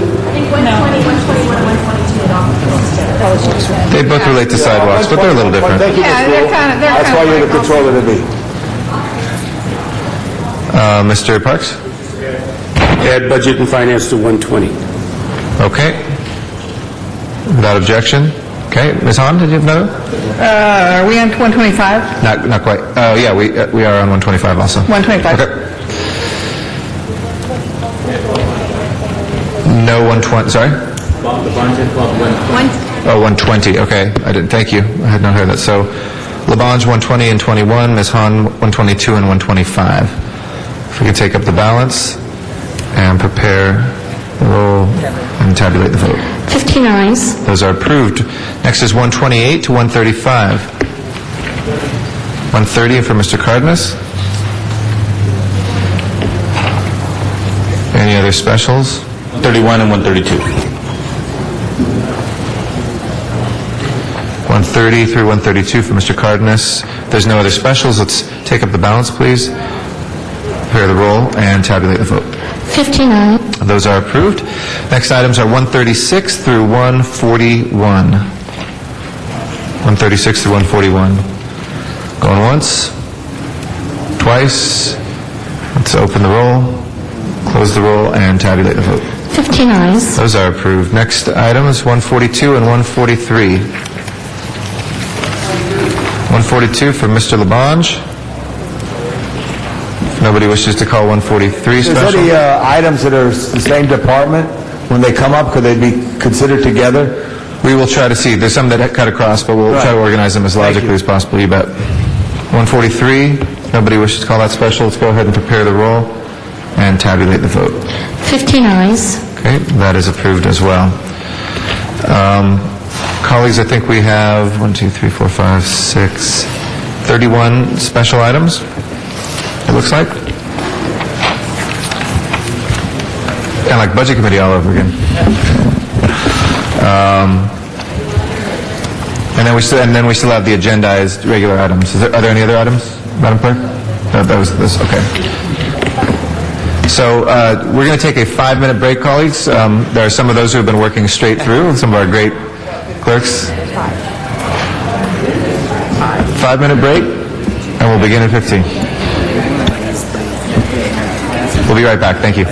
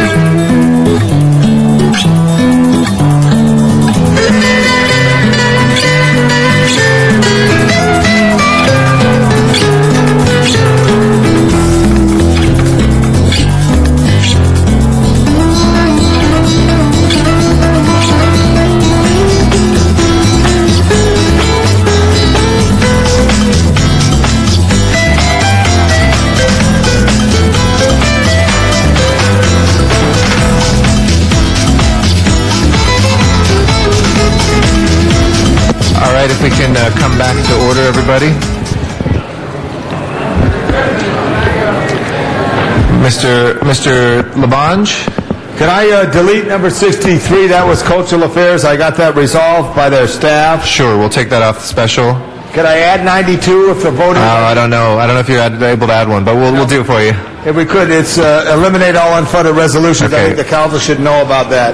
Okay, hold on. 92. So let's start with 63. Let's go ahead and take a vote on 63. Okay. Please prepare the roll and tabulate the vote.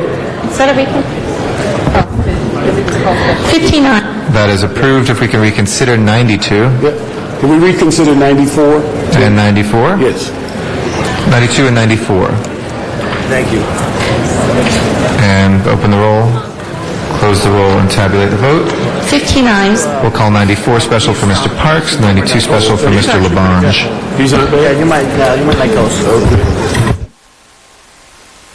Okay, let's go ahead. We're going to take the items that were on the regular agenda before we come back, and we'll take up the police attrition hiring one after that, and then we'll go through the other ones called special. So just to review that again, we're going to go through the regular agenda items.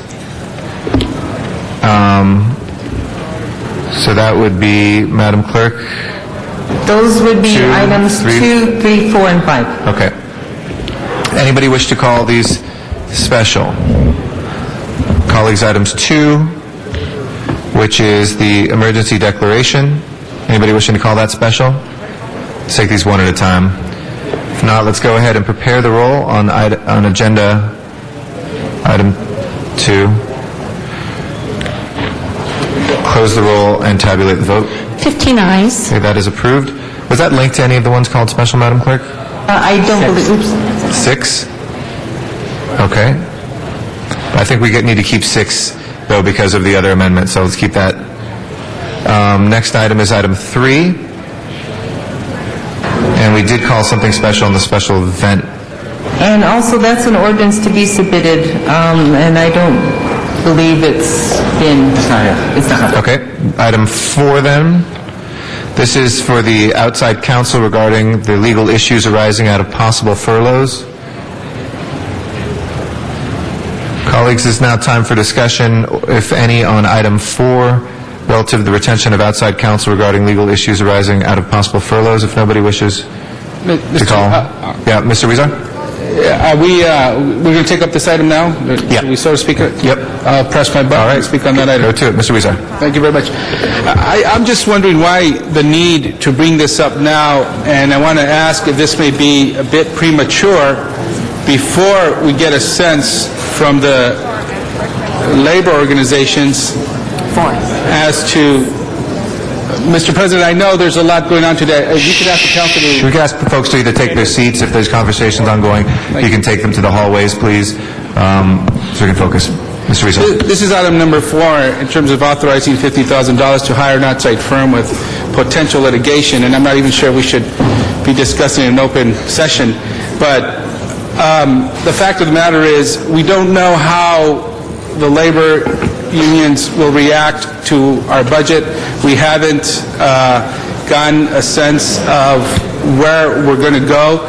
Isn't this a bit premature right now to hire outside legal counsel to this, perhaps save that money, and perhaps even see if we could do it in-house before we expend these funds and authorize this?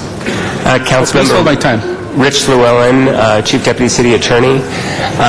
2 things, sir. First, or 3 things. One, we're very cautious and concerned about any funds, and we'll certainly watch any outside counsel carefully.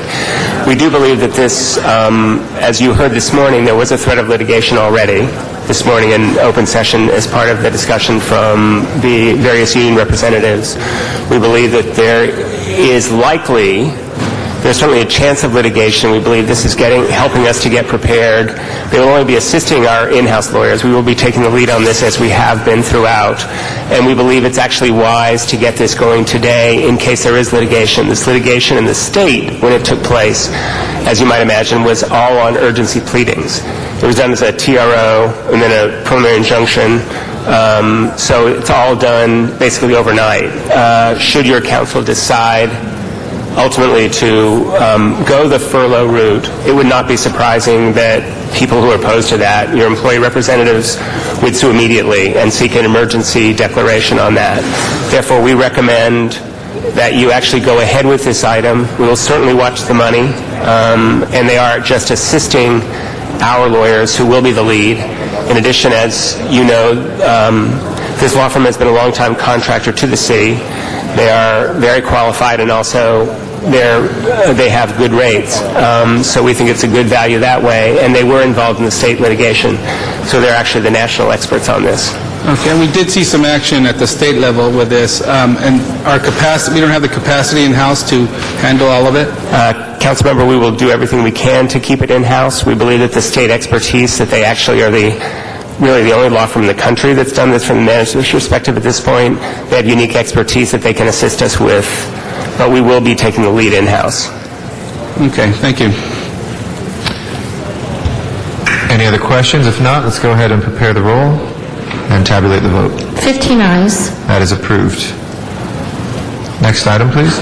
Next item, Mr. President, is item number 5, and that is Councilmember Hahn's motion about conducting an audit. Okay, Ms. Hahn, did you want to take a lead on this? This was your motion on audit of parking assets? Yes, colleagues, this was just my recommendation that we request the city controller to conduct an audit of our city's parking assets, and hopefully we'll be able to find the information that I think we really need to have before we make a decision on whether it makes sense to privatize our structures and or our meters. So hopefully, and part of that, I want to make sure that we actually look at the idea that was mentioned here, that if the City Council retains control of things like rate increases, that would diminish the value of that. I want to just make sure that all that is in that audit that comes back to us, and would like to make sure that happens as quickly as possible. But it just seemed like our city controller is actually the right department to conduct that audit. I wish we'd done that a year ago. I wish we'd done it before we agreed to raise the parking meter rates, that we had an impact on businesses and all of that. But anyway, here we are, and I just feel like it's our city controller's office that is the absolute perfect place for this audit to take place. Thank you. Ms. Gruhl? And I want, hello, thank you. I spoke to Jerry and took to heart a lot of the questions that were asked the other day, and have both hats on as a council member and the controller-elect. Can you explain to us, because I think there's a couple parts to this process. One is going out, the hiring of consultants to look at whether or not we should sell our assets or not, and the value of that. And there's some people that have expertise in doing that. Then that report comes back to the City Council for a determination as to whether we move forward or not. And clearly we put into this document where we took out the $77 million that potentially would have been for P3s, because we all have a lot of concerns, including me, about the possible what we should or should not sell into the value of that property. I know Ms. Hahn and Mr. Parks want us to kind of look at that, and I'm trying to figure out, maybe Ms. Hahn and Mr. Parks, the role the controller audit something after it's been done, or they're part of the process in reviewing, as they were in the P3 study that was done. So how we combine those, because there's nothing to audit yet, other than looking at just, and if we are going to audit it, fine, we need to find the money to be able to do that. But I just want to kind of see what's the best way to move forward, because we want to play a role. I just want to see at what point is the right role for the controller's office and the consultants going forward. Did you want to comment on that, Mr.? Can I comment on that? What we thought when the motion came up was that rather than expend the $3.5 million, that we thought with your resources and you bringing people in, you'd be able to tell us whether these are viable programs, as opposed to waiting and seeing should you continue them. We're looking at whether your office would be able to say, Is this meaningful as it relates to meters? Is this meaningful as it relates to parking lots? Who are the folks that you get to bring in to study these that at best, at the worst you could tell us is how to run ours better if we chose not to do a P3. But that's what the whole intent is, seeing could we come to some agreement in addressing this internally rather than spending $3.5 million and then come to a conclusion. I think that's what we were trying to get to. Okay, and I will ask Jerry only because Jerry's been involved from, I think, November, December in some of these discussions. So with what Mr. Parks has described, how do you see that fitting in our ability to do that? Because I think none of us were ready to do the $3 million that was put in the UB, just the $500,000 that was put forward. How do you see the relationship there then with the Controller's Office and what was being proposed by CLA and others? Okay. Well, first of all, I'd like to address the funding issue. I think as you heard last week, it's clear that the entire $3.5 million, spending that to get you to the point where you can make the decision is off the table. Right. I think you've authorized $500. The request is for another $500 to do the traffic studies and other things to get you to that point where you can make the decision. Now, I don't see this really at this point as an audit per se.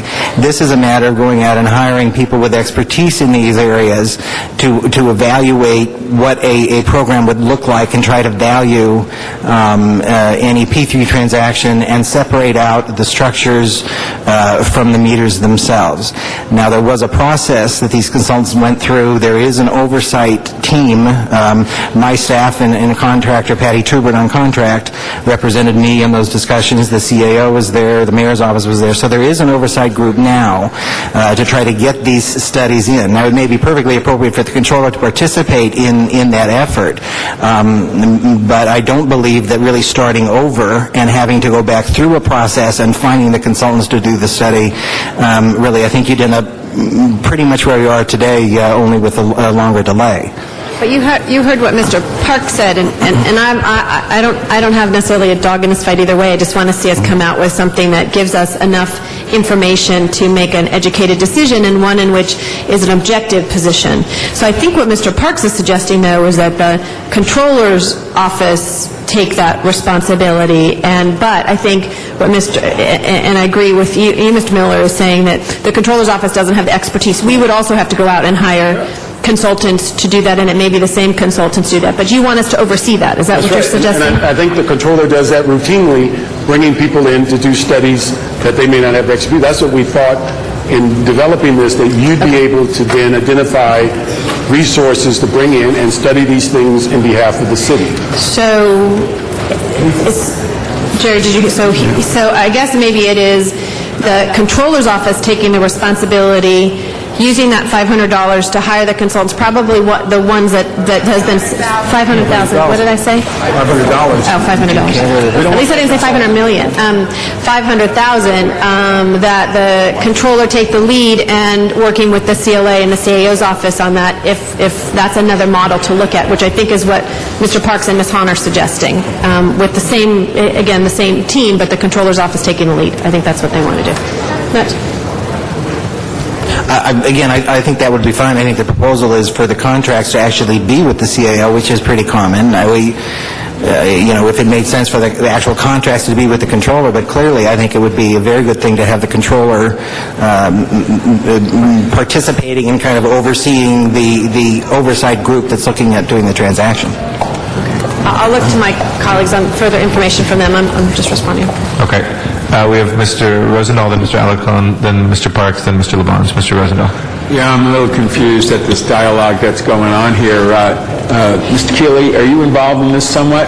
Could you please react to this? Look, the bottom line from where I'm coming from is pretty simple. I can pick up a newspaper in Chicago and hear about the drivers are angry and confused with what happened there. So I ain't for no quick fixes, but I want to know what we got as an asset. I want to know what we have as meters, and I want to know what we have as structures, and kick the tires to see if it's worth putting something out there in the car market. You heard the discussion here. Does this make sense, moving it to the controller, or what? I think that Mr. Miller's suggestion... The record? I'm sorry, Mike Keeley, Senior Advisor to the Mayor. I think Mr. Miller's suggestion that the controller participate in the process that we have now is an excellent idea, and we would welcome the controller's participation. And certainly, Mr. Parks is correct in saying that that is normally the purview of the controller.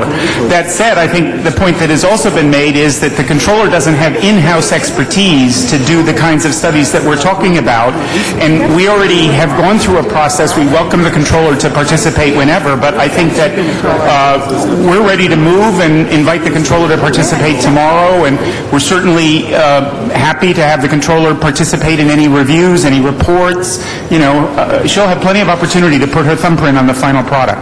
But to hand the authority to her, since she doesn't take office for a few months, it just seems like it would be delay, and we're better off proceeding with her at the table.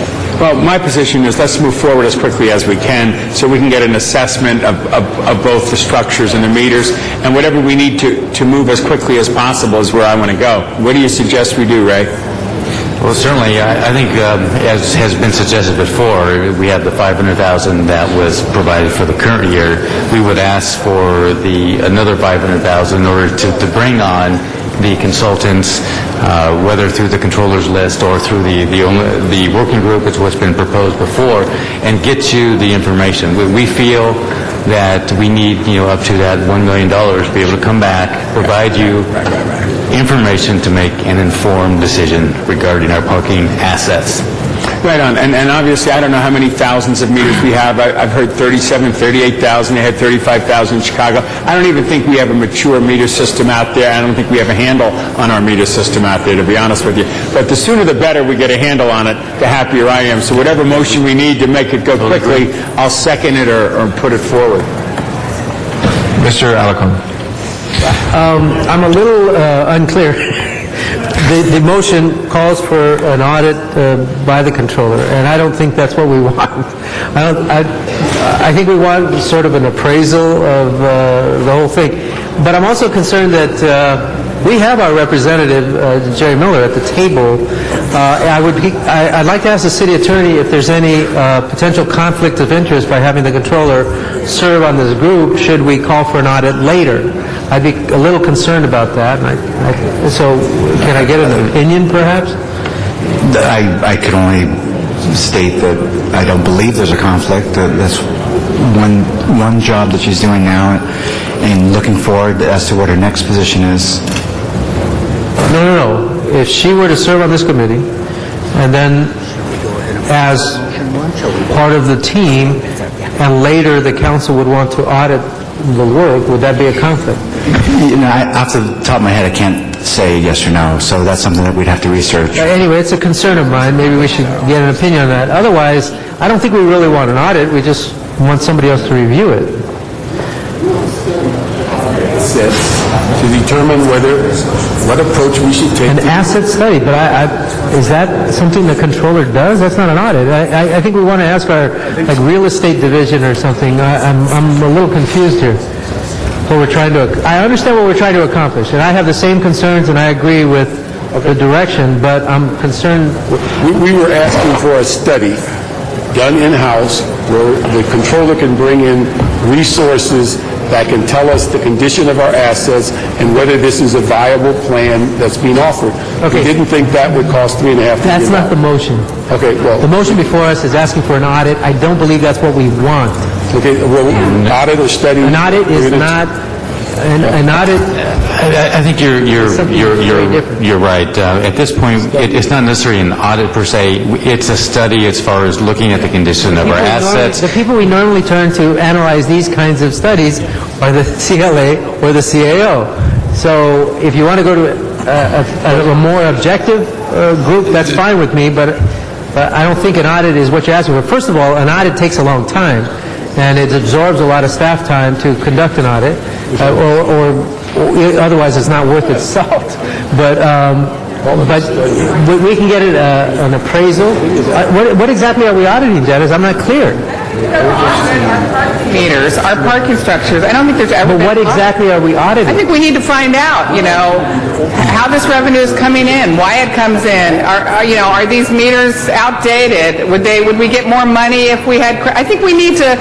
I don't think our I have end... no problem with Yeah. understanding those items better as I don't think we've ever had an reflected audit in my of our- comments when this item came up, but an audit has to be a little more specific than just an audit. We don't, whether that's a management, a performance audit, what kind of audit are we asking for? I think for me, I don't want to have an end game that we are definitely going to privatize. I want, at the end of the day, us to understand what this asset means to us, and the controller could say, here, you could do it better this way. Why? Don't privatize it, because I've found that if you just do credit cards, you're going to double the money that you get.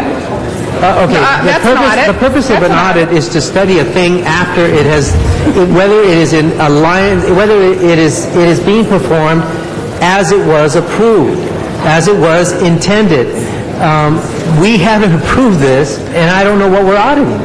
I'm auditing our parking meters and our parking structures.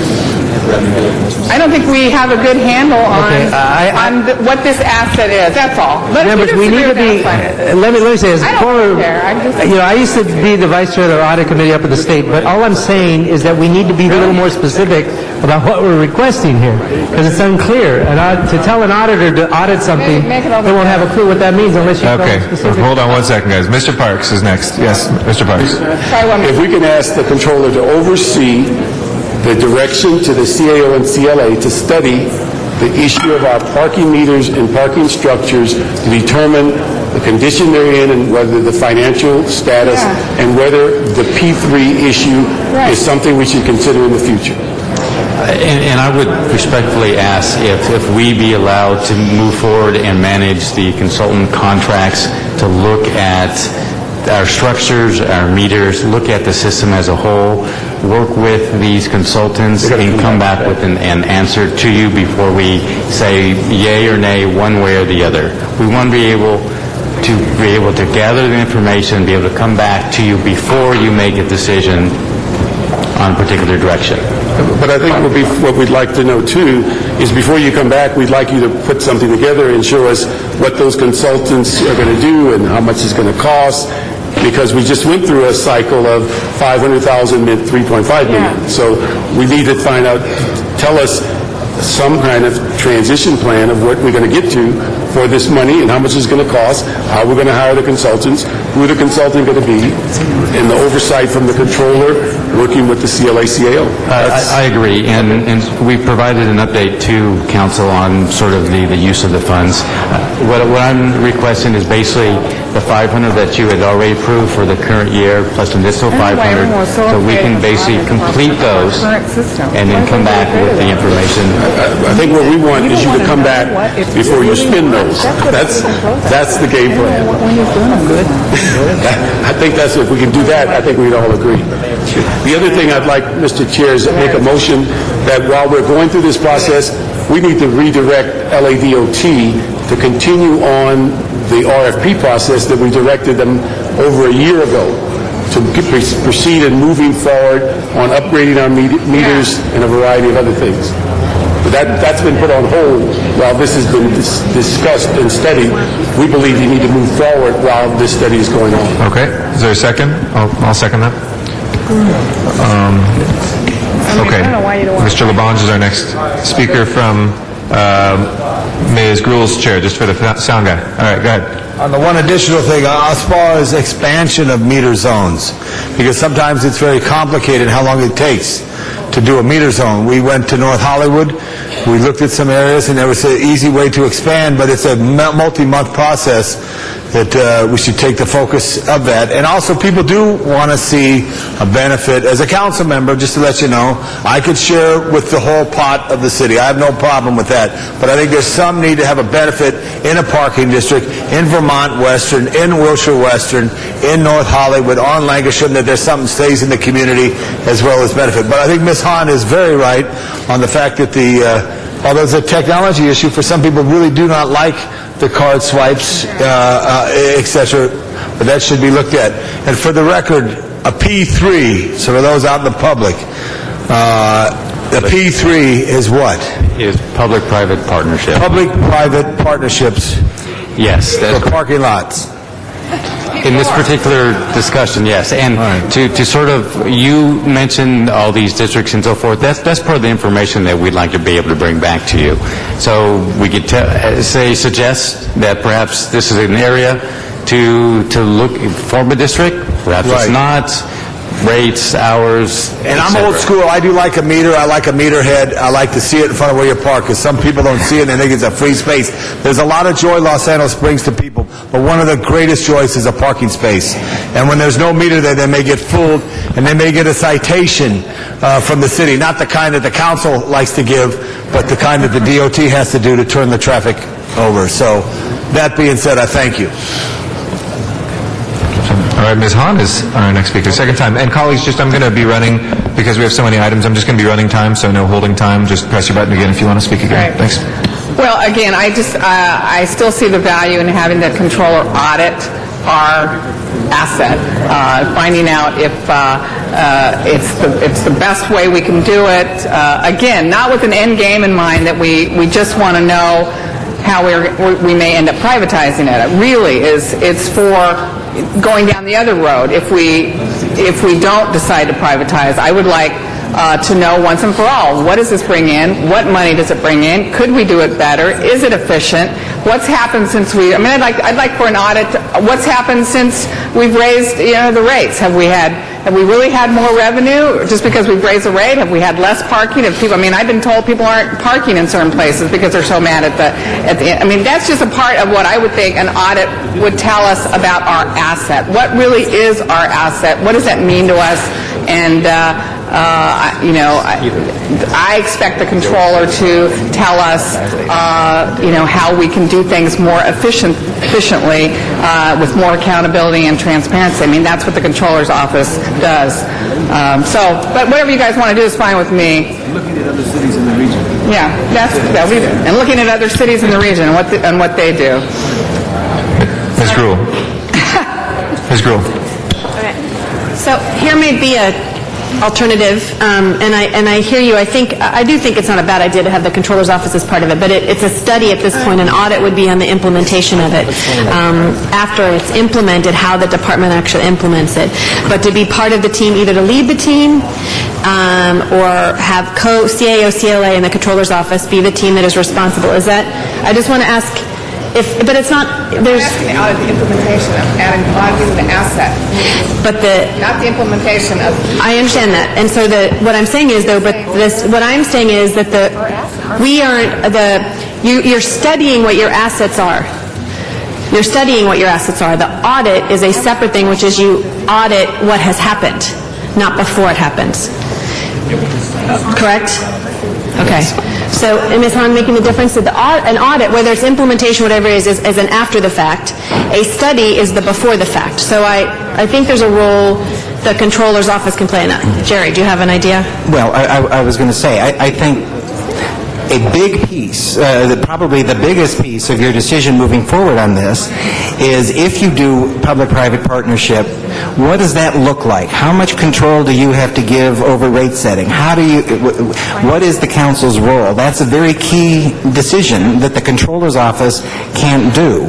Now, that's what this team is supposed to do, is bring back to you your options. Again, I think it's perfectly reasonable to have either the controller in charge or part of the team. It clearly needs to be objective. From my standpoint, there is no agenda here other than understanding what the asset is and understanding if we go forward in a public-private partnership, you get this, and if we go forward and keep the asset and do it better, you get a different scenario. That's what we're looking for. But you won't be able to make that decision until somebody says to you, if all rate increases have to come to the council, then if you privatize this, you're going to get X dollars. If you link it to CPI, you're going to get Y dollars, et cetera. That's the kind of analysis that you cannot get internally. So I'm not sure I think we're actually on the same page, Ms. Hahn. It may be just a difference of defining the audit and the study, but I think that I agree with you in reviewing the assets. I want to audit what we currently have, not what after this new P3 is implemented. That's what I want. I want us to implement currently our parking program so that we know, we have a better sense before we study. And I would agree with that. I would like to make it very clear That's what I that want. nothing is going to be implemented without your input. Yeah, certainly someday you can audit if we decide to do P3.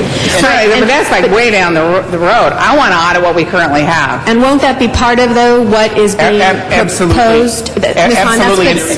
hold on one second, Mike. Ms. Hahn, what's being proposed is looking at what we currently have, and then secondarily looking at if there's a better option, and that's what comes back. So if it looks at both. But Jerry mentioned that we don't have the expertise. That's when you bring in somebody from the outside, that there's some acceptance that they have an expertise to bring to the table. So let me try, and again, this is your motion, but let me try to just suggest that to amend it as we're going forward, which is that the Controller's Office, in cooperation with the CAO and the CLA, come back with a review study, audit, however you want to describe that, of our current assets, and secondarily looking at options available to us if we want to lease, sale, whatever those options are, so you have both at the same time. That would be my amendment, Ms. Hahn and Mr. Parks. I don't know if anyone wants a second. Second. And Mr. Parks concurs as well. All right. So with that, that's our last speaker. So we'll take up Ms. Gruhl's action first. There's no objection. We have a number of There was another amendment on this one by Mr. Parks. Do you want to have Ms. Gruhl supplant that? Okay. But our amendment was, what I said earlier, is that we get the controller to oversee what the CLA and CAO does, and that if there's a need for consultant, that's brought to us, that we not spend the $500,000 until we get a plan of what it's going to do and how much we're going to get for it. So those are the things that we'd be interested in. And it's a study of all of our assets, but also an opinion as to does any of this P3 stuff work with the assets we have and recommendations. Okay. Are there any inconsistencies? I think that's all in the same boat. All right. If not, then is that clear, Madam Clerk? Please, as amended and motioned, open the roll, close the roll, and tabulate the vote. 15 ayes. All right. That is approved. If we can send items 2 and 4 forthwith. We haven't taken up 2 actually yet, but 4 forthwith. Oh, we did do 2 also? Okay, 2 and 4 forthwith without objection. If we can take up motion number 1 now, colleagues. Motion 1 is before us. This is the Rosendahl, Smith, Garcetti, Gruhl, Weezer, Hahn, Labange motion.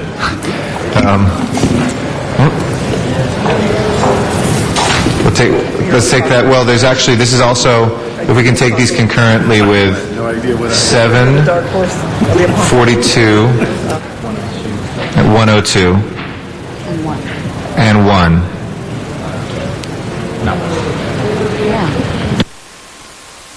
Not 1, excuse me. Not 1. So 742 and 102, yep, with motion 1.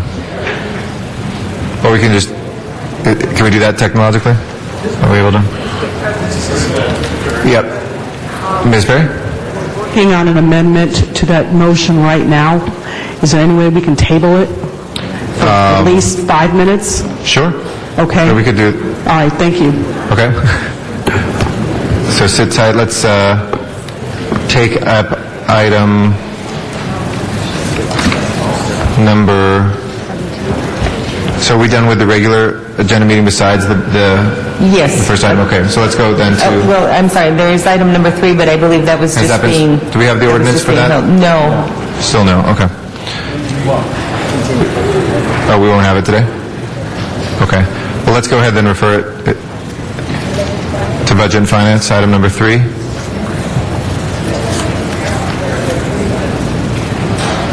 Is item 3 Do we have that, what's the CLA's advice on item 3 here? Well, you're not going to have the ordinance before you today. I don't know if Mr. Echeverria can give you the status. I would suggest perhaps referring that back to committee so that they can look at the ordinance and send it forward to you. Okay. Is there any objection to do that? Mr. Rezar? Question on that, Mr. Chair.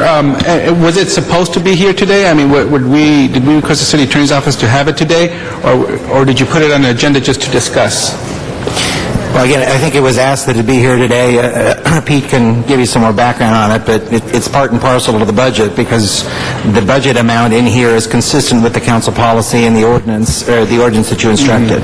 Which was, yes, go ahead. Yes, excuse me. We were requested to have the ordinance here just Friday morning, and so I was unable to complete it and complete the consultation I have to go through for finalization of it. Which is, and I just wanted to alert us to the fact, as Mr. Miller stated from the CLA's office, that we are basing our budget based upon that ordinance. We haven't seen the ordinance. We don't know how we're defining citywide versus non-citywide, but we are moving forward to the budget, so it's imperative that we move on that ordinance before July 1st so that we know how that's going to dovetail with the budget that we are adopting hopefully today. So, yes. And if I might make a suggestion, rather than referring it back to committee, after your action here today, the budget resolution needs to come back to you next week. So perhaps by next week, if that ordinance can be before you, then you can be certain that that ordinance is consistent with the actions that you're taking today. Okay, thank you. We could do that. Okay, let's go ahead. Resolution. Sorry? I pushed my button. Again, I just suggested, rather than sitting it to committee, to continue it until you hear the budget resolution next week. We'll continue it till then, without objection. Ms. Gruhl? Okay, so I just pushed my buttons. So that's sorry. going to come next week? Okay. Next week that we will... When we have the full budget resolution. Okay. Okay. Next item, please. Next item, do you want to go through the items that were called special then? Yeah, while we're waiting for the amendment on motion 1. Okay, then first item called special is item number 1, and that was by Councilmember Gruhl. That's linked. Okay. Then the next item is item number 4 by Let's go take up number 4, please. By Councilmember Parks. Thank you, Mr. President. I just want to ask for clarification on this issue that we're asking for these forms and information by June the 1st, whether that's the same information we asked during the budget process where we asked for classifications and names, or is that a different list? It's the same thing. There are some departments that haven't responded through the budget process, so we just wanted to ensure that all of them come in by the first week of June. Okay, so we're still pulling them in. How many do we believe is going to be covered in those documents, number of positions? I don't know offhand. Okay. We can get back to you. But it's one and the same of the direction we gave? Yes. Okay, thank you. Okay. Let's go ahead and prepare the roll then on item 4 and tabulate the vote. 15 ayes. Okay, that is approved. If we can go to item 17 next, please. And that was called special by Councilmember Huizar. Mr. Huizar, item 17. Thank you, Mr. President. On this item here, I know we are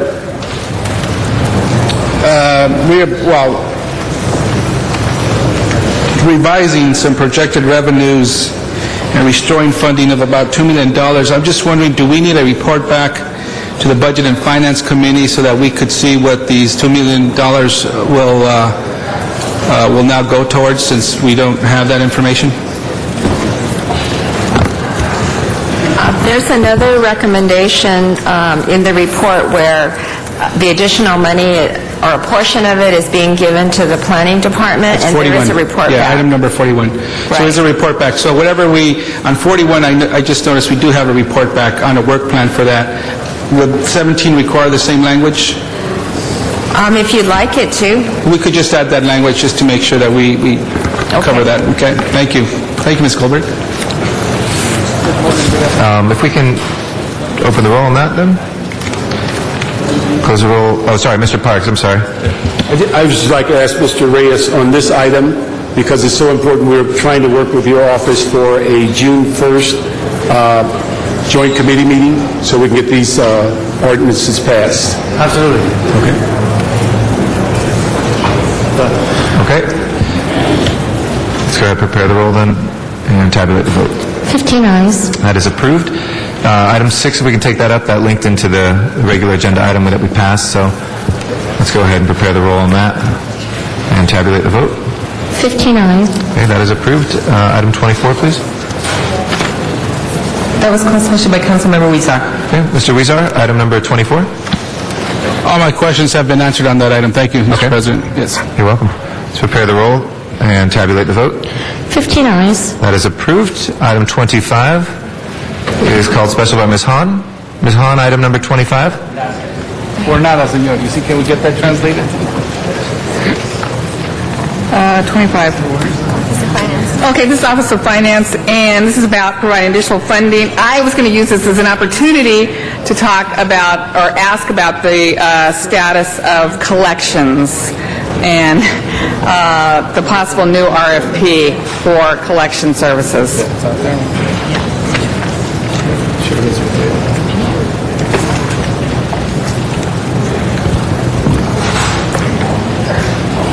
Just following Mr. Rosenthal's gold in the gutter analogy, how is our new RFP for gold in the gutter coming along? That's a good question. Perhaps if we can hold this on the table until we can get a Okay. little finance. Thank you. Representative.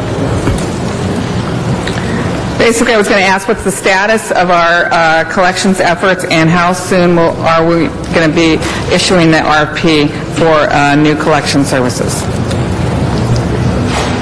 Okay, so we're going to hold on the table. Let's go ahead to 34, which Ms. Hahn called special. 34 and I think 35. I don't know if those two are linked. No, they're different. So 30. Okay. I'm sorry, 28. I think Mr. Huizar you said that got resolved? Yeah, no, not that. No. Oh, that's 24. My That's apologies. 24, So yes. 28, Mr. Huizar. Well, as you know, 28 refers to item number 3 on the general agenda today, and that concerns special events. The item here that I hope we could move along with next week's discussion on the special event ordinance is that we could include the item number 4, which was a moratorium on any special events before any special events after June 30th. The reason I say that is that if we don't adopt an ordinance before June 30th, we're going to have a moratorium, but we're not going to have any special events in the city because we haven't adopted that ordinance. So I could request, and I've submitted a motion to send that back to committee, but perhaps we could send it back to next week whenever we hear that in Budget and Finance with the full ordinance.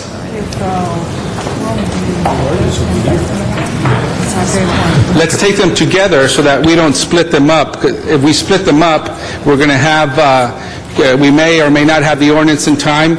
We may implement a moratorium without having an ordinance. We would want to make sure that we implement the ordinance with a moratorium next week when we discuss. Is that? So are you referring to 28? 28 is 28-4. I want to implement the policy with the approval of the budget, and the ordinance would be forthcoming. I think that was the game plan. We're going to continue. So you want to we continue this one as we wait for item number 3? Is the question whether or not you want to hold basically 4, number 28 until you get the ordinance? That's your issue on number 4 here. Yes. And the reason I say that, as written right now, it says, said moratorium to be in effect until the above specified ordinance reforming the special events process is adopted. We haven't gotten the ordinance. If June 30th comes here now, we're going to have a moratorium in place with a new budget, and it's going to be chaos. And so what we need to do is next week, as the city attorney's office committed to us that they'll have that ordinance there next week, let's take them up both at the same time so that we know what direction we're going at. If we act upon that now and not implement an ordinance, it's going to be chaos comes June 30th. And I understand the frustration that we need to get a handle on this, but we also need to get the ordinance in place because we have a budget that's starting July 1st based upon that ordinance, and we don't have it. Okay, Ms. Gruhl, Mr. LeBons, Mr. Parks, Mr. Smith. Colleagues, and maybe it wasn't explained in committee, but what this does is, and you're right, it should go in concert, but the challenge is, colleagues, we have 6 weeks between now and July 1st. A lot of motions are being introduced for November, December, money that we are waiving out of this year's budget for next year's event. We've already adopted the policy that says, all we're waiting for is the implementing ordinance. We've adopted the policy that says 50%, next year, 50% will be covered by the special event, people who are putting it on. For those that are local, and citywide will be taken in the process.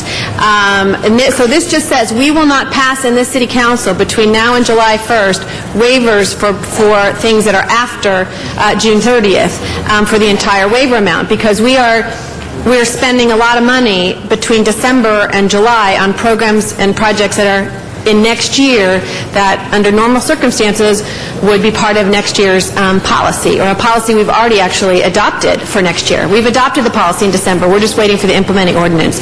So we can hold this moratorium till next Tuesday, but I think no items would be passed by the City Council until that moratorium is put into place. Thank you.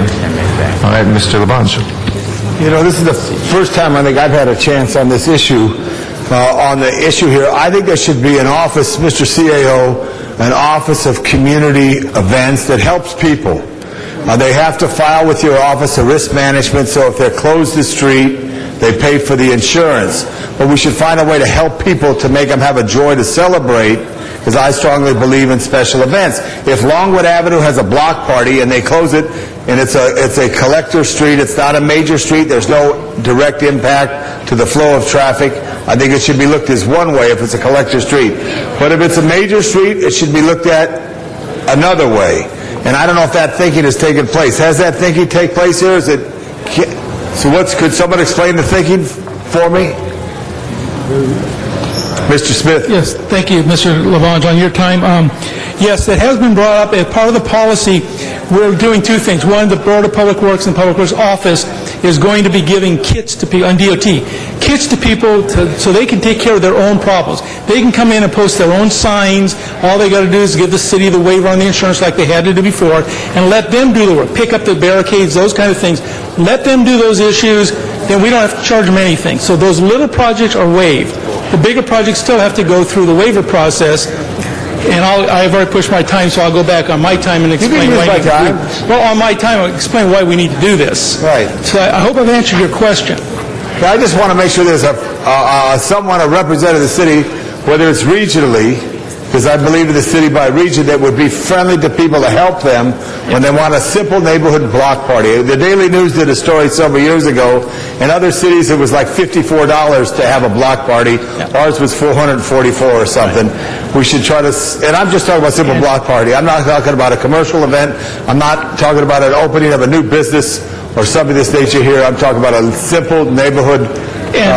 And that will be done by the Board of Public Works and DOT, who are already instructed to go forward and help people do those things for themselves. And then the bigger issues we'll still have to deal with. Is there staff there to help them? Good, okay. And also some of those staff. All right, I thank you. Thank you, everybody. Thank you. Mr. Parks is next, and then Mr. Smith, and then you, Mr. Weezer. Mr. Parks. Thank you, Mr. President. Tom, your concerns, I think, are taken up with the resources that were put in street services to allow this to occur, where they can come in and bring forth. The only thing I'd ask is for the CLA, as we keep down this path, there's still one piece of the puzzle that's not there, and that's dealing with farmers markets. And that's something that we have to come back and address, because we're sending motions that are significantly higher than some block parties on waivers. So that was the one piece we cut out. But we need the CLA to come forward with that last chapter of the financial policies.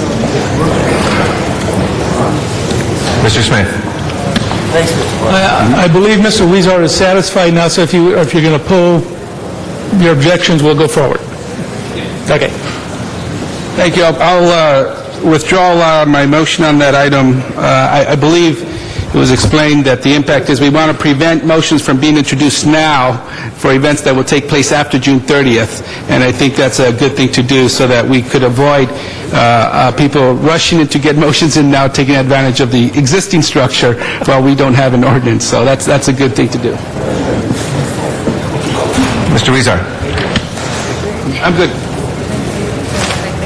Mr. President. Thank you. All right. So let's go ahead on this item, please. prepare the roll, as amended, and tabulate the vote. 15 ayes. Okay. We can take up item 1. It relates to motion 16, colleagues. This is, item 1 has an amendment, or it's a motion, but it refers to what to do on current year savings and reversion to decrease proposed layoffs. Mr. Huizar, Mr. Parks, Ms. Gruhl, and myself introduced this motion. Motion 16. Okay. It says that basically the summary is to decrease proposed layoffs will be our highest priority if we have unanticipated revenues. And just stating that very clearly. Okay?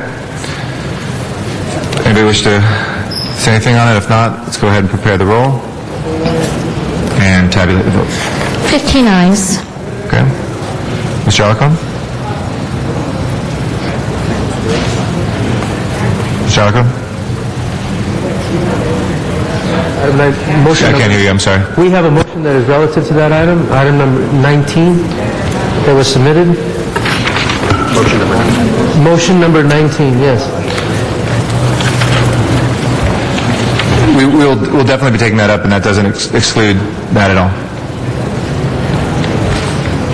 That's not That's what we want to do. Item number 1 to say, implement the church sacrifice. We'll just hold on the table for a sec, okay? Next item, please. Next item is item 34, and that was called for by Councilmember Hahn. Ms. Hahn, item number 34. Thank you. Okay, this is on, what is this on? Oh, this is about consolidating the departments, is that right? Motion 16? No. What item are we on? 34. Item number 34 is the Human Services as-needed authority for 2 positions for seasonal needs and LAFD support. I'm sorry, I'm terribly confused. This is not the item I wanted to talk about. Okay, so we can vote on 34? That's okay? Yeah. All right, let's prepare the roll on 34 and tabulate the vote. 15 ayes. That is approved. And we have item number 35. And who is that called special by? Councilmember Hahn. Okay. I believe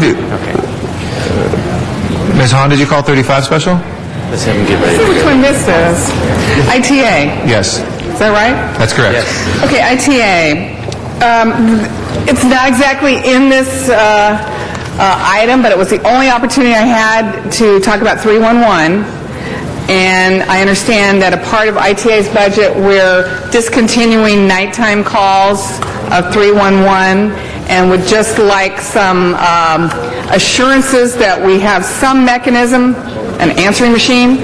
I'm sorry, Ms. Hahn, I need to clarify something. Folks, we are acting on one, not motion 1, the police hiring one. We're acting on the regular one, so we shouldn't take that off that can be taken off, but, okay. I'm sorry, Ms. Hahn, go ahead. So is it appropriate for someone to give our residents of Los Angeles a little bit of comfort that if they do call 311 in the middle of the night, there will be some mechanism to take that call and have the first staff in the morning listen to it and respond? Was that thought of? Yes, I believe certainly there's going to be a mechanism to deal with those when the phone calls come in. I think it was anticipated that we may, Jacob, correct me if I'm You wrong. want to answer that? Whether we have a live body versus... I can't hear. Yes, there we go. There is a mechanism that's being contemplated. They may not get a live body. There may be, a goat rolls into a voicemail or what have you through the IVR process, but there will be a mechanism and people just... Is it being contemplated or will there be a mechanism? Yes. Yes, there is a mechanism and it will be put in place. Good. So they may not get a live body in the middle of the night, but there will be a way for them to leave their message about some issue in the city of Los Angeles in the middle of the night. Yep. Yes. Thank you very much. Okay. Okay. Thank you for that clarification. Let's prepare the roll on that item and tabulate the vote. 15 ayes. Okay. Okay, if I may, I believe Finance is here. If we'd like to go back to item 25. Item 25, yes, please. Ms. Hahn? Item 25 is now back before us. Collections. It's for the Office of Finance.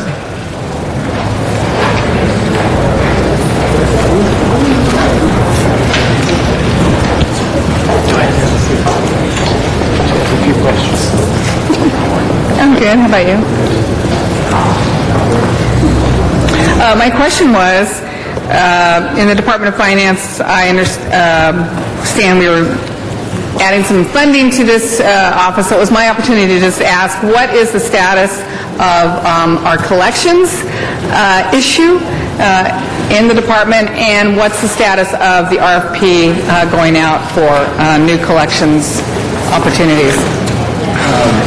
My name is Jeff Whitmore. Go ahead, try it again. Go ahead, Simon. My name is Jeff Whitmore from the Office of Finance. You may recall from our last discussion and last meeting, we were in the process of preparing a report back that was going to address a couple of the critical issues, one of which was the possible submission of an RFP, which we are in the process of preparing. My understanding was that we were in a 60-day turnaround time, which we are coming very close to and are getting close to the completion of that report. So we have taken into account the possibilities, and we should have something that we can provide in very, very short order.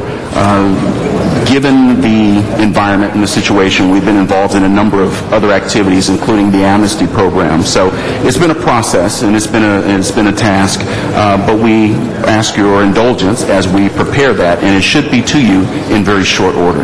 Okay, thank you. Well, I just want to use this opportunity to highlight this gold in the gutter philosophy, and we do know that there is money out there that needs to be collected, and it would certainly help offset partly what we're experiencing in this budget. So thank you very much for that update.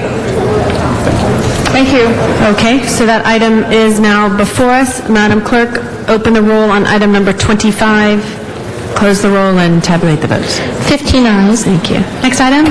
Next item is item 37, and that was called special by Councilmember Alarcon. Mr. Alarcon. Yes, motion number 3 relates to item number 37. This is the item to restore to $45,000 the appropriation to each of the neighborhood councils. It would take the money from the city clerk's election process and restore the funding to the neighborhood council system. The committee, by way of information, will also take up this matter again in early July to reconsider whether or not this election process can be either reduced further or restructured to generate more savings, but also to do elections in an effective way. This item, I think, is a friendly amendment, and we can lay to rest the issue of neighborhood council's funding for 1 year. Thank you, Mr. Alarcon. Mr. Gruel. Tell me what you wanted to say. Right now. If we just go right now. The reserve fund drops down to 3%. Sorry. I moved places.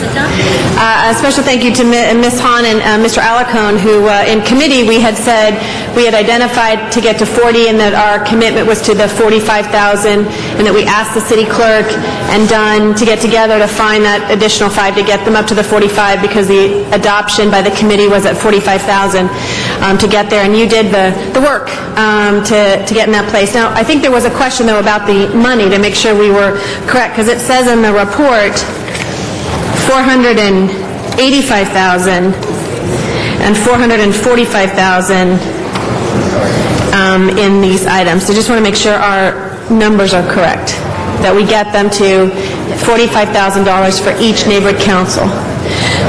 Does that work? So if you have $485,000, though, is in B, and then the item 3 is $445. Mr. Alarcon. 445 reflects 89 neighborhood councils. I don't know what the 485 reflects, but it's a reduction, so I think we need to correct it. And actually, you know what, we can just pull that, we could actually pull out item B in the report, because we're not reducing, and just put in there, replace your motion, Mr. Alarcon.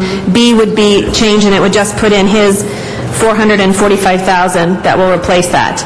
And then, actually, you can take out D. I accept that as a friendly amendment. Right? That would... And then on F, so on F, you would make it 45,000 instead of the 40. Okay? So in summary, it would delete, or item B would be replaced with Mr. Alacon's motion and would just say, bring them up to the 45,000 and what the amount would be. Delete item D and change item F to 45. Is that okay, Mr. Alarcon? That's exactly right. Okay. Is that all right? Everybody on board for Does that? that work for you? That's why you're going to be the next controller. Thank you. Thank you. Ms. Hahn, followed by Mr. Cardenas. Ms. Hahn. Oh, thank you. Again, I just think this is, this item, this motion, Richard, that we agreed on in committee is good news for neighborhood councils. We'd heard loud and clear that neighborhood councils were willing to take a 10% cut like every other department, and it was difficult trying to identify the funding, but with Councilmember Alarcon's good drilling down of the city clerk's budget for neighborhood council elections, we were able to find a way to reduce some of that cost in the city clerk's office and give it back to the neighborhood council so that we can fully restore them to $45,000 plus keep the remaining money that they had not spent in the previous year. I will say that as we do this, colleagues, we are depending on Dunn and the city clerk's office to really get together and sort of have a hybrid model of elections. The city clerk only knows how to do municipal elections, and they do them very well. And they were trying to transfer that expertise to neighborhood councils, and what we determined was they need to maybe do a hybrid model where they utilize this vast army of volunteers in the neighborhood council network system to partner with the city clerk's office as we go forward to perform those elections. So we are counting on those two departments still getting together, still working out this idea of volunteers assisting in the elections. But one of the things also, I think I'm introducing a motion to talk about how neighborhood councils spend their money. Because I heard a lot of complaints from neighborhood councils that they would like to spend their money quicker, but found it backlogged in the bureaucratic red tape sometimes here at the city that literally prevented them from spending money. So they didn't want to be criticized for having money that they hadn't spent when many of them had told me they had tried to spend it, but were really bogged down with red tape on spending that. So hopefully we can streamline that process in the future so that this precious money that we are utilizing in the neighborhood council system, they're able to do what they want to do, which is use it to improve their neighborhoods in a more accountable and efficient measure. Thank you. Thank you, Ms. Cardenas. Just asking the staff, what's the net effect of this motion, the changes? Is the overall dollar amount the same, or as the motion was written earlier today? I believe the overall dollar amount's the same, but there's less money in the UB for the neighborhood council elections to be carried on by the city clerk. However, I believe the city clerk has said they will try to make it work with the amount of money that's left. Okay. I was tempted to give each neighborhood council $46,000 just to one-up Councilmember Alarcon and Councilmember Hahn, but I won't do that. But what I probably start a trend into 47, 48, before you know it, they're each getting $100,000. What's the average neighborhood council size as far as what size of community they represent?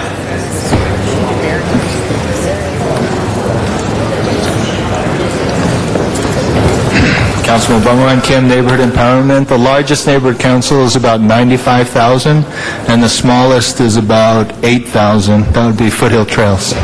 Okay, and so we have an average there. They're probably between 30 and 50-ish, somewhere in there, just ballpark. Okay, so, but each council office gets some discretionary funds. We call them GCP. So when you look at it on a per capita basis, it appears that neighborhood councils are doing pretty good when it comes on a per capita basis if you were to juxtapose that against the 270,000 people that each council member represents. So I just wanted to clarify for the neighborhood council members, some people have approached me and my staff and said that, well, you, as a councilman, you get 100,000 your GCP or what have you, but the bottom line is I represent 270,000 people. The neighborhood councils are as low as 8,000, just shy of 100,000 or what have you, but the average, definitely, the average neighborhood council has a lot more per capita than I do. Correct, and that doesn't even address the equity issue, because the point that you raise is the neighborhood councils get even allocation across the board despite the size of the population. So the neighborhood councils with the large population could raise an issue. Okay, thank you very much. Thank you. Matters before us. Hold on. If I may, I think on item F, we need to have a technical adjustment, basically to ensure that the neighborhood council will not have more than 145,000 in available funds at any given time. All right, we'll make that adjustment. And, Mr. President, that also, this item number 37 also includes motion number 3. That amends number 37. Very well. Right. No, I mean, we I open the roll, But that would be the close the roll, tabulate the roll. 15 ayes. Thank you. Next item, please. Next item is item number 41. That was called special by Councilmember Reyes. Mr. Reyes. Thank you, Council President. I know it's a long day, but I call this special, one, because when we talk about other planning activities, it's important that we realize the potential of the city. If the rezoning has demonstrated in a pocket within a specific plan and the river corridor, we were able to look at approximately 80 acres of land. Actually, it's 84 acres of land that the city owns. Of those 84 acres, about 20 acres are used for parking. With these new zoning designations, we have urban village and 2 or 3 other categories. When you look at the privatization of the air rights and initiating an economic development strategy, we can actually realize a greater return for our use of land.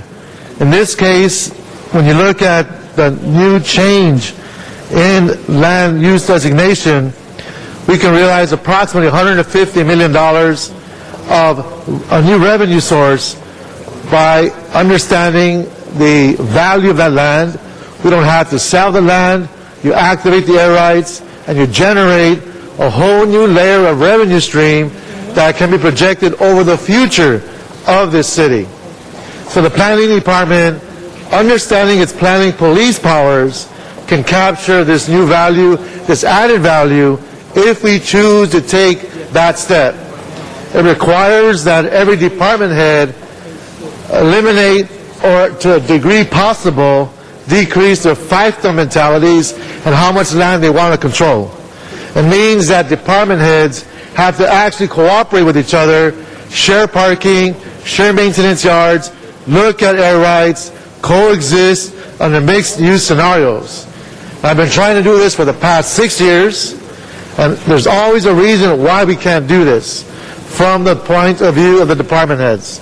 And that, to me, is a posture we can no longer afford. So I'm hoping we realize the opportunities that this can arise by starting with these fundamental steps and looking at our air rights and our land use designations from a different point of view. And so when we get this report back, if we can have our director of planning who's at the table to come back, perhaps using this as an example of what could be duplicated throughout the city. And I'm not sure, Director Goldberg, would like to share any thoughts on that point of view. Well, I would be happy to report back to you on that. I certainly agree with you that this is a very important issue and that we need to be working on this to create the kind of economic prosperity in this city that we all are looking forward to. And I think that this particular program can really help us with our economic recovery. So the Planning Department is committed to this work program. Thank you. And we do have a motion coming down the pipeline by the end of tonight, if not tomorrow, to address this specific directive. Thank you. Thank you. Thank you. So that item is now before us. Madam Clerk, open the roll, close the roll, and tabulate the votes. 59. Next item, I think, is on our 42. Go to 47. Is Ms. Hahn? Yes, and she's advised that her questions were answered. Her questions were answered? Okay. If you want to open the roll on that item, close the roll, and tabulate the votes. 15 ayes. Thank you. So, we want to go... Next item is 49. 49? And that was called special by Councilmember Labange. Labange, thank you. 49? You called special? 49. Yeah, we have the general manager of the Department of Recreation and Parks to come in. Is it possible, Madam President, we could take the other Recreation and Parks item at the same time? Whatever it is. Yes, sir. Sure. Sure. Whatever the other Rec and Parks item is. Yeah, Maria, what was the other Rec and Parks item? Although if there are additional, I mean, just so you know, Mr. Muckery, Mr. Labange, if there are people doing additional motions, you probably need to stay around till the end because there may be additional motions that come forward. But we can do those that are called special. 142 is also the one there. Go ahead. Item before is item 49? 49. Okay.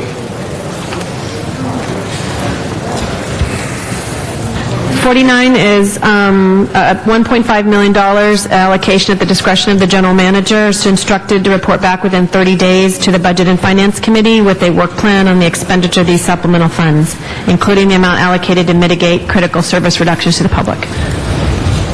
And Mr. Muckery, on this issue here, how does it affect Recreation and Parks? Well, this certainly is going to help us make up the difference between the 10% shared sacrifice and the 18 million utilities. It won't totally do away with some of the cuts that we're going to have to look at in services, but we are looking at putting this money in more in equity-type programs to offset the real cost of programs in those low-income or disadvantaged areas. We do have some other concerns. As we go forward in implementing this budget, we've asked for a number of positions to be held vacant but accessible because we want to use those positions to generate revenue through doing in-house projects, and that gets us into possibly 92, line 92, and also the general directions to this committee.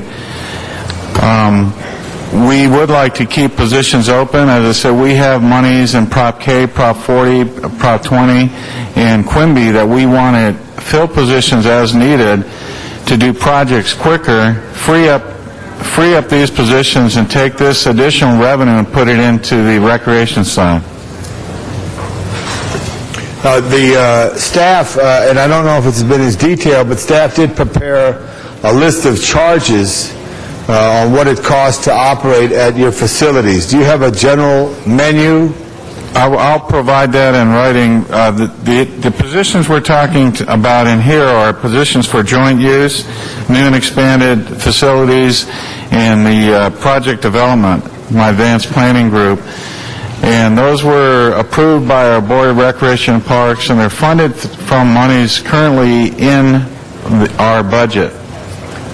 I got that. I just want to make sure, that we know that or are aware of it.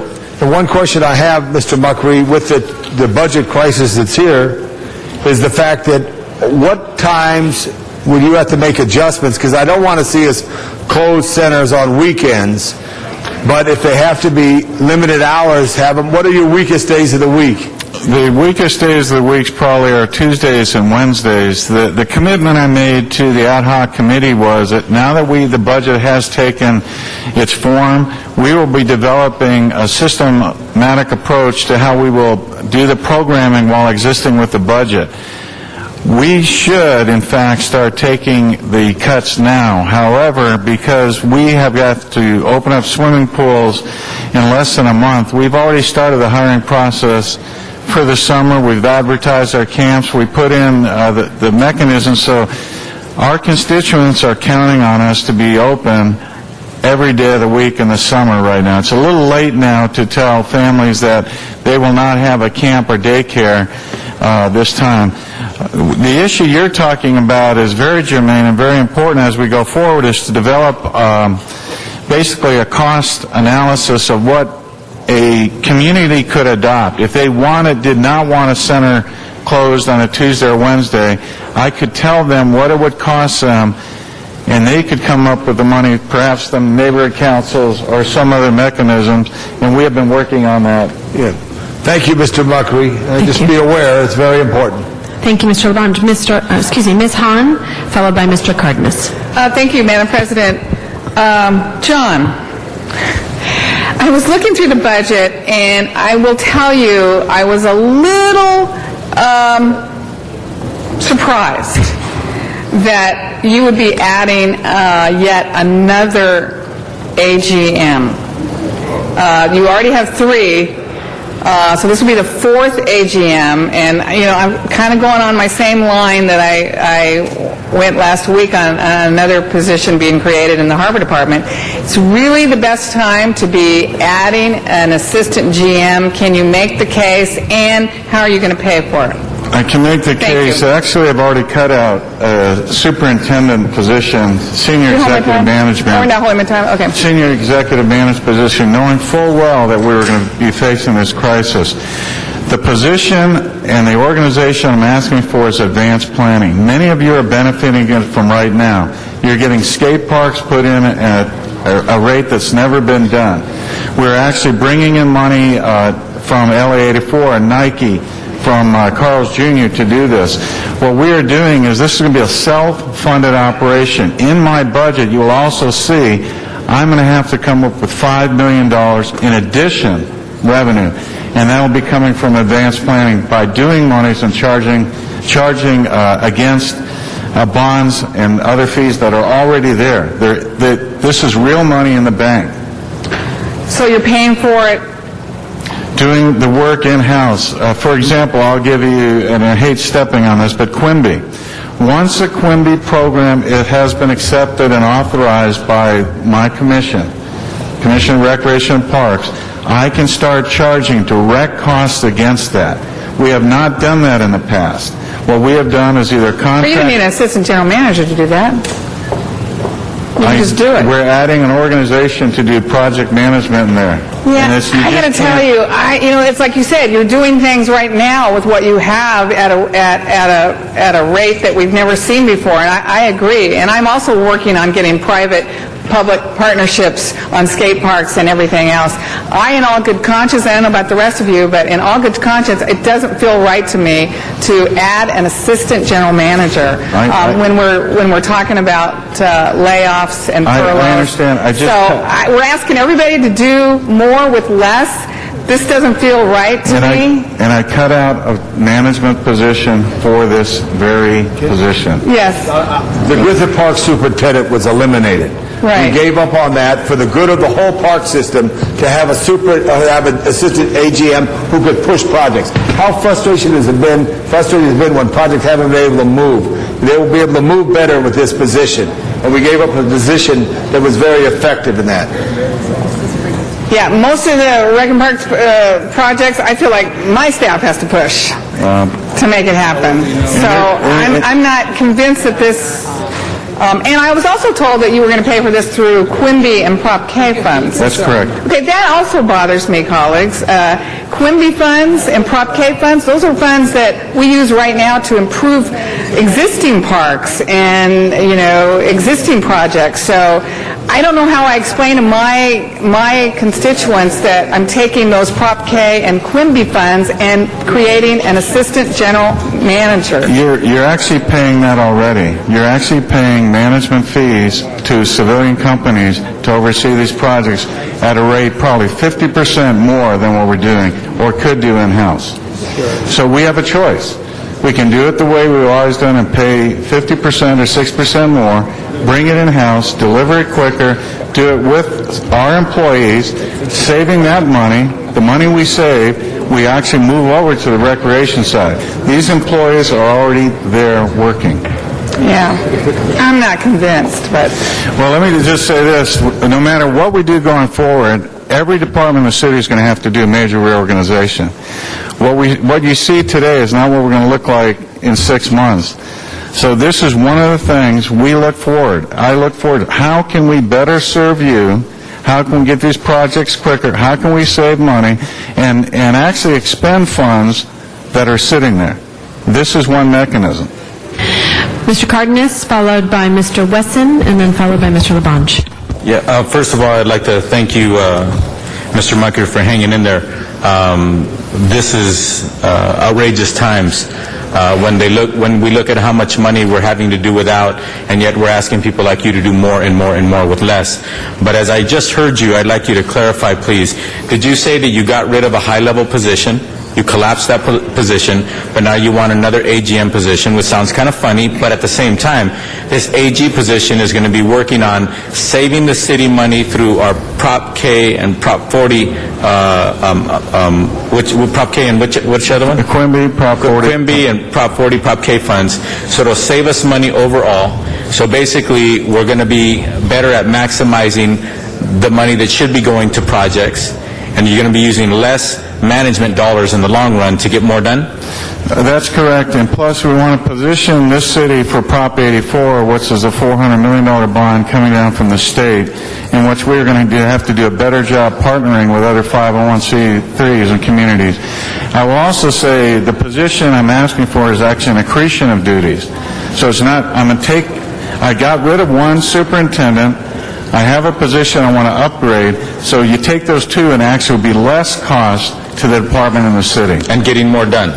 Getting a heck of a lot more done, and we've already proved it. If you look at what we did at Bielenson Park when we put in a universal access playground in-house, we did it for 40% less and we did it quicker. Okay, thank you. Thank you very much. And then also, the report's going to be back within 30 days of, like, tomorrow, or?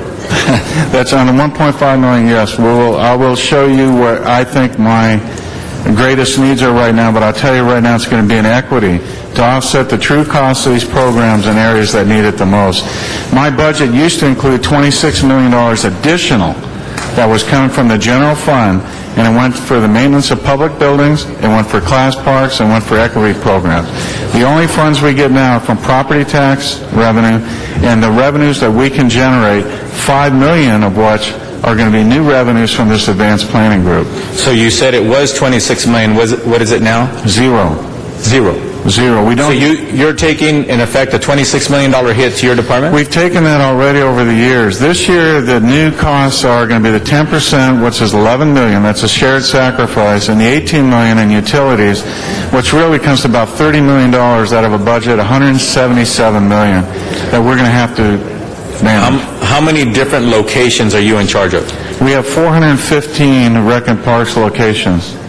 And you handle the maintenance, the personnel, and those are basically your properties that you manage tip to tip, and not only with personnel being there, like park and recreations directors for the kids and the families, but also the gardening and all that stuff is handled in your budget? That's correct. 415 Rec and Parks facilities, another 30-plus city facilities, police stations, fire stations, animal services, libraries that we also maintain. Okay. Thank you for your good work. Appreciate it. Mr. Wesson. Thank you, Madam President and members, and Ms. Hahn. Your concern, of course, is justified. I share that concern, but I do believe by the elimination of this superintendent position, it shows that Mr. Muckery is sensitive to that as well. And just just to give you this example, if we could get a general manager that would do the things that, an assistant general manager that would do the things that Muckery suggested, I'll give you a perfect example. I got a skate park built in the district that I'm fortunate to represent, probably at about $135,000 or $140,000 less than what we normally do. The thing that was so amazing, they discussed this late December. It was completed in February. If we can have somebody that could spearhead these types of things, I think individuals that represent districts like you and mine and Mr. Parks, I think that this is a huge a huge advantage for us. So John, I appreciate that you're sensitive to the need for us to cut back, and that commend Tom for putting the whole city before Griffith Park, even though Griffith Park is big enough to be a city itself. But I do appreciate that. But John, I support this, and I would hope that others would do the same. Mr. Reyes, followed by Mr. Alarcon, then Mr. Labange. Thank you, Madam President. I just want to stand and support Mr. Munkin's effort. I do hear, Councilmember Hahn, your message. But from the bottom line, I've seen this department perform in such a way where a whole rail yard, 40 acres of land, 20 acres becoming a city active recreational facility that essentially had been done in many, many years, done in record time, with many efficiencies. And I believe if it's the same team that we're talking about that will fulfill this particular role, those are efficiencies and cost savings that this city will realize, because it's already been demonstrated. My only question to you, is when we look at the CAO working with you and how you collect fees and how we maintain the revenue base, looking at our soccer fields and our other facilities, are you getting the kind of support through the CAO, or have they even had a chance to address this issue, knowing it came up, I believe, about 8 or 9 months ago? Because, again, this is where we tend to bleed. Our inefficiencies in how we operate and hold people accountable for cash transactions when they use our facilities. There's a cottage industry out there with our soccer fields. Certain people rent, lease them. Next thing you know, they're leasing. It's a bigger issue. It's another meeting. But I want to know, has there been any traction in that direction? You're correct, Councilmember. We, in our zeal to get youth and sports facilities, our permitting process is flawed. What has happened in the past is permits are pulled, and they're cheap. A lot of times it may be $8 or $9 an hour to use one of our facilities. These same people pulling a permit will then lease it out for $200, $300, $400, $500 for that same hour. We have to do a better job. That won't be under advanced planning. That comes under my municipal sports. We are working with the Los Angeles Police Department, City Attorney, to tighten that up so that if you pull a permit, you use it for your intended purposes. We're going to check on you. If you're not there, we're going to fine you and bar you from using our facilities. We don't have enough facilities. We have to do a heck of a lot better job. So my ending point is, there's got to be a time, I believe the CAO has to sit down with you and your generals and really look at a system using technology to make sure that we're not losing cash because of these cottage industries that are making money off of our taxpayers' backs, denying our kids access to the field, and letting others come in from other parts of Southern California to use the state-of-the-art facilities that we have invested in. So we need to cut that problem out, and we need to install that system. We've got ways to have transactions without cash and still allow for us to realize our true gain. So I'm hoping that happens very, very soon. Yeah, let me just comment on what the council member just said. We are very vulnerable in that we do handle a lot of cash transactions. And I'm very sensitive to it. I understand it. This is a resource we need to look at, and we need to put some teeth to our own policies. You have my commitment. I will get on it. We have been looking at it. And it's going to just take some effort, because in this economic time, we are even more vulnerable to that sort of scams happening in our parks. Again, I commend you for your work, your team. There are many unsung heroes there. Thank you for your hard work. Thank you. Mr. Alarcon, followed by Mr. Zine. You know, when Janice Hahn stood up to speak, I leaned over to Tony and I said, Tom, you shouldn't have called this a special. But now that we've engaged, I think it's important to point out that I have often said that city forces are competitive with other workforces, but we haven't captured that workforce in a sense where we can generate revenue for the city that we wouldn't otherwise have considered. Given the horrible crisis that we're in, this is an opportunity for us to re-examine some of those notions. Do we always have to go to an outside contract, or are there mechanisms internally that we have already at our disposal that could reduce the product that we are trying to, or service that we are trying to achieve? I wonder if in our building construction, we do buildings that are essentially have the same function, but we use different architectural plans every single time. If we used the same model for similar buildings, it would seem for actually identical purposes in different communities in a very large city, maybe paint them a different color, wouldn't we save a lot of money than having to pay an architect for their particular design? So there are many, many things that the city needs to do. The bottom line is, if our city workforce, if our workers would recognize that to the extent that they can generate revenue out of this system, to the extent that they can generate savings out of this system, they may be saving their job and they may be saving their pension. So I applaud you for this effort. You got to pay a little to get a lot, and in this case we're hoping that happens. But this can be a model for other departments throughout the city. We can also brand our name, the City of Los Angeles. Why aren't we using branding more? Why aren't we getting advertising dollars in at a time that's quite, maybe we don't do it under good years, but in bad years maybe we provide exemptions to allow us to do some things that we wouldn't otherwise do. But we've got to explore these revenue streams. This is the worst budget that I have ever had the misfortune of working on, and I don't think it's going to get much better next year. So we've got to find these unique methods, and I want to say thank you, Mr. Muckrey, for this opportunity. Mr. Stein. Do you really want to say anything, Mr. Muckrey? Okay. I want to tell the councilman was dead right. We have to do things better. What we did in swimming pools, we designed our pools with one equipment room, one set of equipment. Before it was whoever was the lowest bidder. Our own charter and our own bidding thing, lowest overall value to the city, lowest overall cost to the city. Southwest Airlines is probably the only viable airlines in the industry, and you've heard me say this because they fly one airframe. We should not go out and continue to build GEMs instead of a GYM. And architecturally, you can do things differently. You can build a gym and use the British term of folly. So exterior looks a little different. Interior is the same gym, same equipment, same lighting. And we are doing this with children's programs, as you know, with our smart irrigation, where we're hiring children through CDD and redoing all the irrigation in our parks. So we are very sensitive to keeping revenue within the city and doing youth development projects. Mr. Zine.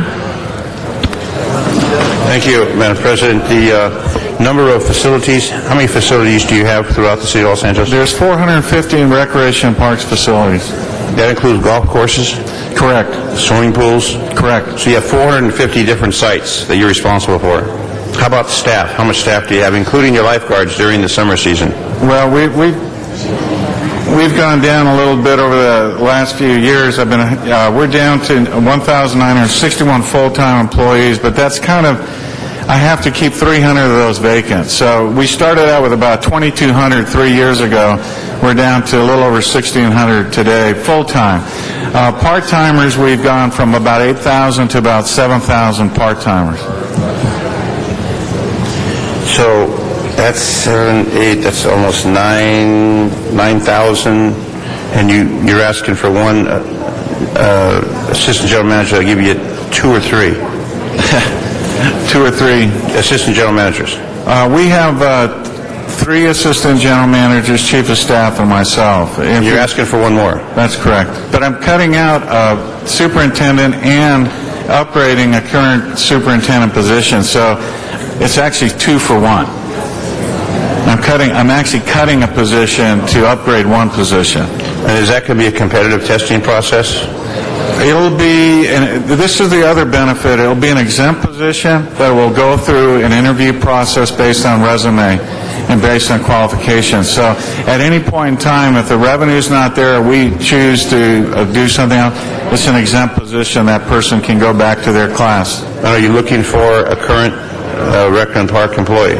I'm looking for the best person to do that job, just like I have in every promotion I've done in this city. So they could come from another department or from outside the city family? It will be restricted probably to professional series engineer, project manager class, but yes, it could come from any department in the city that meets that specification. Okay. As has been stated by many of my colleagues, they have great confidence in your ability. You've done well in general services, done well in Recs and Parks.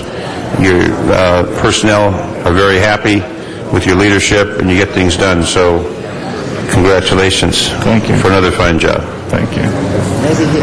Mr. Labange. Thank you, and members, I ask for an aye vote.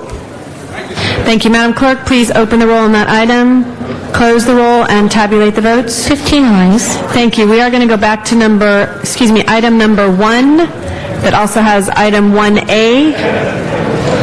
Item number 1. And Madam President, just for clarification, that's motion 1 and motion 1A.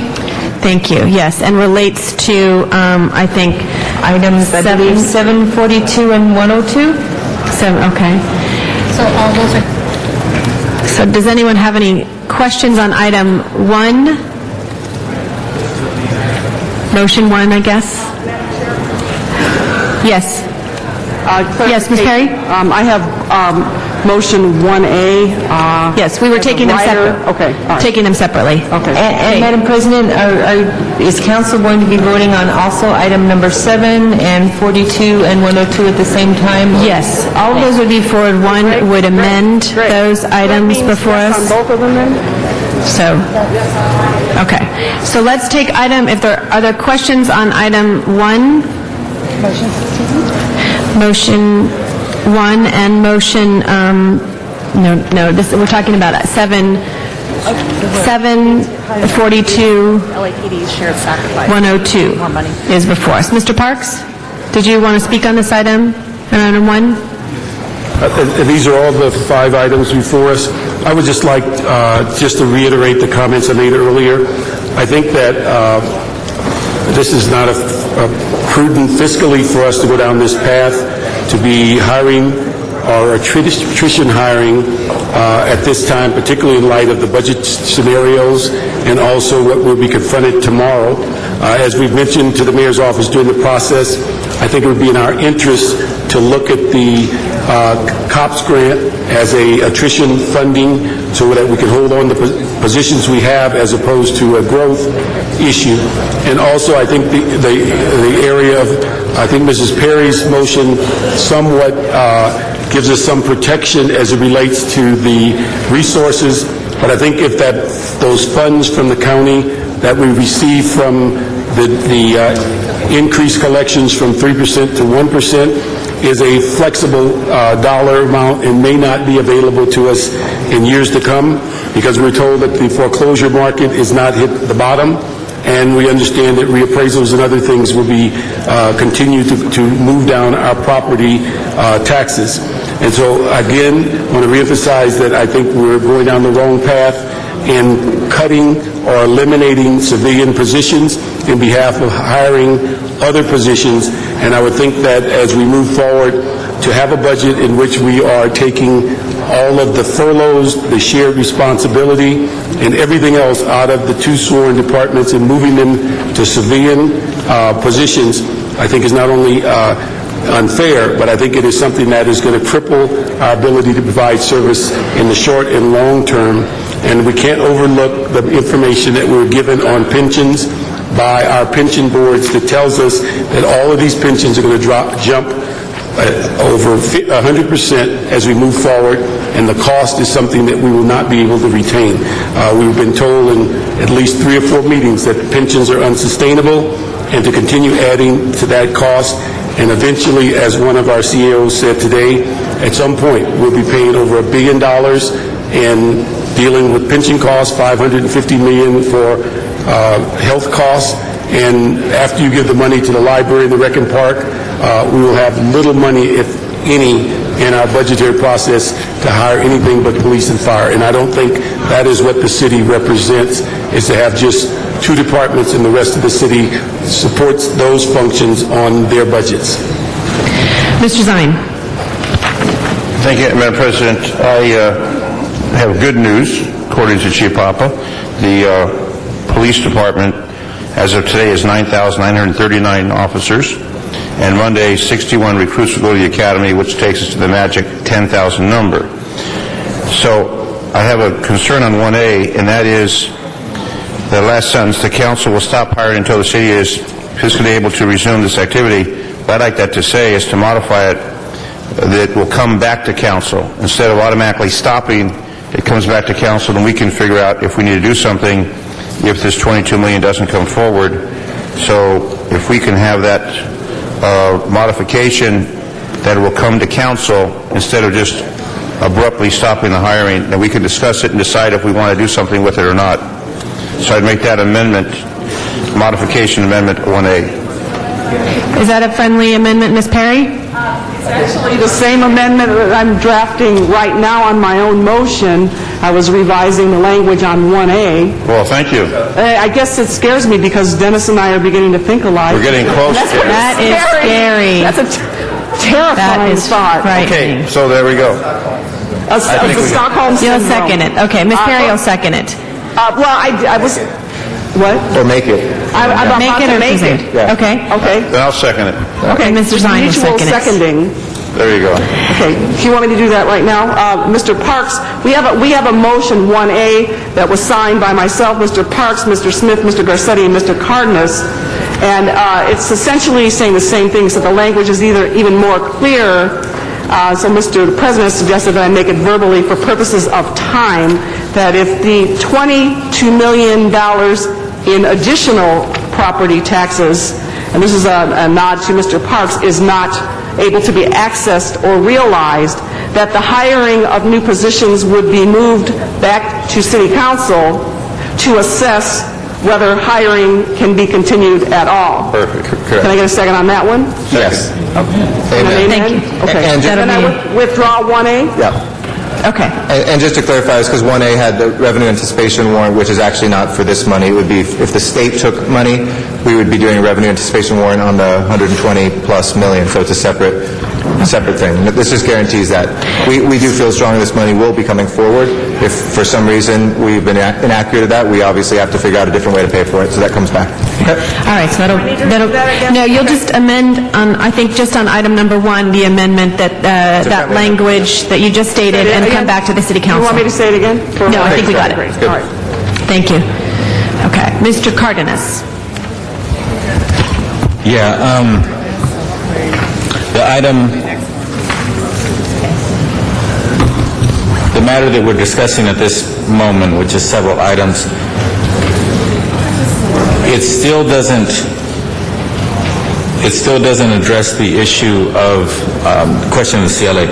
Does this speak to the issue of the growing amount of general fund money that we're going to need to dedicate and send over to the retirement accounts? Or is this mainly speaking to the salary requirements based on the number of positions should we continue to hire? This does not address the pension issue going forward. All this would do, in essence, is restore $22 million for attrition hiring for LAPD for next year, subject to the conditions that Ms. Perry just discussed. Sure. Yeah. Mr. Parks and I and others were discussing, because it's cheaper now, it's only $22 million, the piece that we've overcounted in the reserve fund, which we were going to use for this, we don't have to use anymore as per this, we could dedicate that to the pension. I mean, that could be a wise way forward to deal with that, so we also dedicate a piece that's ongoing. We obviously want to work with our unions very closely to see what sort of shared sacrifice they're going to make, so we wouldn't want to supplant that sacrifice, but we do have money available now that we could possibly put in there, and Mr. Parks and I were talking about potentially, in the very near future, dedicating a piece of that year-end ongoing to the pensions.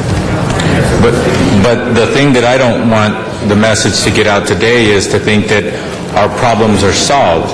I don't want the taxpayers to think that our problems are solved, because they're not. I don't want the unions to be thinking that our problems are solved because we're in the middle of trying to negotiate with them.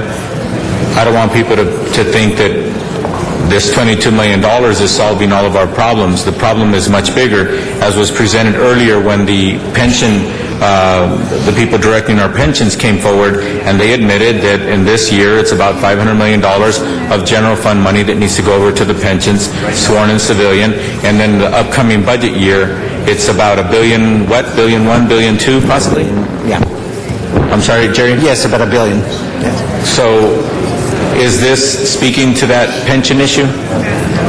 This item that we're discussing at the moment? Again, this doesn't speak directly to the pension issue. I mean, the effect of this is obviously adding staff for this year and the following year, and it needs to either be covered by revenues or expenditure reductions in other areas. Clearly, adding staff does add to the pension costs. This figure is, however, the hiring plan in the proposed budget was $53 million. So what this does is brings it down to 22. Again, it adds to the committee report, but it brings down from the mayor's office from 53 to 22 for the police hiring plan to do only attrition hiring for next year. And clearly, this and for a whole variety of other reasons, there's going to be a lot of continuous rebudgeting and looking at the obligations that we're going to have going forward. But by keeping the basic status quo of the number of personnel, that in effect is not relieving the issue or not addressing the issue of the pension contributions from the general fund, correct? That's correct. We really are addressing two things. If we have less personnel, sworn or civilian, by having less personnel in the future, that's the real and only way that we can address both the general fund issue of personnel cost and then the general fund issue when it comes to this ballooning responsibility of contributing to the retirement funds, correct? Correct. Okay. But we still have two issues that we're supposed to be trying to affect as policymakers, right? Not just one. Yes, you have the two issues, the investment in public safety and recognizing that we have a very difficult time over the next couple of years in keeping our budget in balance. Thank you. Mr. Rosendahl, followed by Mr. Reyes. Well, we got the bright light on us right now, which I think is great. Mother Nature is supporting us, I think, very much on this. If I could ask Sharon Papa to come up, I want to ask her a couple of questions. Look, folks, I said, show me the money. We got the money, and we're going to go forward with the hiring, and I'm very happy that we did this. But I want some report backs, because I don't want to lose an issue or two or three that I think are as critical to everything else. One of the big things people said to me over the weekend was, thank you, Rosendahl, for saving our jobs. They thought maybe that the 1,200 jobs that might be lost if we did that was going to happen, and of course, that was one of the reasons I said no last week. I don't want to lose 1,200 civilian jobs to hire a cop. I don't want to lose anybody to hire a cop. I want to hire a cop, and I want to also keep the civilian jobs, because they're all part of the critical mission of our great city. But here are the four questions I would like to report back. This isn't the appropriate time to do it. One is, there are 130 officers, if I'm not mistaken, or give me the exact number, that are sitting in civilian jobs, of which I think you told us a couple of weeks ago that 78 were able-bodied cops that were sitting in a civilian job that theoretically could have gone on the street. There's 178 officers that are performing civilian jobs, and about 60 of them are able-bodied that could go back to the field if we had the civilian to fill that vacancy. Okay. I want you to report back on how you will get those civilians, because I don't believe in freezing a civilian job to keep an officer in a civilian job when that officer should be out on the street. Because it's 70 cents on the dollar for the civilian to do the job. And I don't want no sworn officer in good health to go get me coffee or to play any other office job, be it secretarial work, backup work, or anything else. If there's 60 officers in good shape, I want them in the field, and I want a strategy to get them in the field. Unfreeze those particular civilian jobs and get them filled with civilians and put those officers in the street. Or show us how we can get there, the time frame, what we need to do. I want to report back on that. Secondly, I want a final report on LAX. I do not want a single officer from the LAPD at LAX if it isn't part of the LAWA plan. Because LAWA is picking up the tab, and if there's a problem between what Bratton thinks and what Gina Marie thinks, they got to work it out. I don't want to pay general fund money for LAWA cops, and I'd like a report back on that. Third thing is bonuses. Look, when you're in harm's way, I'll ride across the road to help you out on that. And I want to know all the bonus structure, how much it is, and what it is for. And if there are any particular bonuses in there that aren't directly related to putting yourself in harm's way, I want to know about that, because I don't want to lay off somebody else at another part of the critical family to give an officer a bonus, unless it's something that makes a lot of sense. The bonus structure, the amount of money, and how we reward them. And the fourth one is, I want a better analysis. As much as we've scrubbed the numbers, I've never seen it, is the whole question of overtime. I know one aspect of overtime, if you do an arrest or something, the end of your 3-day week and you have to go to court the next day, I understand that. But I want to understand the entire overtime picture, how much it is, what the different issues are, and if there are any parts of that overtime that we can look at from a different angle to lessen the overtime. Those are the 4 report backs. We got time to work on this, because this budget, no matter what we approve today, will not be the final budget, because we'll have tomorrow to deal with the election, and we'll have follow-throughs and all of this economic recovery that will constantly make this an ongoing budget, a work in progress. So if I could get those 4 report backs, I'd be most grateful. No problem, sir. We will get to you. Thank you. Mr. Reyes, followed by Mr. Alacone, followed by Mr. Zine. Thank you, Madam President. At that CLA or the CAO, how does this action impact the budget given tomorrow's election? What's the relationship here? Can you just shed some light on that? And because I just want to make sure we understand the meaning of our action today. Please hold my time. Well, this action before you would recognize the $22 million that we were told on, I believe, Friday, that the county is saying that we're going to get in property tax for next year. So that is ongoing revenue. It also involves a couple of grant funding as well for a total of $26 million. So in terms of the election tomorrow, the state, in the governor's proposal, if the items fail tomorrow, then the state will look at taking up to $120 million from the city. $120 million from the city, yes. Now, how we deal with that, quite frankly, I think, regardless of this motion, I don't think we can withstand a $120 million hit. So my assumption would be that if that does in fact come to pass, then we're going to be looking at doing some sort of a borrowing based on the state's requirement to pay us back so that we can get the $120 million next year in some fashion. But that's years down. That's years in the future. Well, it has to be paid back over 3 years. In 3 years? It must be paid back over 3 years, yes. Okay. And with interest, the number of civilians that we would have to, is there a number yet that can be identified in terms of cuts that we'd have to make on the civilian side, given our action today? Should we take it? Well, again, your action today is adding revenue to the budget, so in and of itself, it wouldn't result in additional. I'm sorry? In and of itself, it wouldn't result in additional reductions. What you're doing is recognizing additional revenue, not in the committee report.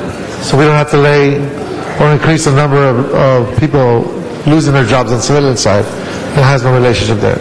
Not because of this, no. But as Mr. Cardenas indicated, it does add an obligation to the 2010-11 budget that we'll have to deal with, and it will be difficult. Right, and that's right. Something that will be hitting us even harder next year. Yes. Thank you. Mr. Alacone.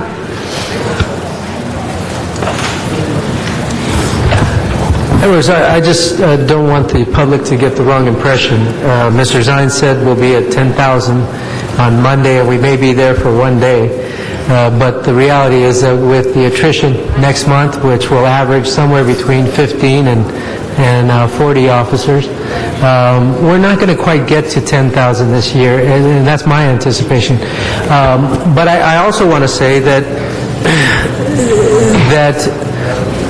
my position would have been to support the replacement officers, but to hold off on new hires. And it's important for the public to recognize that the 10,000 figure is arbitrary. I could sit here as a politician and tell you I want 11,000 officers or 12,000 officers, and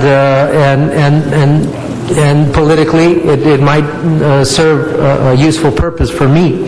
But as a city, we have to recognize that these are dire times, and the best laid plans are set aside during dire times. In this case, we have a multiplicity of needs that cannot be met on the backs of the non-sworn personnel for the city of Los Angeles.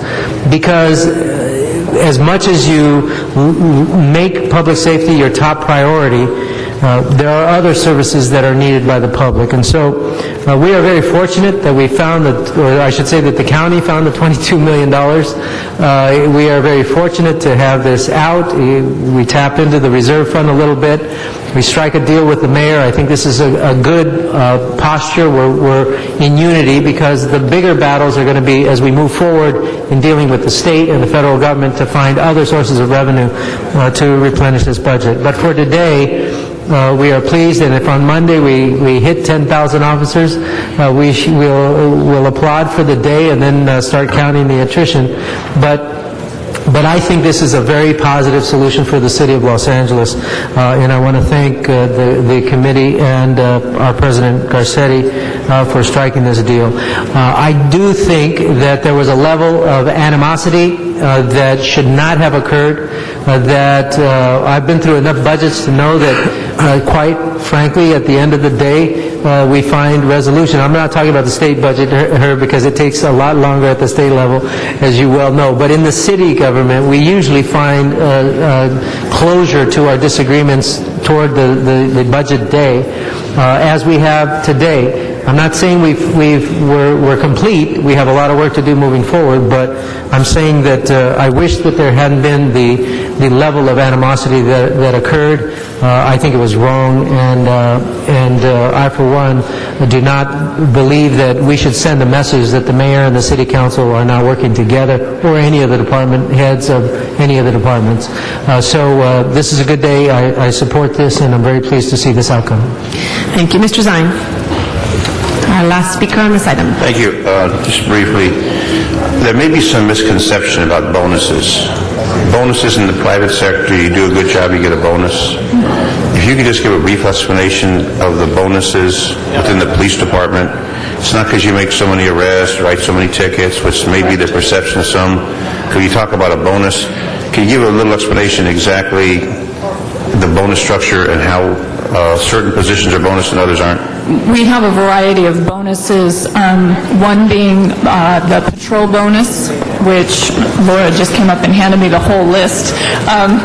That I don't know that I need to go through the whole list, but the patrol bonus, where we want to make sure that officers are encouraged to stay working the field. As we all know, that's the backbone of what we do, is answering those radio calls and helping people out in the community. So there is a patrol bonus to get people to stay in the field. There's a Spanish-speaking bonus for officers that are bilingual. We don't pay them one-time only bonuses. There's actually a whole list of them. There's probably... This list probably has over 20 or 30 of them listed here, but K-9 handlers, Can you give a percent, what percent they are, if there's a number, like 1 or 2 or 3%?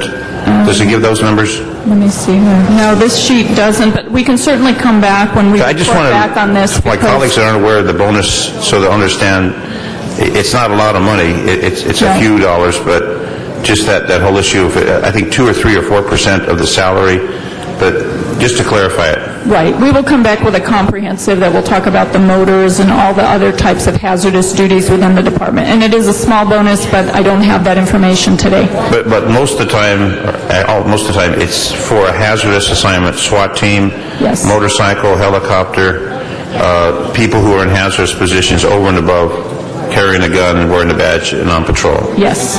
So if you're in an administrative position, you're not going to get a bonus. No, I can't think of any administrative position that receives a bonus, but there are some that they get for their advanced post certificates, so they could be in any assignment to get that. But that's based upon your advancement within the Peace Officer Standard and Training. Correct. So we'll come back with a comprehensive report so that everyone will know what the various categories are and what the percentages are. Okay, but the misconception that you get a bonus for making a lot of arrests or writing a lot of tickets is not true. Absolutely not. Okay. Thank you. And if, Sharon, just up here, if you could add to that, I know there were lots of different numbers on how we got to the attrition and an explanation, probably before Budget and Finance as well, about how we fund those numbers in the classes and so forth would be helpful. Okay, yeah, and attrition is a term of art, as you know. We take our best estimates at it. I think that would be helpful. Mr. Labange now is our final speaker. Call for the question. Thank you. The item before us is number 1. It is 7. Oh, I'm sorry. Yes. Yes, Sharon. Just a couple of minor amendments to this motion as well. Because we are reducing the funding that's going to LAPD, we should also reduce their shared sacrifice. So therefore, there should be an additional $1.8 million provided to LAPD as part of this motion. The second thing is that as part of the reduction in an earlier recommendation, there was about $2.8 million in forfeited asset trust fund monies that were provided for vehicles and equipment related to the recruit hiring. So that money also needs to be provided back to LAPD. So this motion should be amended to include those items to make LAPD whole for the attrition hiring. That will be the order. Thank you. And with Ms. Perry's motion, or her amendment, and the report back to the council. Mr. Parks. I'd like to see if we can get these 4 or 5 items bifurcated so we can vote on them individually. Yes, we can do that. Thank you. So we have before us, I'm sorry that my item 1 was taken from me, Madam Clerk, if you could.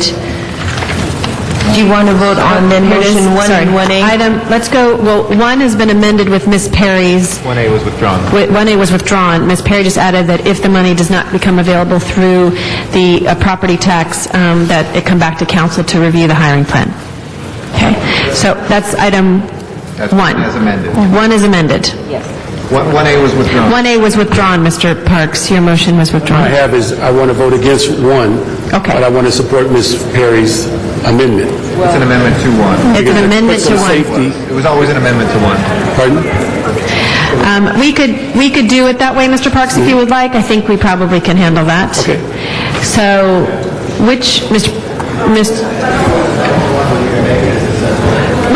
We can separate it. My objective was to bring clarification to the situation. That was my objective, which is why Mr. Parks signed the motion that I drafted in the first place. Correct. And so we can however we can enable him to do that is fine with me. Yes. So we will have 1, and then we will have 1A as amended, which was, I think, a little bit of you and Mr. Zine making that amendment. So we will vote first on, Madam Clerk, should we vote on 1A first?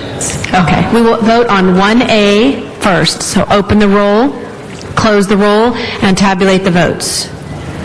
15. Okay. Then we will vote on item number 1 that is before us.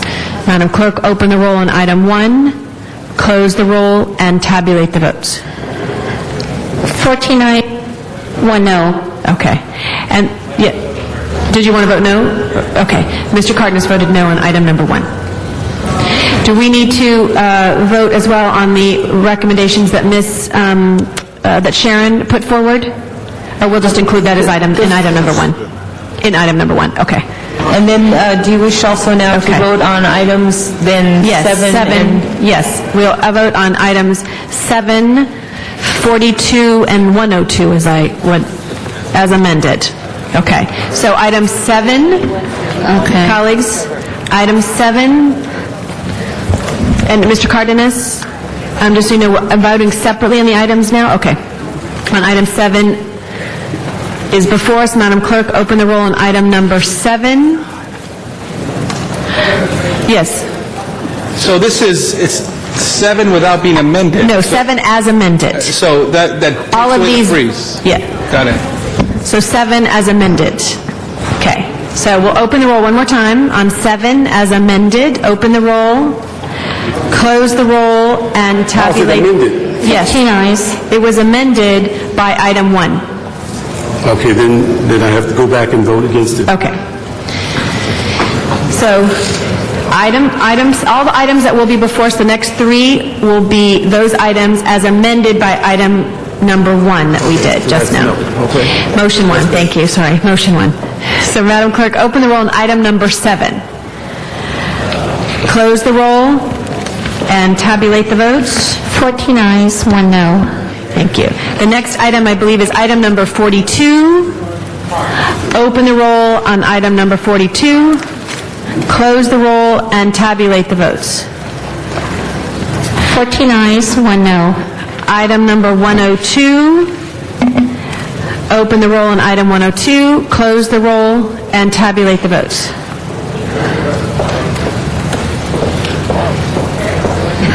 14 ayes, 1 no. Okay. Thank you.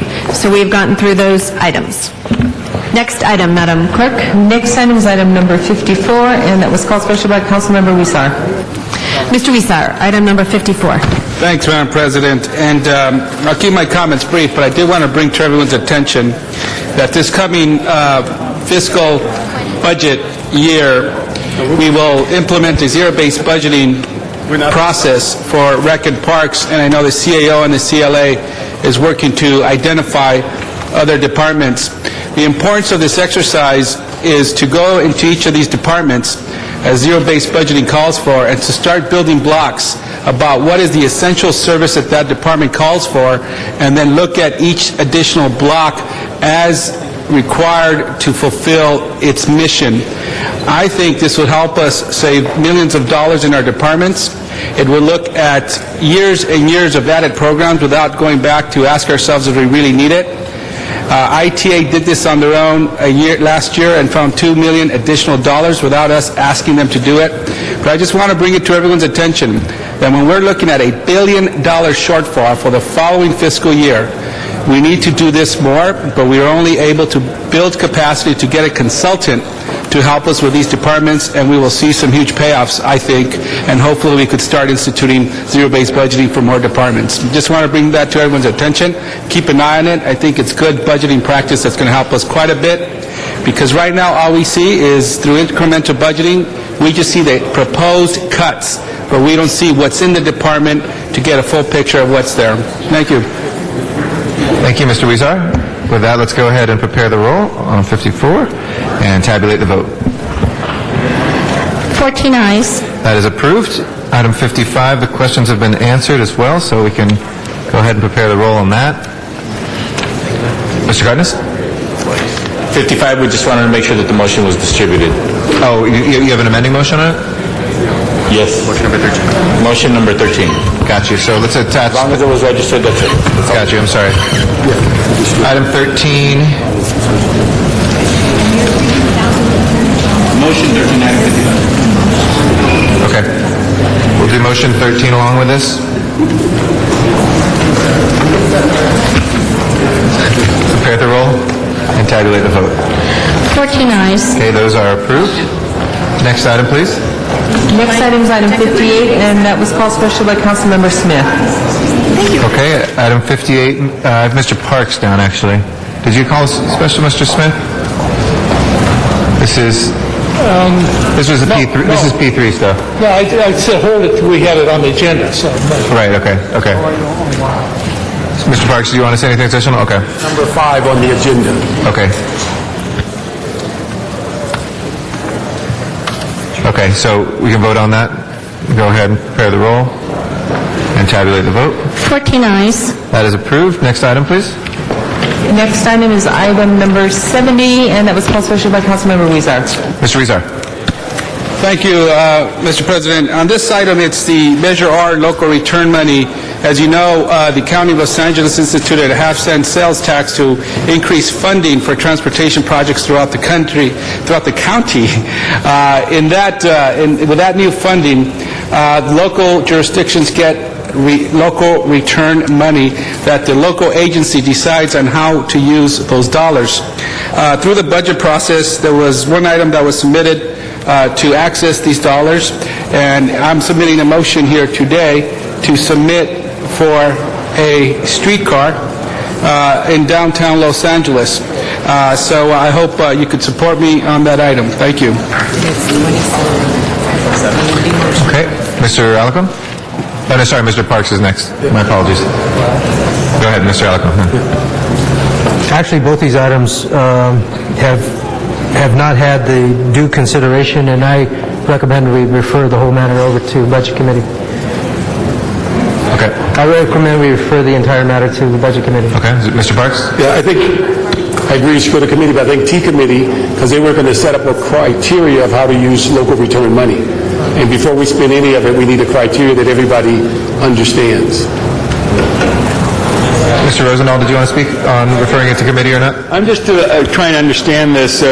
Measure R was approved by the voters that clearly put the green line in there, and that was the point of it.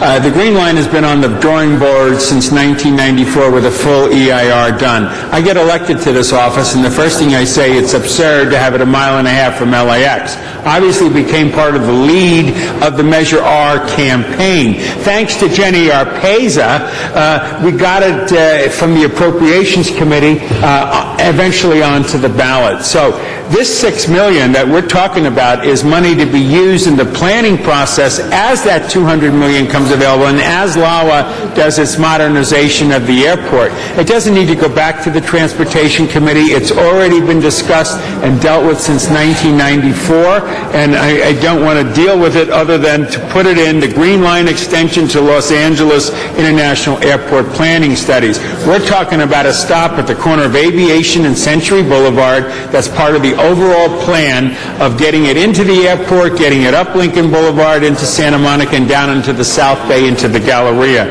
This $6 million starts that process with MTA and LAWA. So with great respect for my colleague Jose Huizar, I urge you to move forward with Measure R as it is in our budget plan here and let that $6 million go into this new line item called the Green Line extension to the Los Angeles International Airport planning studies. Thank you.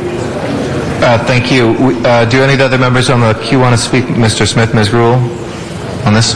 Yep, okay. So, okay. Mr. Smith and Ms. Grewal. Just briefly, I agree with Mr. Rosendahl. We've discussed this in this council. The committee's discussed it.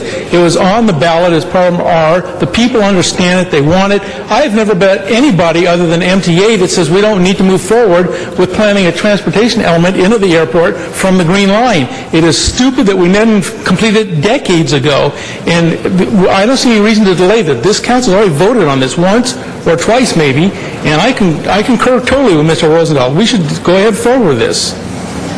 Mr. Parks? Sorry. I'd like to give I thought he had skipped. It was Parks on top and then Ms. Grewal, sorry. Let me just say this. I think the project for the Green Line was in the proper vote to fund it. But the matching money on return money is totally different pot of money, and the city's never created a priority or how it's going to be used. So the project is funded. How the matching money comes about is something the council should evaluate, and the local return has never been discussed as a means of where it's going to be used and how. And that's my question is, Mr. Rosendahl, is I think the total amount, and maybe Rita, could you come up? I could be totally confused on what's happening here. That's okay. I think there is a commitment to no. The challenge is we have the Green Line is funded in Measure R. This money, the $16 million, is matching funds for a variety of projects, which we have to determine how we want to spend, because we only have that $16 million total. Mr. Huizar is asking for $5 million. I think Mr. Wesson has a project in his district, and Ms. Perry may have one in hers, and I don't know others, on what that matching. So this is not for the total funding. You got the money out of Measure R. So I think what Mr. Parks is suggesting is that we go back, this is a separate fund, that we go back to the committee and look at the priority, which is the best use of that matching dollars that fully utilizes for you, and as well as Weezer. It may be that Mr. Weezer doesn't need $5 million and you only need $3 million and Mr. Weston needs X amount. We don't know that yet. This is just a separate pot of money that came forward. Is that correct, Ms. Robinson? That's how it was described to me. So I don't want to take away from you, but if we can have the discussion. But make it clear, we need $6 million to kick the gear into gear to get the Measure R going, and I need that $6 now, and I don't need any games played with that. Yeah. The rest of the money we can all deal with. And I'll ask Ms. Robinson, who knows both on MTA and clearly our DOT. Could you explain to Mr. Rosendahl where we are in that? And Mr. Brooks? Okay, Ms. do you want to just comment? No, the MTA is just working on the mechanics of the plan, but the council, in terms of the rules on how we use that money, the council has not made a determination on how that $16 million would be divided among all the projects that may have an interest in those funds as matching funds. So what you said is correct. Okay. All right. Thank you, Mr. Garcetti. Next. Mr. Weezer. Look, folks, when we are discussing what the city should advocate with Metro as to what projects we would like to see as a city to go on their list to then go to the voters and ask for that half-cent sales tax, I advocated for the streetcar. And I stood here and everyone told me, Jose, don't do that. We want to optimize our chances. Let's not put the streetcar on there. Come back because we're going to get local return money. Maybe that's the best pot of money. I said, great, let's do that. I'm looking forward to seeing a process and criteria by which we do that. But when I see that we're already tapping into these, I say, well, let me submit my streetcar because I was told we should do that now. I support the extension on the Green Line. I think it's ridiculous that we stop before the airport. What I'm saying is, if we're going to move forward on this process, let's move forward and allow everyone, Mr. Wesson, Ms. Perry, everyone to submit the projects, but to not have a criteria, to not have a process, I say we have to have a process. I'm fine if we send this back, but to be told that we have to duke it out here and have a food fight for this funding, which I don't agree with, but it's what we were set up to have today. Mr. Alarcon. These are all important projects, there's no doubt. But as much as Measure R supported the extension of the Green Line, and let me read it. It said this money was to be used to expand the county metro rail system, including providing a direct airport connection. It's there, but it also says make local street improvements such as signal synchronization, filling potholes, repairing streets, making neighborhood streets and intersections safer for drivers, bicyclists, and pedestrians in each community, enhance safety and improve the flow of traffic on freeways and highways, blah, blah, blah, blah, blah, etc. In other words, the voters voted for all of these things. The proper way for us to handle this provision of Measure R is to look at all the needs, and we normally go through committee to do that. We don't insert a $6 million project at the tail end of the budget process without the full committee's opportunity to decide how to set the budget. So we're all on board with the extension of the Green Line. We've all been to the airport bill, and we think that's dumb. But I don't think this is the proper process. So I support sending it to the Transportation Committee. Let the Transportation Committee, which you serve on, come back with a full report that would include all of these considerations. Mr. Rosendahl. Okay, Mr. Smith? Mr. Smith. Okay, I've already done first time, but just I think a solution for this might be that although the committees have resolved this issue before, is if we were to put the money in the UB, which holds it in reserve, it's there for Mr. Rosendahl, if he can make his argument, let T Committee and Budget and Finance Committee come back, make recommendations, but it is reserved for Mr. Rosendahl as it was originally planned, and then if you can make a better deal and a better idea comes forward, then you resolve that way. But that reserves the money for the debate. $5 million on the streetcar and the UB as well. And what $5 million? And the $6 million for this. Well, there is no $5 million in the budget for the streetcar. I submitted a motion just now. Yeah, right, there's a motion. Right. But the money that is in the budget today is reserved for the Green Line. So we'll keep it in the UB. Yes. It was submitted at the last minute, the last budget committee, which is the same as going through our budget process right now. We're defining right now how to spend that money without a process. That's really what we're doing here. No, we've already had the process. The committees have heard this a long time ago. Mr. On the green line. Chair, I'll leave it up to you. And the project was in it, but the return money was never been a discussion to say how we're using it. In fact, we talked about it briefly at T Committee and said, we need a process. And I think that's what we were waiting for. The project that was voted on is different than the return money. And everybody should get their projects in on return money so it can be considered. 5 million for the green line and $1 million for the summer. Mr. Labange? No, I just think, anybody raise their hand if you ever took the green line to the airport. Just raise your hand. Anybody ever? 1, 2? Mr. Keeley did? Good job. 3. All right, okay. Can we get those names for the record, please? Just for the record. Okay, I just think, members, what an opportunity for a budget is to set a plan. And I have no problem, because it's the procrastination of thought that has never got this city to do anything for the green line. And if it makes sense right now, as we're 15 are all here, that we say that $5 million go to the green line and $1 million go to Broadway for study, let's go forward with it. I just say we're here. This is the budget. What process do you need? People are not using that system. So $5 million for the green line and $1 million for Broadway. That's the study. Thank you very much, Mr. Labange. And Mr. Rosendahl? I want to make a big deal out of it because it's already 7 o'clock.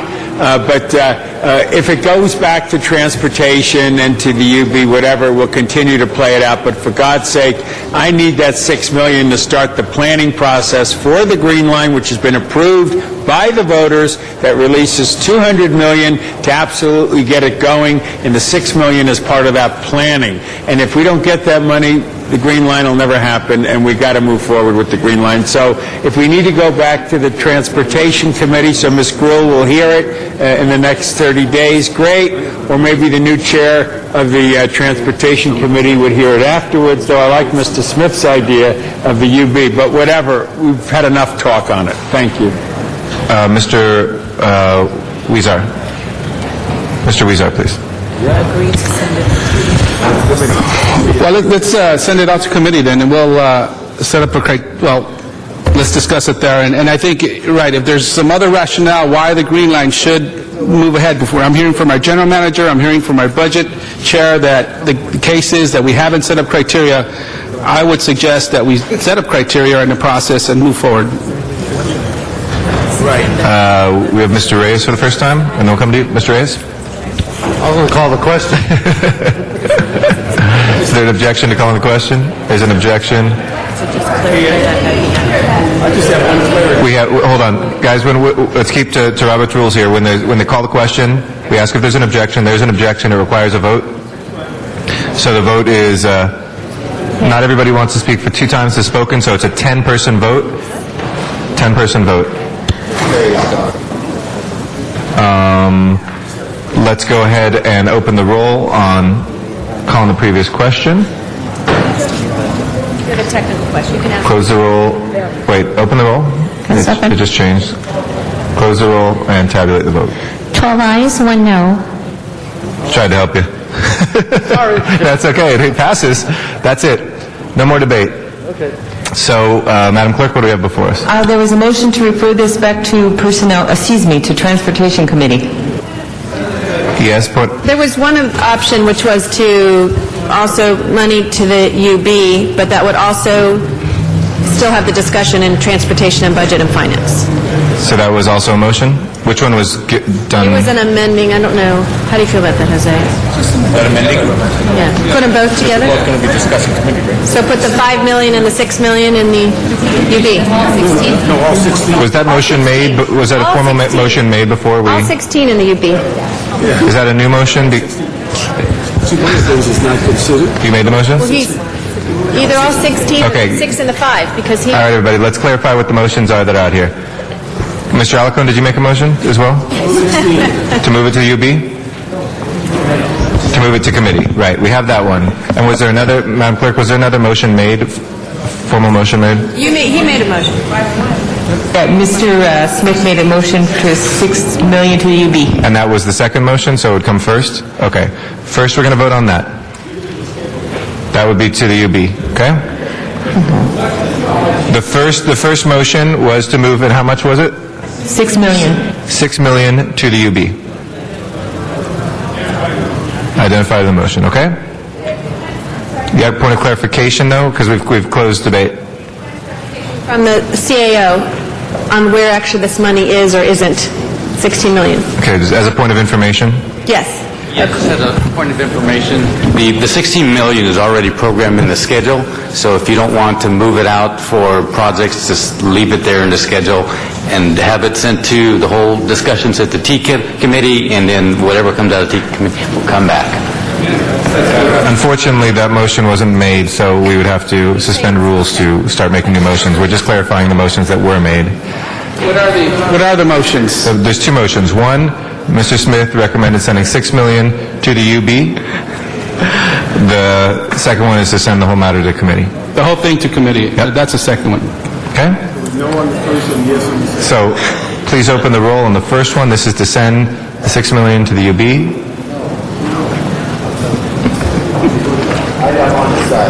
Close the roll, tabulate the vote. 5 ayes, 8 noes. That fails. Sending it to committee. Please open the roll. No, this is a yes. Close the roll and tabulate the vote. 12 ayes, Okay, 1 no. That will be sent to committee. All right.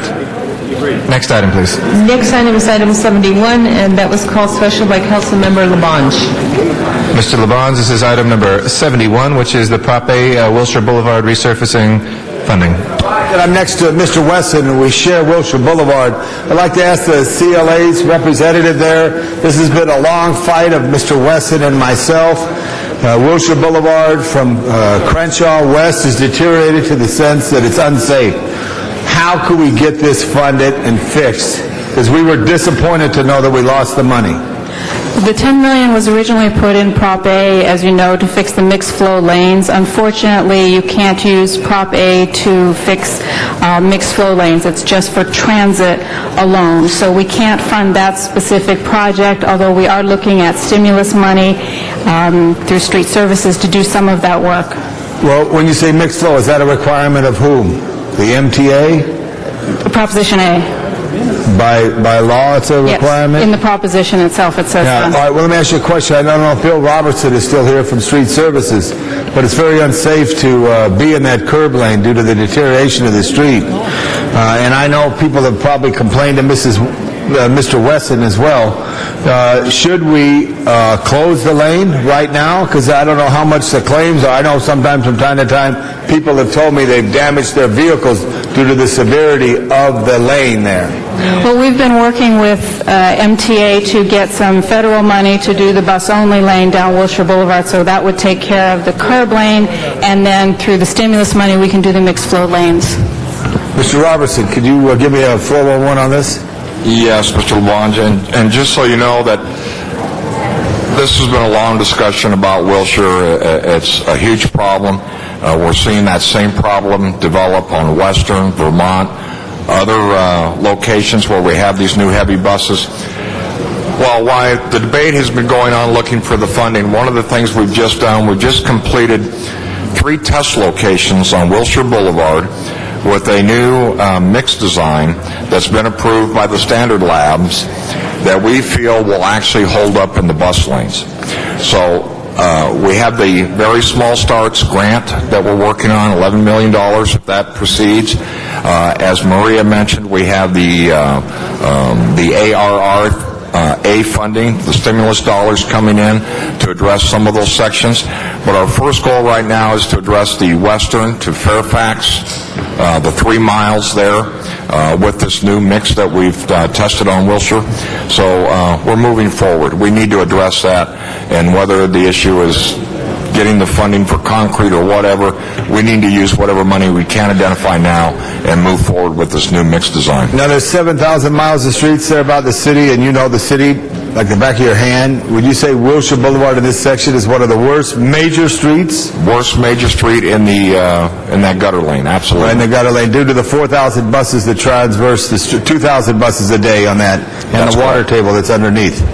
So, Maria, so how do we go back? How do we move forward? Because you're taking the money out of this. How do we move forward to try to get the money for this? Where could I go? Where could Mr. Weston and I go?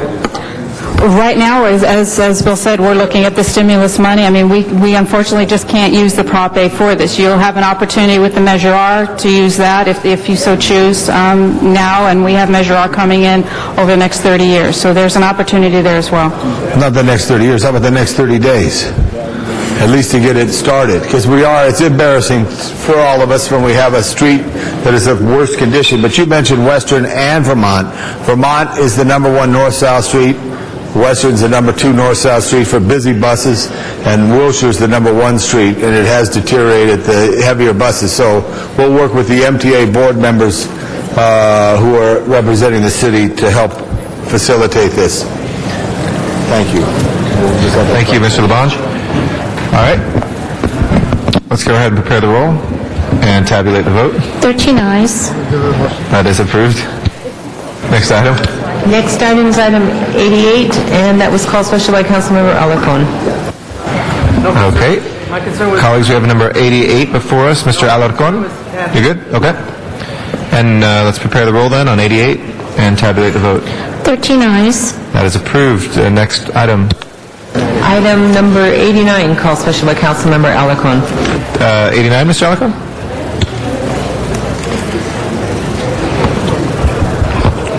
Members, this motion would essentially allow the fire department to remain whole, recognizing that we have tremendous constraints in terms of dollars available. At the same time, we don't want to lose an opportunity to renegotiate forward and find money. What this motion does is restore the salaries to the sworn fire officers, and it is an amount of $37,176,100. But it also directs that the council will reconsider the matter after June 30th. I think the critical question is, do we want to move forward knowing that dozens of staff in the sworn positions in the fire department will be cut? Or do we want to make every effort to restore those positions? For me, I believe that cutting positions of sworn officers in the fire department will ultimately result in the loss of life in our community. So it is the most important decision, side by side with the decisions we make with regard to police officers. And so I've inserted this motion. I recognize this is a dramatic position to take, but I also believe that the people who work in our fire service deserve this consideration. So I ask for your support. All right. Mr. Smith. Point of clarity, I thought we were on number 89. Is that not what we're on? We are on 89. I think somebody's moved to is going to move to reconsider 88. I think that this relates to motion number 17. Yeah. It's motion 17, which relates to item 89 on your... Right, correct. He was referring to motion 17, but we just have item 89. But we can put the two together because we've been putting things that are related together. But okay, so we can also separate them out for the vote. However, separate when you vote. Yeah. All right. Yeah. On 89, ladies and gentlemen, we've been asking the chief and the department for months to report back on the issue of constant staffing overtime. It is a system that is out of control. It is a system that we can't afford as it's constituted, and we ask for a report back from them on how you could sculpture constant staffing to meet the demands of the stations, not just to say we have 400 and whatever engines and we have 104 stations and you will keep them all staffed 100% of the time level across the board. So we asked for that we get a report back on how you could sculpture constant staffing to reflect the needs of each individual station. For instance, there are 46 task force stations in the city of LA. Those are stations with 3 engines on each one. You don't always need 3 engines in some of those stations. And so if you don't constant staff those 3, then you cut the cost of constant staffing and overtime. I disagree totally with the union who says you do that, you delay response time. It doesn't delay a second response time, not 1 second your response time. The difference is you're sending 2 engines instead of 3 sometimes in stations that don't need 3. And that's what we've asked them to take a look at to reduce the cost. That's all we're asking for here is a report back, Chief, how you would do that. What stations make sense doing that? It is not closing companies. It is not deleting station houses. It is deleting an engine here or there or personnel that would make that so. Yes, it would not delay, but certainly reduce the amount of response in some areas. But if you do it carefully, then you don't have that issue so much. And so all we're asking back is tell us how you would do that, Chief. We want to hear from you how you can reduce your overtime costs with constant staffing. And all I ask is that we add to this that you report back to us by September so we got an idea how we can resolve this issue for the rest of the year. That's all we're doing is asking the Chief to report back on how to do it. And I want to add the time frame September. On 17, that's a different issue. Thank you. Mr. Labange. Thank you very much. Members, anytime the formula here, just less than 24 hours ago, there was a 4.7 earthquake on the Englewood Fault. There is a time that the earthquake's going to come again. Our absolute first responders in every which way are our firefighters. And, okay, do a study, but I think we are understaffed as it is.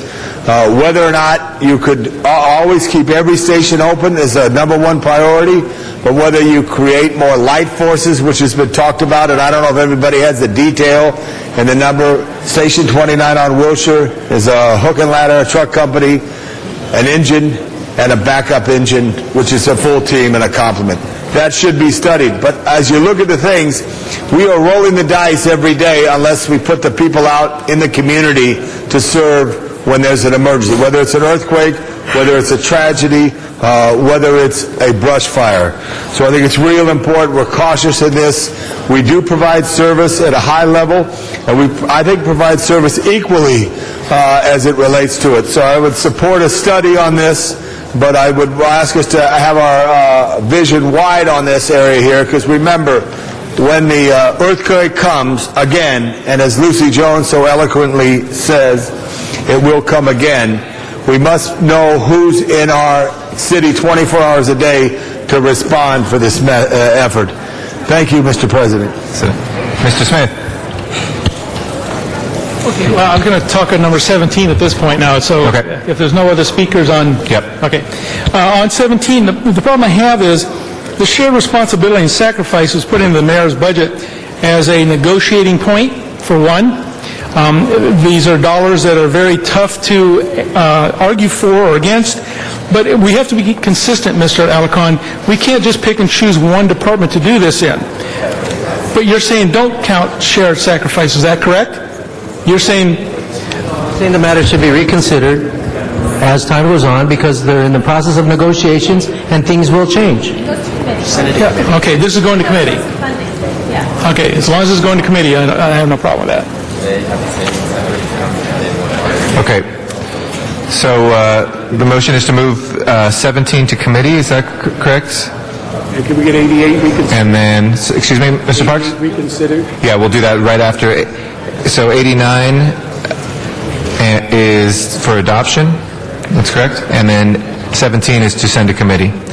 Please open the roll, close the roll, and tabulate the vote. 13 ayes. That is approved. If we can reconsider 88, please. Please prepare the roll and tabulate the vote. 13 ayes. Okay, that is back before us. Ms. Gruhl? If we could ask for a no vote, colleagues, so everyone that's here, where's Mr. Zine? Mr. Zine, Mr. Reyes? No, we want you to vote no, so I want you to hear because you have to be at your seat. This is the minority report on the fire freezing sworn hiring in the fire department. The majority report had asked for it to go forward. The minority report had said no, so I think in error we voted for this one. So ask for a no vote on item number 88. That allows us to restore the fire department. Okay. And so we'll take up 88. Mr. Labange, where's Fire Station 88? Sepulveda, that's correct? Your station is a child. Yes.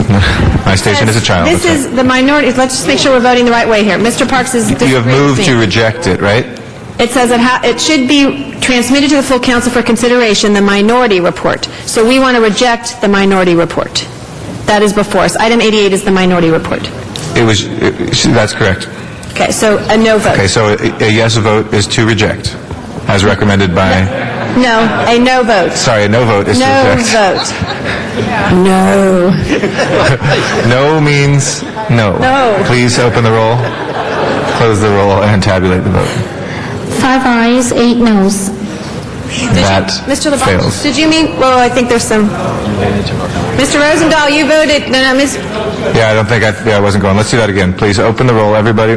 Take a moment. Yeah, vote no if you want to keep the fire department at its current level. Vote no for yes on the fire department. Close the roll. Tabulate the vote. 1 yes, 12 noes. Okay. There you go, thank you. That fails. If we can reconsider item number 56, colleagues, we have a technical correction. Please prepare the roll on reconsideration of 56 and tabulate the vote. 13 ayes. If we can change 85 million to 95 million per RCLA, and that's per RCLA, and put that into the Green Line or the Broadway. Whether you be...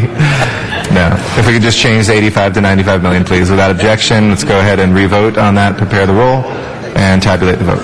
13 ayes. That is approved. Next item, please.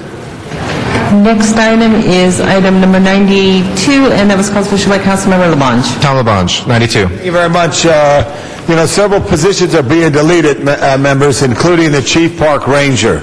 I'm sorry, Mr. CAO, Mr. CLA, I thought I knew a lot about the city, but I know when we fought for additional rangers, they weren't resolution, but they were resolution, not authorized on that position here. I'd like to ask Mr. Muckery or any of his staff to come up just to articulate the challenge that we have here.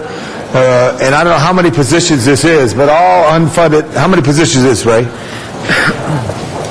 How many are we talking about? How many?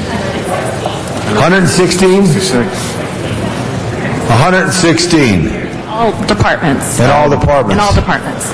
Okay, 116. 116 positions Do we have a across. list of the 116?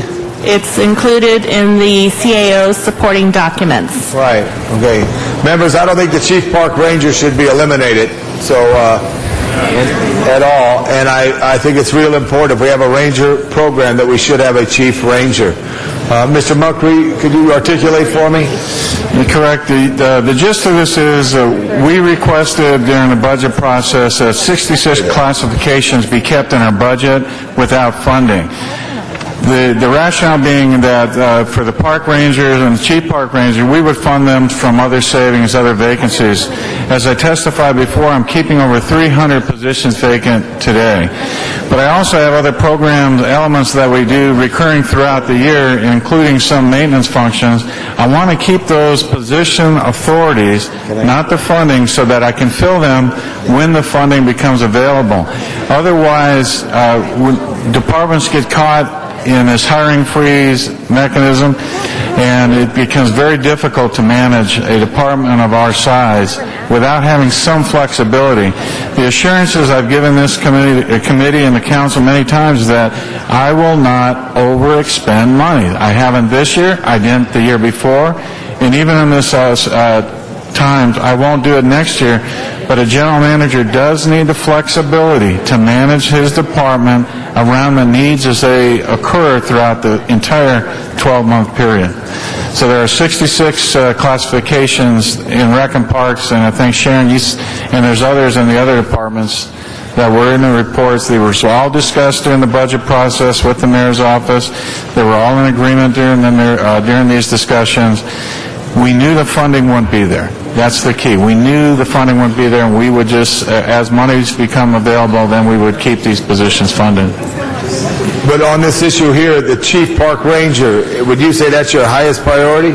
Within the 60 groups, the chief park ranger and the other 9 rangers, there's actually 10 position authorities in and around the rangers said, yes, that would be number 1. So members, I ask that we fund those positions for our ranger program, which complement the protection of our parks and our districts throughout the city. Mr. CAO, how could I do that? I'm sorry, your question again? All right, Mr. Zine. Ms. Hahn said to me, if we don't have a chief park ranger, we'll have a lone ranger, and we don't want a lone ranger. I need the money. All right, Mr. Zine. Tonto. I thought that the Office of Public Safety was responsible for public safety in the parks, which fall under another administration of Mr. Newton.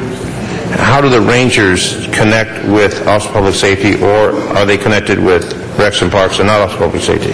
When we did when we created the Office of Public Safety, I was at General Services, then became General Manager, Rec and Parks. We knew that large regional parks, Griffith Park, O'Melveny, would still need a cadre of rangers because, they're rustic. You cannot expect the Office of Public Safety to be patrolling, horse trails. So we always knew, and we did the division of responsibilities, that we would have a cadre of rangers. They also do primary firefighting.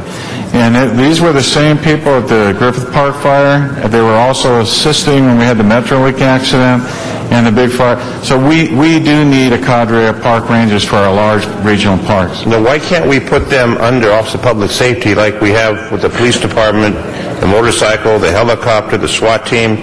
Why can't they be under to work in coordination with Office of Public Safety, which are the officers who are armed for public safety in the parks? Why would they be separate and not connected if we're talking about rangers and public safety? We're actually looking in that consolidation, but at the same time, I believe if you had the Office of Public Safety here, they would tell you that they cannot do all the responsibilities that were in negotiation. However, we are looking at putting the leadership or the Chief Park Ranger as part of the Office of Public Safety. The Chief Park Ranger has got to be a post-certified officer to keep that post-certification within a park ranger. So we are looking at that.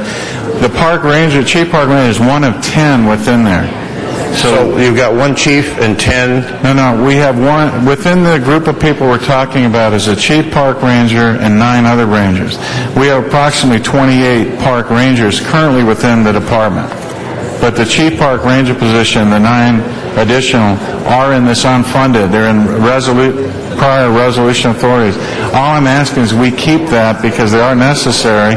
I will fund that from other savings in the department throughout the year. But you are looking to bring them under the umbrella of public safety? Correct. We've been in constant communications with a variety of departments in the city on how to do savings. The park rangers obviously would be with the Office of Public Safety. And what's the salary of the Chief Park Ranger? Yeah, I couldn't tell you offhand. It would probably be $120,000 range. Anybody know? I'm sorry, $111,000. 111? Okay, so if we approve this, you're still going to work toward that consolidation? There's not only on this issue, on every issue where we can look at street services and us to do more efficiencies, we have to. We just don't have the flexibility to maintain all our eggs in one basket. So we would most assuredly work with Tony Royster's group at GSD to look at doing a better job. Okay, no, you're doing a great job. It's just management. The resources, we need to put them in the same box. Thank you. Mr. Cardenas, Mr. Alacon, and Mr. Labange for second time. Mr. Cardenas. Sorry, it was Mr. Cardenas, Mr. Alacon. Yeah. We get each other confused sometimes. Mr. Macri, so one of the reasons why you need this flexibility, do you have a lot of seasonal hiring and moving around because of the nature of your department? Correct. We have, well, yes, very simply yes. Okay, thank you. That was a beautiful speech. It shows short speeches can be just as powerful, Mr. Cardenas. Mr. Alarcon. Get twice as much time? Yes. Mr. Buckley, can you tell us what are the larger parks that are covered by these rangers? Griffith Park would be the largest, O'Melveny in the valley. We have San Pedro. We put park rangers down there at the lighthouses. Balboa. Hanson Dam, yes. Hanson Dam. And what kinds of problems are we finding at these larger parks? The same problems you'd find anywhere in the city. You have drunken disorderly, you have domestic issues, we've actually caught the arsonists. Anything that can happen on the street can happen in the parks. And then some. And then some. I support, and I would like to second Mr. Labange's motion to restore the chief park ranger and the 9 ranger positions, extrapolate them out of this item and move that item into committee for further review, because there may be an appropriate shared responsibility here, but that represents almost a 30% cut in ranger services. And I can tell you from the perspective of Hanson Dam, where you have large homeless populations with horse riders challenging soccer players and vice versa. LAPD cannot cover it all. They do a good job, but they can't cover it all. Not to mention the high volume of kids that go to Hanson Dam with the largest pool in America, public pool in America. We need these rangers, and so I would like to back. I second Mr. Labange's motion to back out the ranger positions, including the chief ranger, referring that piece back to the budget committee and approving the other matters. Mr. Labange? Yeah, now, let me just ask the CAO. If I got 7 other votes here, could we put it in right now? No, I'm asking the CAO, not Bernard Parks. No, he's not the CAO. Like you said, if you have 8 votes, yes. Members, I don't know what everybody's sense is, but you know that rangers do a tremendous job throughout the city. And the gap, we talk about gaps, but all of a sudden, John, will this decimate you? Will this decimate the ranger program? If I don't have a chief park ranger, I don't have a ranger program. But yes, it would be difficult to continue, but I'm really making a plea I'm not asking for the money. I just want the flexibility to have these positions available, all of them, as we go through the 12-month period, as we get into a very aggressive maintenance program using Quimby monies and others. We need all these positions. Let me ask a question then, Mr. CAO. If the general manager is not asking for money but just authorization that allows him then to manage his department and try to find the money. So I'm not asking for money, Mr. Parks. I'm just asking for the authorization. Is that a process we could go through right now? Because I wouldn't want to see us go through the summer without a chief ranger, without 9 other rangers to complement Hanson Dam, Sepulveda Basin, O'Melveny Park, and San Pedro, and the beautiful parks in San Pedro. I will still point for you to hire it. Right. I will still point. What do you say, Ray? It was proposed in the mayor's budget to basically give John the authority, and so like he said, we hold him to it, let him manage, and he don't come back. Right, okay, so he doesn't come back, but we give him the positions to authorize. Yes. So members, my motion, thank you Mr. Alarcon, Ms. Hahn, is to authorize these positions without funding and allow the manager of the department to find the funding within an existing budget. Is that correct, Mr. Muckery? Correct. Okay, so is that correct, Mr. Parks? Good, okay, it's not correct with Mr. Parks, so we have a choice. We have a choice to hear the general manager say he's going to manage it, which is in his existing budget, the chief ranger, and 9 other positions. So that's my motion. Mr. Alarcon, Ms. Hahn, thank you. Thank you. From the chairman of Parks talking about the budget, the chairman of the budget, Mr. Parks. We followed the direction of the mayor's budget, but I think also we said overall, that we would not create any unfunded substitute authorities that allows departments to grow beyond the money they have. And so the issue is, if you do that, then all those positions that we've cut out of everybody else's department, you need to go back and reconsider them, because this is a unique situation that you're adding sub-authorities with no funding, adding to the TO. And as we know, most sub-authorities are generally funds that will come from other resources that you've already dedicated money to that you think is a priority. So if you take that money from a priority to put into these positions, then you are moving priorities out of the budget that you've already agreed on. And so the issue is, it should go to committee, should be looked at and see how you can address this, and hopefully the CAO and CLA getting together can figure out how to add them if there's other funds available, but you just don't in the middle. And I think our goal was not to create financial hardship on the budget that you don't find the funds for. So the key is, if you give him the authorities, he's going to find the money. He's going to take them from priorities that you may think are relevant. Obviously, the Chief Park Ranger is unique, and we would have to find salary savings. The majority of the other positions would be funded through reimbursements from monies that's available, but not an approved project. So once the project's approved, then we would bring on the employees. I just asked you one thing. With the 3 to 5% salary savings, with cutting all of these positions in the budget at a 10%, where are you going to find the money in salary savings? Again, part of my revenue, I'm going to have to generate $5 million in additional revenue from reimbursements from a variety of sources by using this workforce and my existing workforce. From that $5 million, I will be using that money to offset the cuts. Just send it to committee. Sir? Just send it to committee, that's all. I understand, Mr. President. I think Ms. Perry, and then Mr. Labange for the third time. Ms. Perry? I just have to say a few things. I had to step out for a second, but I've got some parks where I need lots of things, and I need more rangers. And we can't govern like this, where we're doing this rule of 8 thing on the floor. That was the whole point of going to these budget hearings for how many? What was it?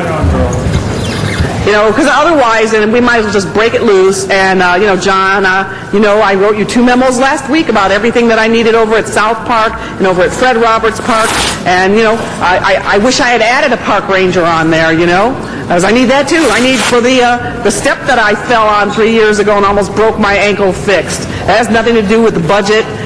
It needs follow-through. We need to have more part-time people at these parks. So I would beseech and implore everybody not to start doing this, as then we start to unravel, okay? And I understand we have a need, and I appreciate the fact that you've expressed it, and because I'd be the first one to claim it if I could. But this is not the way to do things. I'm sorry, Mr. Labange. I told you I was going to help you today. Okay? I'm going to help you on NBC Universal, too. All right. Next is Ms. Gruhl. So, if I can understand this, because I stepped out just for a moment. Mr. Muckrey, behind you. So you're asking for the authority for the Chief Ranger position? I would like the authorities across the board for all of them, but within this 60 classifications, there is a ranger and 7 other rangers. The Chief Park Ranger is one of these unfunded positions that are going to be swept up. Okay, and colleagues, if you remember when we did the Office of Public Safety, the whole idea was to also keep a presence with the Rangers. It was a very important part of it, and I know there was a lot of debate about creating the Office of Public Safety and how that would potentially decimate the rec and parks. And I know, Kristen Szabo, if you're listening, because she sent me emails, I did watch or read your email just now on this item, talking about the Ranger positions. One option is putting them in the UB, which would be another, to have the department come back and do that. Because I think for me the priority is important for us to have and to give the flexibility to the Rec and Parks and to come back. So one option is to put it in the UB, the positions in the UB, rather than not allowing them and have them come back and report back as to how they're going to be able to do that. Ray, did you want to? If I may offer, because there are a number of positions that are being sort of held, frozen, some may be related to Propo and sanitation. We have these positions, Rec and Parks, and certainly there may be others. For consistency purposes, I would suggest let's just have all of these positions go to finance, or basically budget and finance, prior to July 1st, and have the discussion on which ones we go forward. Okay, so that is another option for you that so before they are Before we begin the fiscal year, so we will can... refer this item back to committee. Is that what you're suggesting? Yes. So item number, what are we? 92. 92 would be sent back to committee, Mr. Labange, which would mean we're not adopting it, but it means we would, that would be an option. I don't know your feeling on that, but... Okay, who's turn to speak, Mr. President? It would be Mr. Smith and then Mr. Labange. Thank you, Mr. President. It's been brought to my attention that included in this list now are going to be some Prop O funded positions as well, which is counterintuitive to everything we did with Prop O. So I would suggest that we include a recommendation in here that we include a recommendation that we have a report back to the Budget and Finance Committee of all the positions in question here, so we fully understand the impact of every one of them, because I think there's a lot of unintended consequences if we don't. So I move that includes the list of all to be reported back to Budget and Finance. Mr. Labange. Okay. I reluctantly accept that as a great idea, knowing that Mr. Parks is sitting next to me, and I need his help every day. But Mr. Parks, with that great name that you have, our parks need a chief park ranger. Okay? And I think it's real important to have that. And I just ask you of all the things, because it is the summertime coming, that we need it. We don't want to lose continuity. And the Office of Public Safety is fine, but there's nothing like a Los Angeles City Park Ranger on a trail, on a horse, engaged with community, teaching about the wilds of life in our parks. So I will ask that it go to committee. I ask that it go as a separate item first for rangers, because other things may not be as critical on some things, so we can try to figure the ranger thing out. And it's a lesson that I learned that I made a mistake on when we fought for more rangers, that I should have got it printed in a high, bold, authorized position in the budget. So I never want to let that happen to me again, Mr. Miller. I never want to let that happen to me again, because we fought for more rangers, we got more rangers, and we lost them because of this challenge that we're in. So I'll accept Mr. Parks and Ms. Gruhl and Mr. Smith and Mr. Alicone's. I know Ms. Hahn doesn't support this because she wants to see rangers now. I got to take the high road, and instead of be the Lone Ranger, I want to get all the rangers. Thank you. Ms. Gruhl. Thank you. And I just want to add,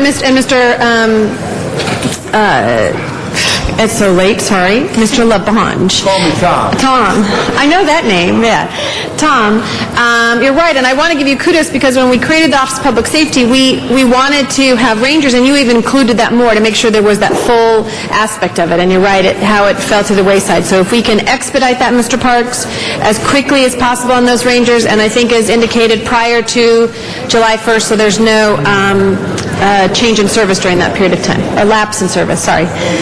Okay. Thank you. I'm a little tired. That's all right. Let's go ahead.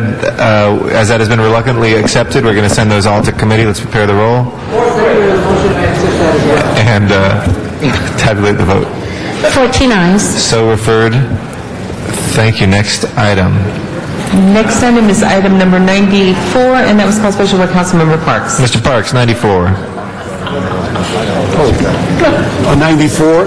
Latest grants. We asked on that item that deals with instruction to CAO and CLA that we also add an instruction that to work with the President of the Council, and as we move forward to next year's assignments, that we might add some of the duties from the old Grants Committee into the Budget and Finance, so that they can be reviewed from the financial standpoint as opposed to only the review at the policy level.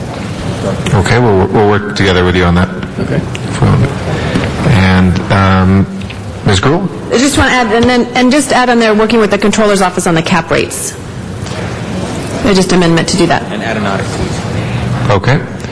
We'll amend that controller instruction. Please prepare the roll and tabulate the vote. 14 ayes. That is approved. Next item, 95, Mr. Weezer. Item number 95, this item here is asking us to move forward to look at more critically those departments which spend about 90% of our funding. We are currently under review of our comprehensive risk management system, which our CAO and CLA has done a lot of work on. An idea that has come out of that is to have a litigation line item budget for each of the departments. I've submitted a motion to have that implemented in the year 2010-11. It was discussed in committee. All committee members agreed, as did the CAO. And so I just want to have some language to that effect, that we are striving for a goal in the year 2010-11 fiscal year that we will have a line item litigation budget for each department. This will help us control our costs in those areas. Thank you. Please prepare the roll and tabulate the vote. 14 ayes. That is approved. Next item, please. Item 110, called special by Councilmember Smith. Mr. Smith, item number 110 is before us. Yeah, I thought we dealt with that actually when we did 108, but on 110, we don't need the ordinance to do this until Mr. Wesson's committee deals with the matter. Okay. And so I ask we just delay this until such a time that the HCD committee reports back on what the economic development would look like. And that So continue or no just time? delete. Just delete for now, and we'll bring it back. Okay. It kind of happens anyway. Okay. Without objection, we'll delete 110. Next item is 112. Mr. Huizar, El Pueblo. 112? Yeah, I submitted a motion to, well,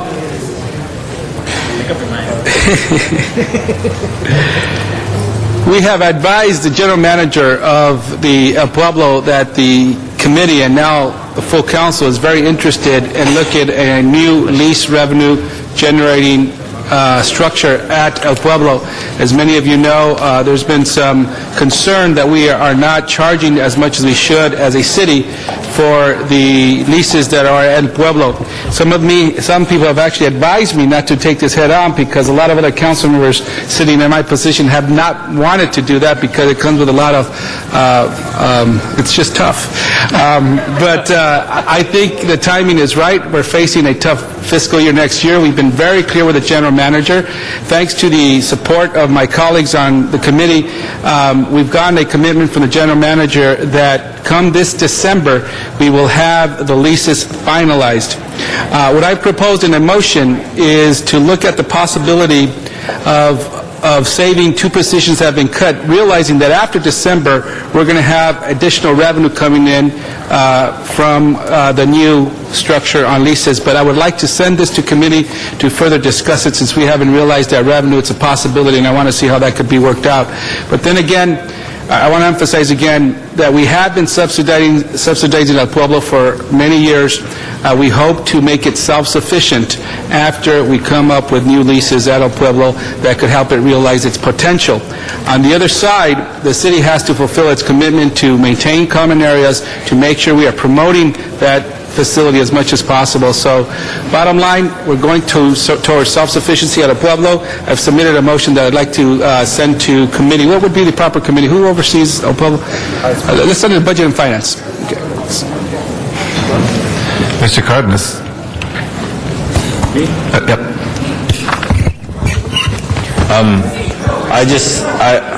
I have the microphone. I just want to thank Councilmember Huizar, and I will we'll give you a trophy or something if you can get all of those leases signed at El Pueblo. Because when I was on the commission way back when, I tried my darndest to try to get those leases in order and the revenue in the right place and stuff, and I'll tell you, it'll be a miracle if you do it. So go for it. Nice try. I hope it works. Mr. Huizar? Sometimes you solve a problem by admitting you have a problem. The mere fact that the full committee and this council is making it very clear that we're moving in that direction, I think that's the first step we have to take. Thank you.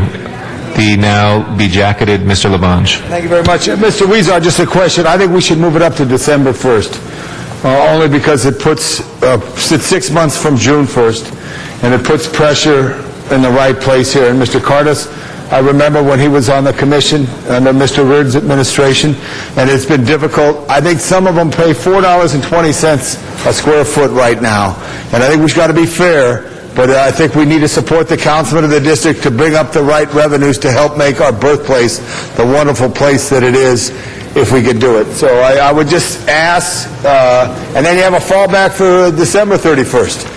But December 1st, would that be, so everyone knows how important this is to the council? 6 months. What do you think? The current date right now is December what? 31st. Oh, December 1st? December 31st. Our general manager's here. He agrees. December 1st. December 1st. Yeah. Right. And then it gives us... We have 10 other people on the queue on this now. December 1st. December 1st it is. And Mr. Robert Andrade, don't let these naysayers get to you. We're going to do it by December 1st, right? They're going to vote for this. Okay, thank you very much. Count on their votes. I think Dennis... I need the power. Mr. Zion, what's your take on this? Well, I'll call the question in a moment. How long have they... You can't do... How long have they been without leases, these facilities? Since 1987, sir. So since 1987, they've been operating without leases? They've been operating on month-to-month leases. Month-to-month leases. Most of them since 1987. And the rents are $200 or $300? It depends on the business. They are below market rate. How about the restaurants? Below market rate. So everything's below market rate? Yes. And what kind of advertising campaign do we have to promote that area? There's no formal campaign. However, our events people do a substantial job in promoting through 100 events through our websites. We are on the AT&T Yellow Pages. We do interviews with local TVs, local stations. It's primarily informal. There is no marketing budget for El Pueblo. Has there ever been an attempt to have one? Not to my knowledge. Since that's the birthplace of Los Angeles, you think that it's like San Diego, where they have Old Town and Pasadena, they market that and they seem to do well with the tourist trade, and I don't know how many tourists actually know when they come to L.A. if that... We have 2 million visitors a year, sir. 2 million visitors. I know they got some sightseeing buses that stop by there now. I'm sorry? They got some sightseeing buses that stop by there now. Through the efforts of Councilman Labange, we have the Hop On, Hop Off. Yeah. We have approximately 300,000 school children that go through the monument on an annual basis. So we do a pretty good job of marketing, even without a budget. And how much staff is assigned? On marketing? No, or staff assigned? We have 21 positions at El Pueblo. 21 positions full-time? 21 full-time positions. I'm filibustering. Evidently. 21 full-time positions. The proposed budget will reduce 4 of those. And it's a $1.9 million budget? $1.9 million? Our proposed budget for next year is 1.9 with another 2 million for general services that covers security, it covers maintenance and custodial, as well as parking. So we cover approximately a $4 million budget. We raise about $3.5 million out of that. Of the 4? About 4.2, yes. Okay, thank you. Thank you, Mr. President. No, thank you, Mr. Zion. As amended, let's open the roll on this, close the roll and tabulate the vote. Yeah, to send to committee. All right. Without objection, we'll send that to committee then. Next item is Mr. Rizzo? Was sent to committee. Correct. The motion, but not the action. That was passed through, right? Right. We have 2 different ones. We have I believe it was to send it to committee, right? No, the actual item itself we're voting on today, we're amending it to be December 1st as opposed to December 31st. So which matters would go back to committee? The motion I submitted on this item, which, number 11. Yeah, what's the number? CAO has that number. 11, okay. Yeah, that's so 11 is to committee, and let's go ahead as amended and open the roll on the item. Close the roll and tabulate the vote. 14 ayes. Okay. That is approved, and 11 is sent to committee. 120, Mr. Labange. I'm sorry, could you come forward so the public can hear you? Who's talking? Hold on. 120. Mr. Robertson from Bureau of Street Services, Bill Robertson, the fine. I think there's a bunch of motions still pending on this. Do we want to hold this? There's a couple other sidewalk things. You want to take them all I together? think they're all in order. 120, 122. There's some motions as well. I'll continue with that. Do we have those motions before us yet? Have they been? Yeah, number 35. Okay, 30. Well, let's take them all up together then. Okay, 35, Mr. 35. So 35, 120, and 121, and 122 we'll discuss together. If I could just say this, in the 70s, under then President Nixon, a lot of money was given to cities. And this city at that time received these funds to fix sidewalks. Where they were previously, we gave citations, and we told the property owners to fix their sidewalks with the money that came from the federal government at that time. We chose to fix sidewalks. Over the years, it's become an overwhelming challenge to try to fix sidewalks. A concept that has a thought of merit is this point of sale. But as you know, we're in a very tough housing market. Mr. Robertson, I am inclined to understand this, but at the same time, I'm very conflicted to impose another hurdle for anyone who's trying to buy a house or sell a house. Tell me what the months ahead show if the council takes action to pass this. Yes, Mr. Labange, I think in what we asked the Budget and Finance Committee to do is to give us this next year, the year that we are going to have no funding, to fully do the outreach involved in establishing such a program, to tweak the program.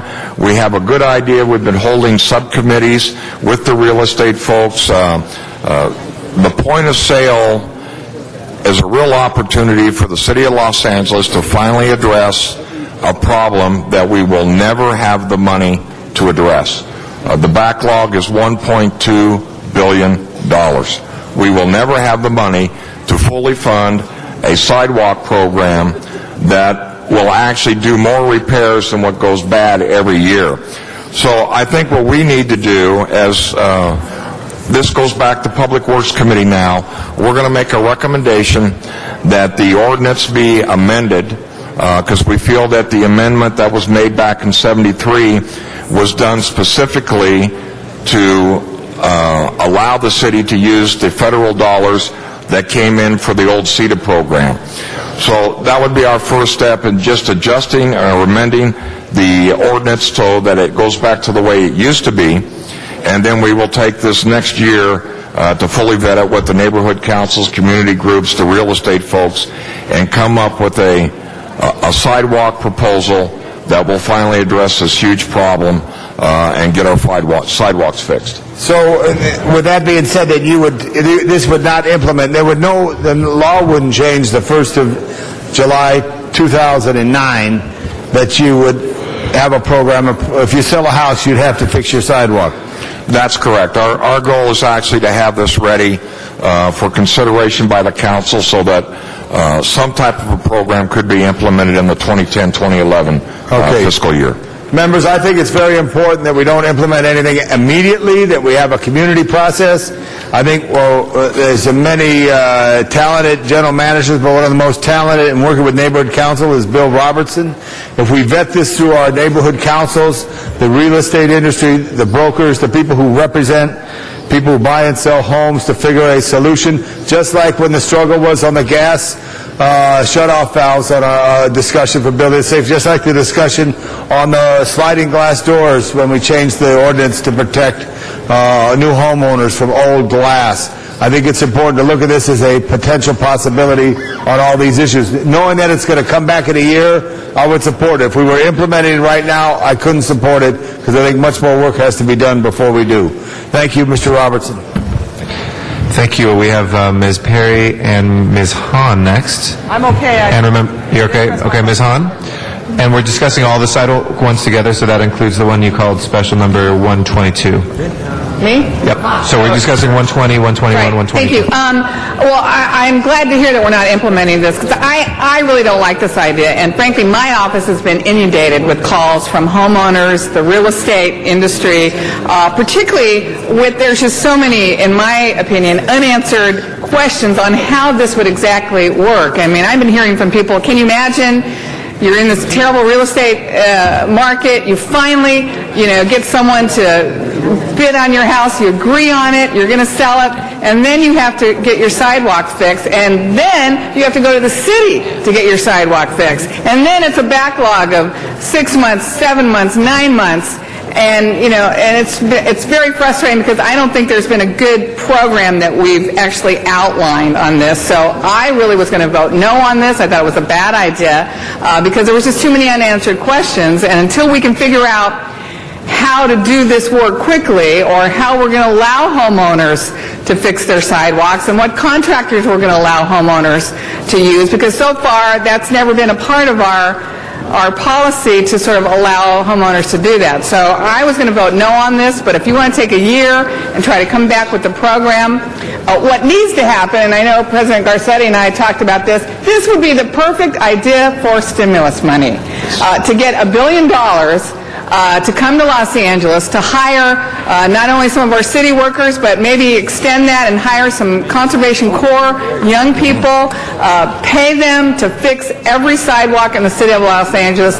That would be a stimulus package. It would create jobs, and it would solve a problem that we would never have. That's kind of how I thought this stimulus package was going to work. So far, it's been kind of disappointing in how that money has actually come to our city. So I still think we ought to apply for that, even though I know it doesn't exist as a grant, but I think we ought to keep talking about that kind of money coming to LA to put people to work, fix sidewalks. But right now, putting this on the burden of the homeowner in a bad market when they're trying to sell their home quickly, what if they had a short escrow? I just think we're going to get a lot of backlash from people on this one. So hopefully you can come back with a program that I can support. No, and I agree, and that's one of the reasons when we met with the committee was that we want a program that's going to be sustainable, it's going to be fair to all, and it's going to solve this very huge problem that we have. So we need that year. We need to go back. And so in the next year, you're just going to be doing... We already have subcommittees formed. We have actually suspended the subcommittees waiting for legal confirmation on ownership, who actually owns the sidewalks, the types of things that the real estate folks brought to us. So now that we finally have that opinion, we will reconvene those subcommittees. We want to look at a workforce development program, as you mentioned. Right.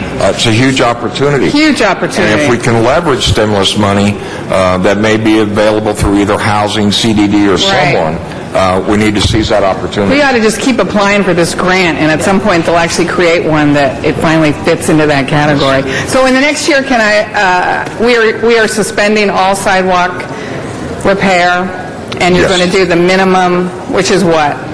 Basically, this fiscal year, the only sidewalk repair we'll be doing will be our intermediate repairs to eliminate slip, trip, and falls.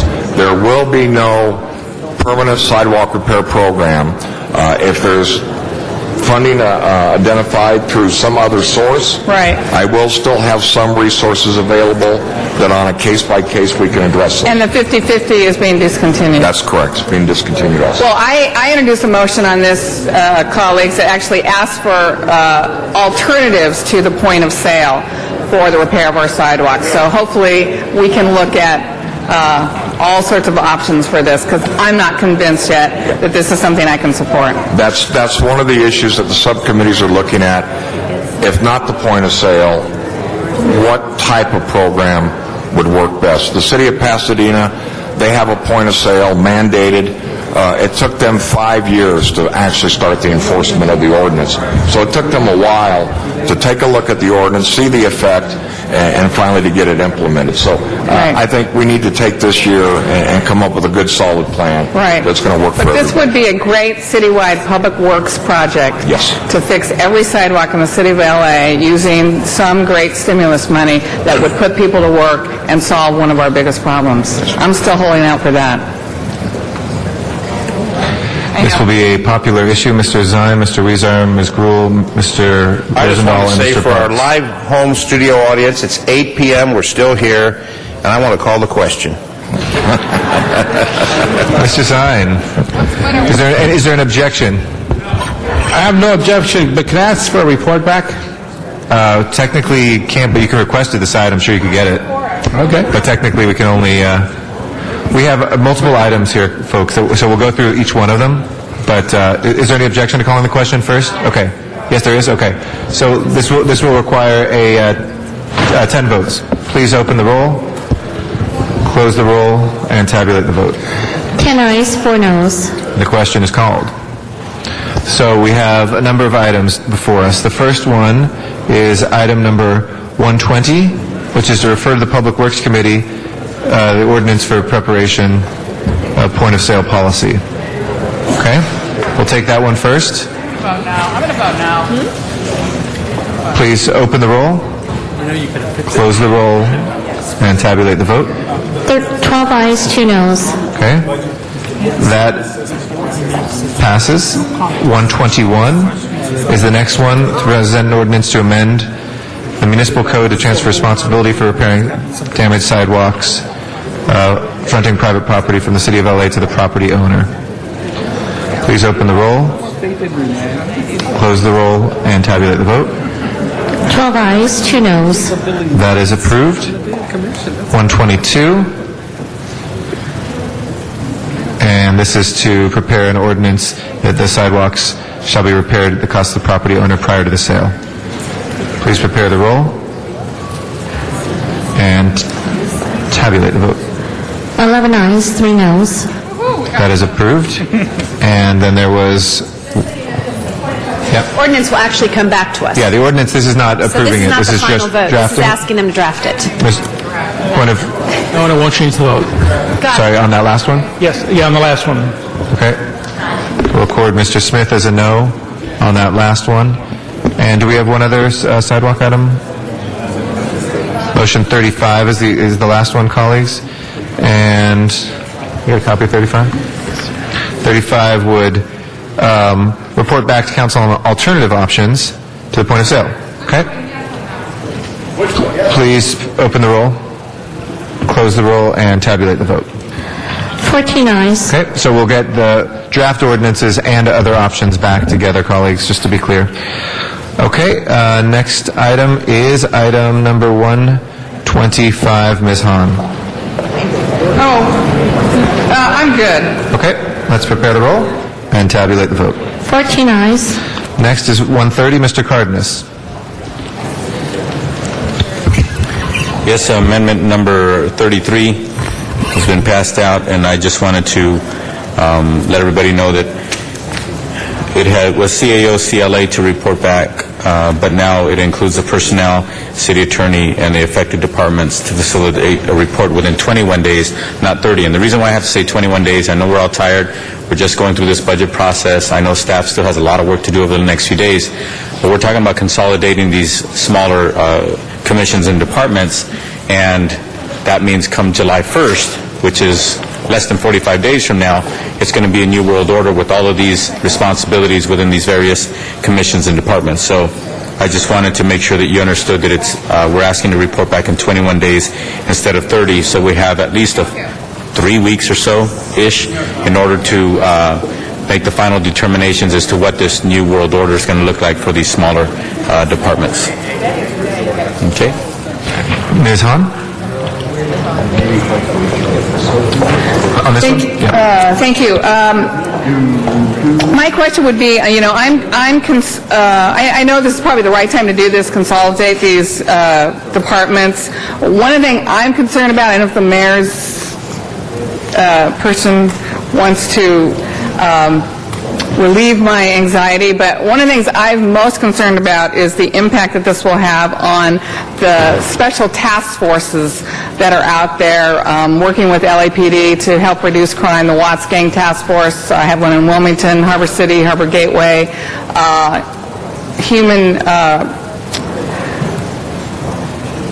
Human Services, it's late, has been a huge has played a huge role in those task force, and we've had great commendations from the police department, from a lot of other organizations saying how important their role has been working with these task forces to ultimately reduce crime in particular neighborhoods. How will the consolidation impact that particular role of Human Services?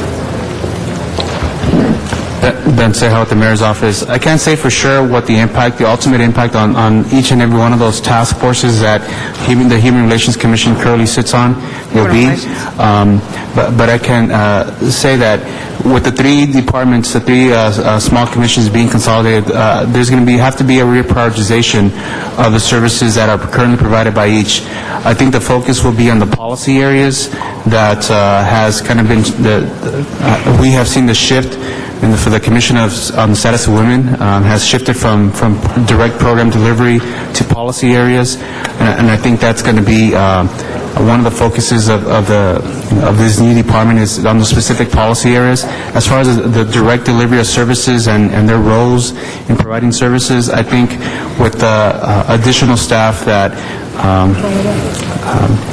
not additional staff, but with the consolidation of staff, there's going to have to be some sort of prioritization of which direct services will continue to be provided. And who determines that prioritization? Well, I think it's going to have to be as part of the transition program, when the organization is established with the new general manager, it's going to be part of that development. Right. Did you look at the impact that this was had on the school district? Because Human Relations plays a huge role also in LA Unified, working not only to respond to emergencies, but also kind of an ongoing work with on campuses with teachers and students, and how this might impact that as well. Again, it's hard for me to say what exactly this new department will be working on a day-to-day basis. We looked at the three commissions, the fact that a lot of people have said that this is the right time to consolidate these three commissions. So you didn't really look at specific impacts to programs that Human Relations was involved in right now? There was an assessment as far as the programs where the Human Relations Commission has field staff, and because the consolidation will delete some of those field positions. Right. I mean, we know that's going to be a service impact. Right. Colleagues, I know this is the right time to do these kinds of things, but I do want to go on record saying I'm very concerned about human relations particularly. I've come to really depend on them and rely on them in a way that I never had before, just based on certain scenarios going on in my district. And the other thing I just wanted to bring up was the idea of, in this phase one of this consolidation, it looks like we're going through a search for a GM to head up this new consolidation. Seems to me, again, this is money we don't have. I would offer the suggestion today, maybe as a verbal motion, that we look at one of the current general managers to take over the position of the general manager of these consolidated departments, instead of, again, using money we probably don't have to go for a search for a new general manager. I think we have one of them is vacant, but we have two others in Human Relations and one in Status of Women. I'd rather us use one of those general managers right now to head up this department, particularly since I would think they would be more closely aligned with the goals and purposes and priorities that would probably match what the City Council is feeling. So that would be a suggestion. I don't know if that's a verbal amendment or motion on the table. Okay. Any objection to that? If not, that'll be accepted as friendly. Mr. Parks, Mr. Cardenas, Mr. Labange. Mr. Parks. Facilitate that? Yeah, I just think, again, this makes sense. We've got general managers that are there right now. Take one of them, as opposed to using money to go on some search for a new general manager. I think that's the kind of fiscal responsibility I'd like to see us do right now. Do you have a problem with that? No, I think just to clarify, I'd just like to make sure the CLA and CAO reconciles Mr. Cardenas's motion with the direction that we gave during committee because we asked for a transition report. We also realized that on July 1st that none of this could be in place, so we asked them to ensure that there were funds available to where they transition over a period of time as they begin to work with an understanding how these departments are going to merge and how these three commissions eventually will function. So it is July 1st. Our belief is this cannot happen just because it's on paper. You're going to have a period of time, and that was the transition report that we asked back from the CLA. So we'd like to reconcile that. And again, we thought about this whole issue with the general manager, but that's in the purview of the mayor. And the issue is trying to pull the pieces together as it relates to these three departments and commissions. Councilwoman, just as Mr. Parks just stated, the selection of a general manager is within the purview of the mayor. Of the mayor. Fine. What's your point? My point being that even the selection of an acting general manager would still be within the purview of the mayor. So if determining who that individual would be, serving as their role would be a I'd like to make decision. it as a recommendation then from the council today that we would like the mayor to take a look at the current general managers. Okay. We'll add that suggestion if there's no objection. Thank you. And don't worry, we'll get some more pizza into Ms. Hahn. Mr. Cardenas. Thank you, Ms. Hahn, for pointing out that the fact of the matter is that we're looking at consolidating, which means that we have some general managers already, and certainly a search is costly when it comes to time. It's also costly when it comes to money. So again, you're absolutely right. It's the purview of the mayor to appoint general managers, but it's also has to be approved by the council as well. So hopefully in the spirit of that cooperation and looking at the resources we already have, perhaps we already have a gem among us that can actually take this forward in this new paradigm of this consolidation.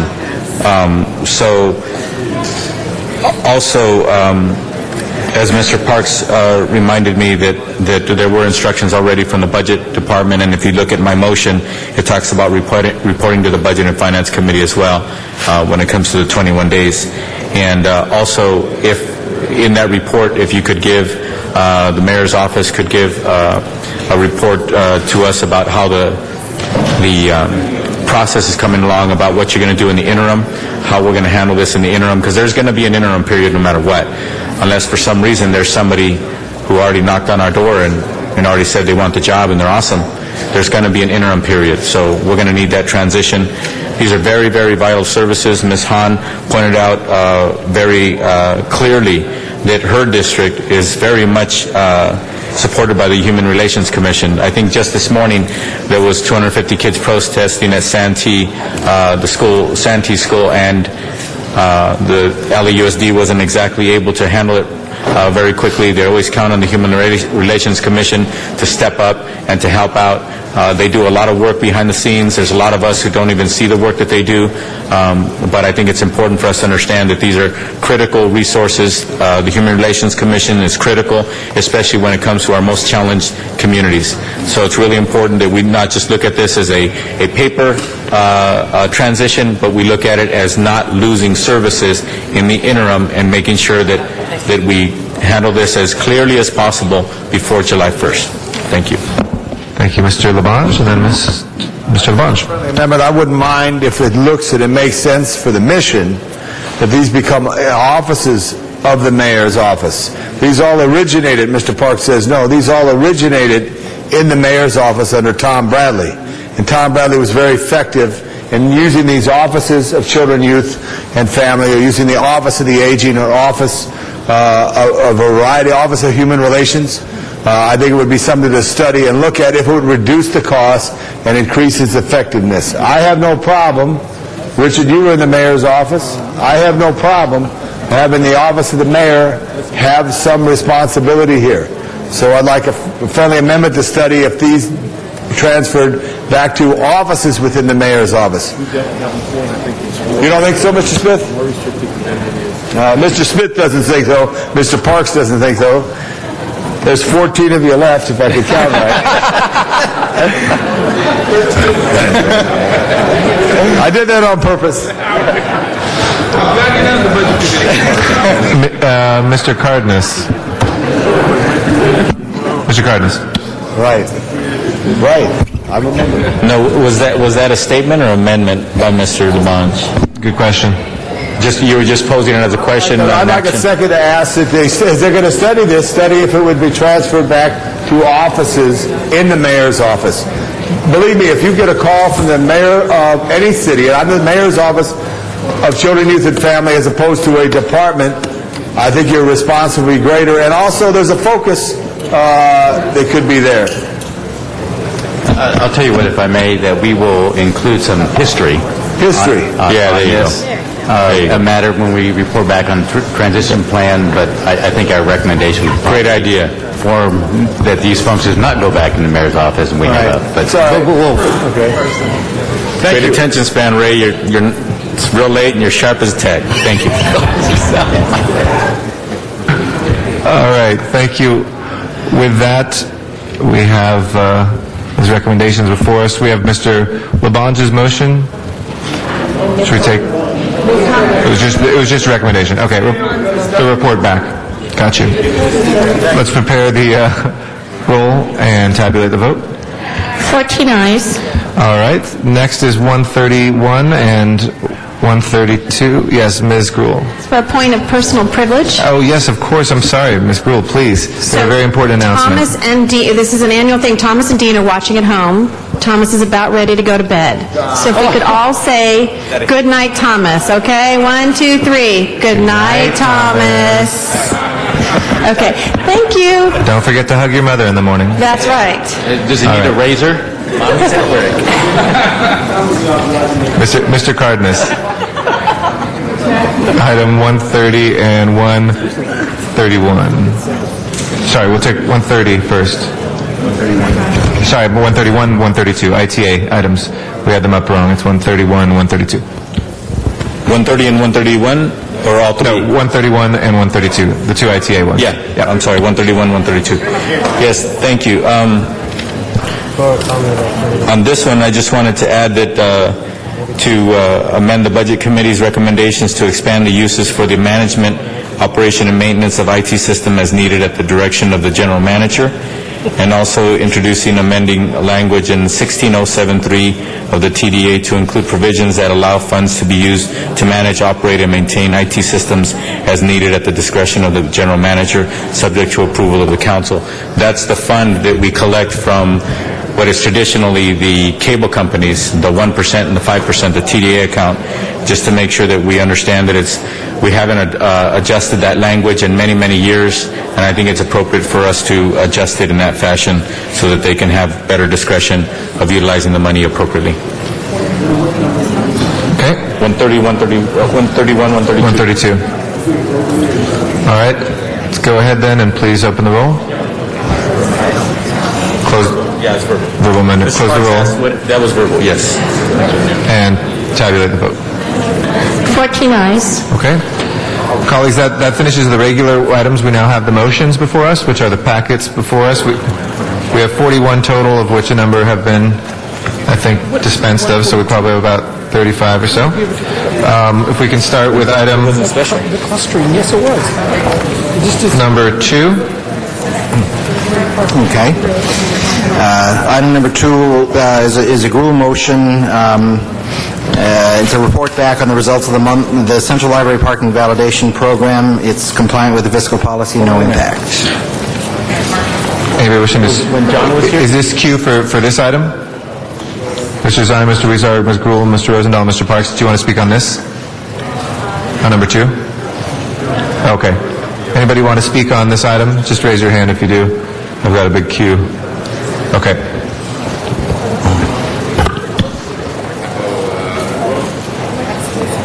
Okay, let's go ahead and prepare the roll and tabulate the vote.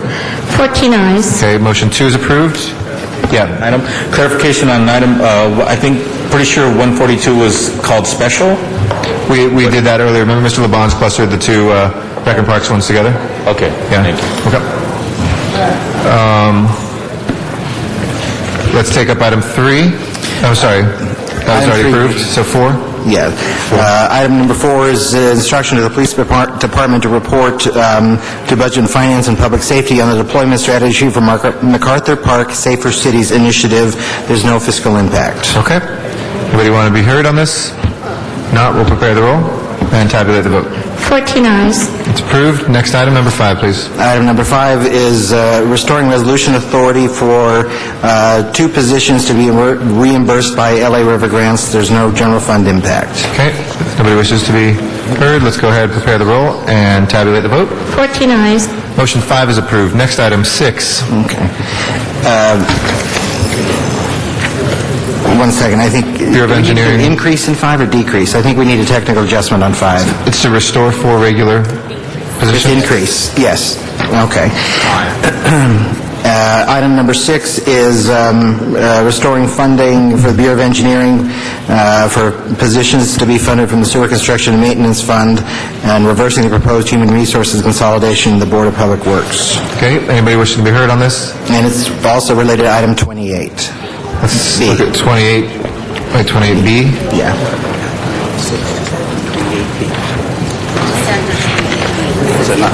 Let's take those up together then. Yeah, I think actually you can just act on 28B and receive and file 6. Okay, let's receive and file 6 then, and we'll come to 28B in a second then. We'll just stay in order so people can follow along. Item 7, please. Item number 7 is restoring resolution authorities for the wastewater program. It will all be reimbursed by the Sewer Construction and Maintenance Fund. Okay. Anybody wishing to be heard? If not, prepare the roll and tabulate the vote. 14 ayes. Thank you. Item number 8. Item number 8 is a Reyes-Labange motion instructing Rec and Parks to report the Plum Committee on assigning existing planning associate exclusively to trail planning responsibilities, no fiscal impact. Okay. Anybody wishing to be heard? If not, prepare the roll and tabulate the vote. 14 ayes. That is approved. Item 9, please. 9 and 21 relate its instruction for DOT to report back on the implications of discontinuation of the bikeway function. There's no fiscal impact. Okay, let's take those together, 9 and 21. There's no objection. Let's go ahead and open the roll on both, close the roll, and tabulate the vote. 14 ayes. Those are approved. Item 10, please. Item number 10 is adding resolution authority for a senior MA and deleting a resolution authority for a civil engineering associate 3 at the zoo. There's no fiscal impact. Okay. Anybody wishing to be heard? If not, prepare the roll and tabulate the vote. 14 ayes. That's approved. Item 11, please. Item 11 you've taken care of. Okay, we prefer that back to Budget and Finance? Correct. So item 12? Item number 12, I think it took care of it on 95. It's related to 95 in your report. It's the liability budget and ceiling for all departments. Okay. We'll go to item 14 then. Oh, we now need to take a vote. Let's go ahead then and open the roll on it. Close the roll and tabulate the vote. 14 ayes. That's also approved. Item 14, please. 14 is restoring resolution authority for positions of street services. They'll be offset by fees from violations. This is actually not compliant. The receipts have already been recognized. We would recommend that go to committee. Okay. Committee. Is that right? Okay. Go ahead and move that to committee, please, without objection. So ordered. Item 15. 15 we've taken care of. Okay, that was referred to Budget and Finance also. 16 we've taken care of. 17, please.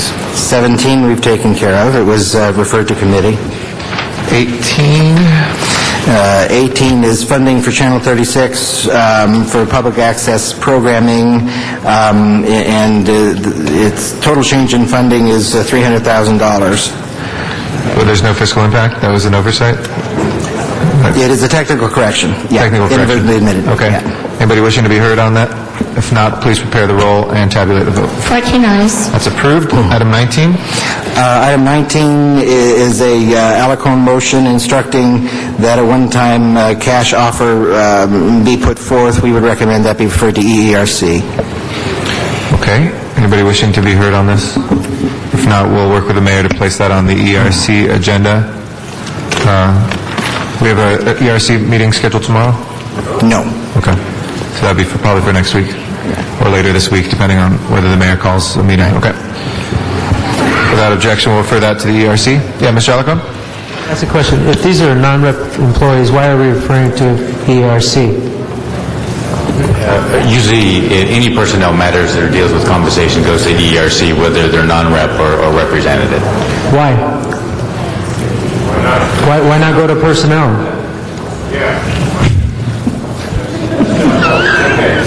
You don't want it.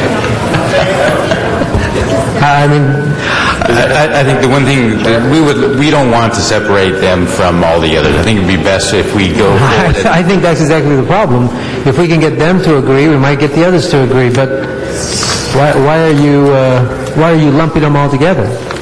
I think in order for us to actually have a comprehensive package that deals with it globally or universal, it would be more beneficial for us versus trying to go one way versus another. Look, members, this is a little item. It provides an opportunity for us to get people out of the system quickly and avoid layoffs. I cannot understand why the CAO wants to lump them with a negotiated process when we can negotiate directly with the employee here. We can save people's jobs.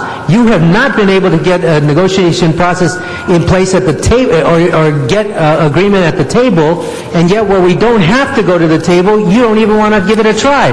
Members, this is foolish. This is foolish. I recommend we either pass this today or send it to personnel because this is not an EERC item. Anybody else wishing to be heard on this?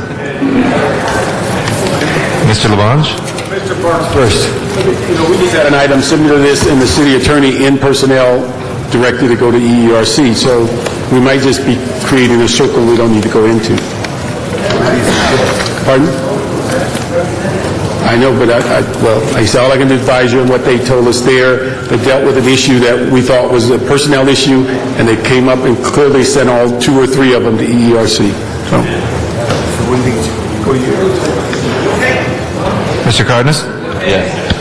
Recommends to go to ESC, we'll send it back. Meanwhile, we'll be happy to take it. So let's take it to personnel, and then if it doesn't work out, that way we'll do it. So, motion, personnel, everybody agree? Thank you. Open the roll, close the roll, tablet. We got it. Thank you, Donna Perriman. You let him sit in your seat for a little while and what happens? Mr. Labange. I just want Peter Echeverria to come forward and explain. Let the record reflect that's not a personal reflection on you, Mr. Echeverria. You better be quick, Pete. At least not for me. You didn't get tomatoes thrown at you. If it's a matter that involves benefits or compensation, or can be said to involve benefits or compensation, it goes to EERC for advice and recommendation. Compensation matters. So, members, I suggest we take the recommendation to the city attorney and go to EERC. All right. We have 2 motions, one to refer it to EERC and one to refer it to personnel. They're not mutually exclusive, but the first one would be to refer it to personnel because that was the second motion. Please open the roll. Close the roll. Tabulate the vote. 13 ayes, 1 no. Not mutually exclusive, so we'll open the roll and sending it to EERC. Please open the roll. Close the roll. And tabulate the vote. 9 ayes, 5 noes. It will be referred both places. Mr. Zine will get to see it in both. Next item, please. Item number 20 is a delete and add that results in a reduction, so there's no fiscal impact. Anybody wishing to be heard on this, Mr. Parks? Did you press your button for this one, Mr. Parks? 20? Or previous one, okay. All right, if nobody wishes to be heard, let's go ahead and prepare the roll. Tabulate the vote. 14 ayes. All right, that is approved. We did 21. Let's go to 22. Item number 22 is a deletion of 10 unfunded senior clerk typist positions in PD and adding regular authority for police service representatives. Is correcting an omission in the budget, no impact. All right, anybody wishing to be heard? Item 22. If not, let's go ahead and prepare the roll and tabulate the vote. 14 ayes. That's approved. Item 23. 23 is a Hahn motion instructing a status report on the funding of the waterfront red car. There's no fiscal impact. Okay. Prepare the roll and tabulate the vote. 14 ayes. That's approved. 24, please. 24 is an instruction to report on the status of federal legislation that would allow LAWA to increase passenger facilities fees. There's no fiscal impact. Nobody wishes to be heard. Please prepare the roll and tabulate the vote. 14 ayes. That's approved. Number 25. 25 is an instruction to Office of Finance to report in 90 days on the success of referrals of delinquent ambulance billings and the status of an RFP for contractors that specialize in the collection of the billings. There's no fiscal impact. Okay. Nobody wishes to be heard. Let's prepare the roll and tabulate the vote. 14 ayes. 26, please. 26 is an instruction to DUN to report on their guidelines and procedures in regards to their demand warrant policy, specifically on the turnaround time and the annual funds which trigger the necessity of a warrant. There's no fiscal impact. Okay. Nobody wishes to be heard. Let's prepare the roll and tabulate the vote. 14 ayes. That is approved. 28, please. 28 is... I just want to make sure that got sent to committee, correct? 27 was referred to Transportation Committee, correct? Okay, thank you. Yes. 28? 28 is a restoration of regular position authority. Oh, that's right, 28, yeah, you did 28B already, so you can receive and file 28 and 28A. Okay. We'll move to receive and file those two without objection, so ordered. 29? 29 is an instruction for GSD to explore the feasibility of privatizing air rights over city-owned properties and reporting back to Plum. No fiscal impact. Nobody wishes to be heard. Let's prepare the roll and tabulate the vote. 14 ayes. That's approved. Item 30? Item 30 is a report, instruction to report on the feasibility of establishing a tourism marketing district to be administered by LA Inc., and there is no fiscal impact. It's a report back. Okay, if nobody wishes to be heard, prepare the roll and tabulate the vote. 14 ayes. Item 30 is approved. Item 31? Item 31 is a Rice motion to place, it exempts from placing the new and regular position authorities. It exempts the DNA positions and in addition proposes exempting the Office of Inspector General positions from a hard hiring freeze. There is no fiscal impact, but the funding at this point, I believe, is in the UB. Okay. Anybody wishing to be heard? Mr. Parks? Consistency throughout the budget. We've certainly left A in the budget, but B should go to the UB so that they can be reviewed by the CLACAO to vet them before we fund them. Anybody else? Okay. Let's go ahead and prepare the roll as recommended, as moved by Mr. Parks, and tabulate the vote. 14 ayes. Okay. And as approved as amended. Item 32?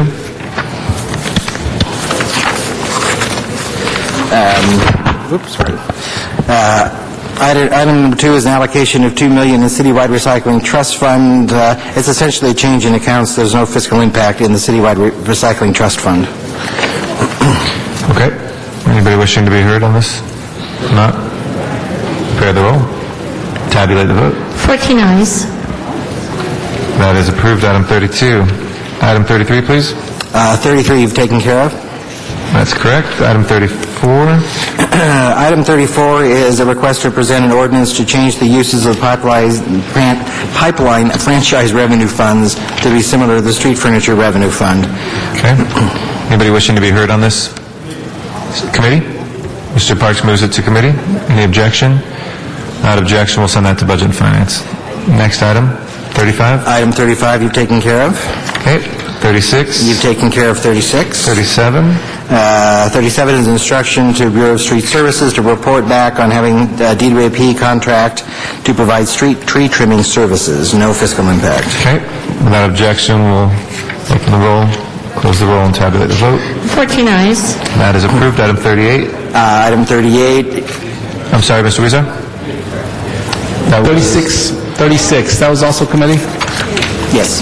36 was also sent to Budget and Finance, yes. Yeah. 38? 38 is an instruction for the CAO in my office with various assistants from various departments to report back on cost-effective of contracting services such as landscaping, purchasing, painting, etc. It's a report back. There's no fiscal impact. Okay. Anybody wishing to be heard on 38? If not, please prepare the roll and tabulate the vote. 14 ayes. That is approved. Item 38 is approved. 39, please. 39 is an instruction for DOT to report back on the impact of removing the assigned officers from the busiest intersections in the city. And there is no fiscal impact. It's a report back. Okay. Mr. Labange? The general manager or their designee on this issue here. I don't know why we need a motion to discontinue a program. I just got an email last week from a gentleman who said their very effective officer is controlling this intersection and taking charge and helping it flow in a much better way. So if Ms. Hahn, who's the maker of the motion, could explain to us what's your thought. Well, I think it's a good opportunity to get some of those questions answered. I've driven by a couple intersections where there's an officer sign and they're frankly not doing anything. So I think it's a good opportunity to say, hey, if we removed them, what would be the impact? And hopefully the department will come back and say it is working, it is viable, but maybe it's also an opportunity to look at those 25 busiest intersections which were designated a couple years ago. Maybe they're not the busiest anymore, and maybe we can better use our time, our resources more wisely. It's just an opportunity to say, hey, if we removed them, what would that impact be? And you're thinking it'll come back to say it'd be a huge impact. It'll make traffic worse. I may find a couple of my intersections, I'll say there'll be no noticeable change if they were removed from that intersection. So it's an opportunity to look at it. But let me ask a question, Mr. CAO. Why do we have to do a motion on this? Why can't we just ask the general manager or Jimmy Price, who's the head of parking and traffic control, why can't they shift this? Have you had a problem in the department? Well, just again, when my staff was looking at ways to find some savings, this was one of those that kind of popped out in terms of what we could save, and just want to know, is it still a viable program? Do we all still believe in it? Are we still at the right busiest intersections? And is it a program that we think is worth, $1 million? Well, I would just say number 3 is okay with me. Is it right? I mean, I strongly believe in the program. Fine. I helped. Then you have nothing to worry about. Okay. You can move all the traffic officers out of the 15th. Is that what you want? Okay, before the sign turns into a dialogue, we have 8:45. Mr. Cardenas. Mr. Cardenas. I just, City Attorney, if I said hello to my daughter Alina, could I still call the question? Yes, you can. Yes. Okay. Hi, Alina. I call the question. All right. Please prepare the roll and tabulate the vote. 14 ayes. That motion is passed. Next item, please. 40. Item number 40 is an instruction for the Personnel Department to discontinue the police officer recruitment incentive program. That's been discontinued, right? Or the funding's been deleted from it, right? I believe this is the program where if you refer someone, you get payment. Right. This is not gotcha. It's the other one. Yeah. Okay. Please prepare the roll and tabulate the vote. 14 ayes. That is approved. Item 41, please.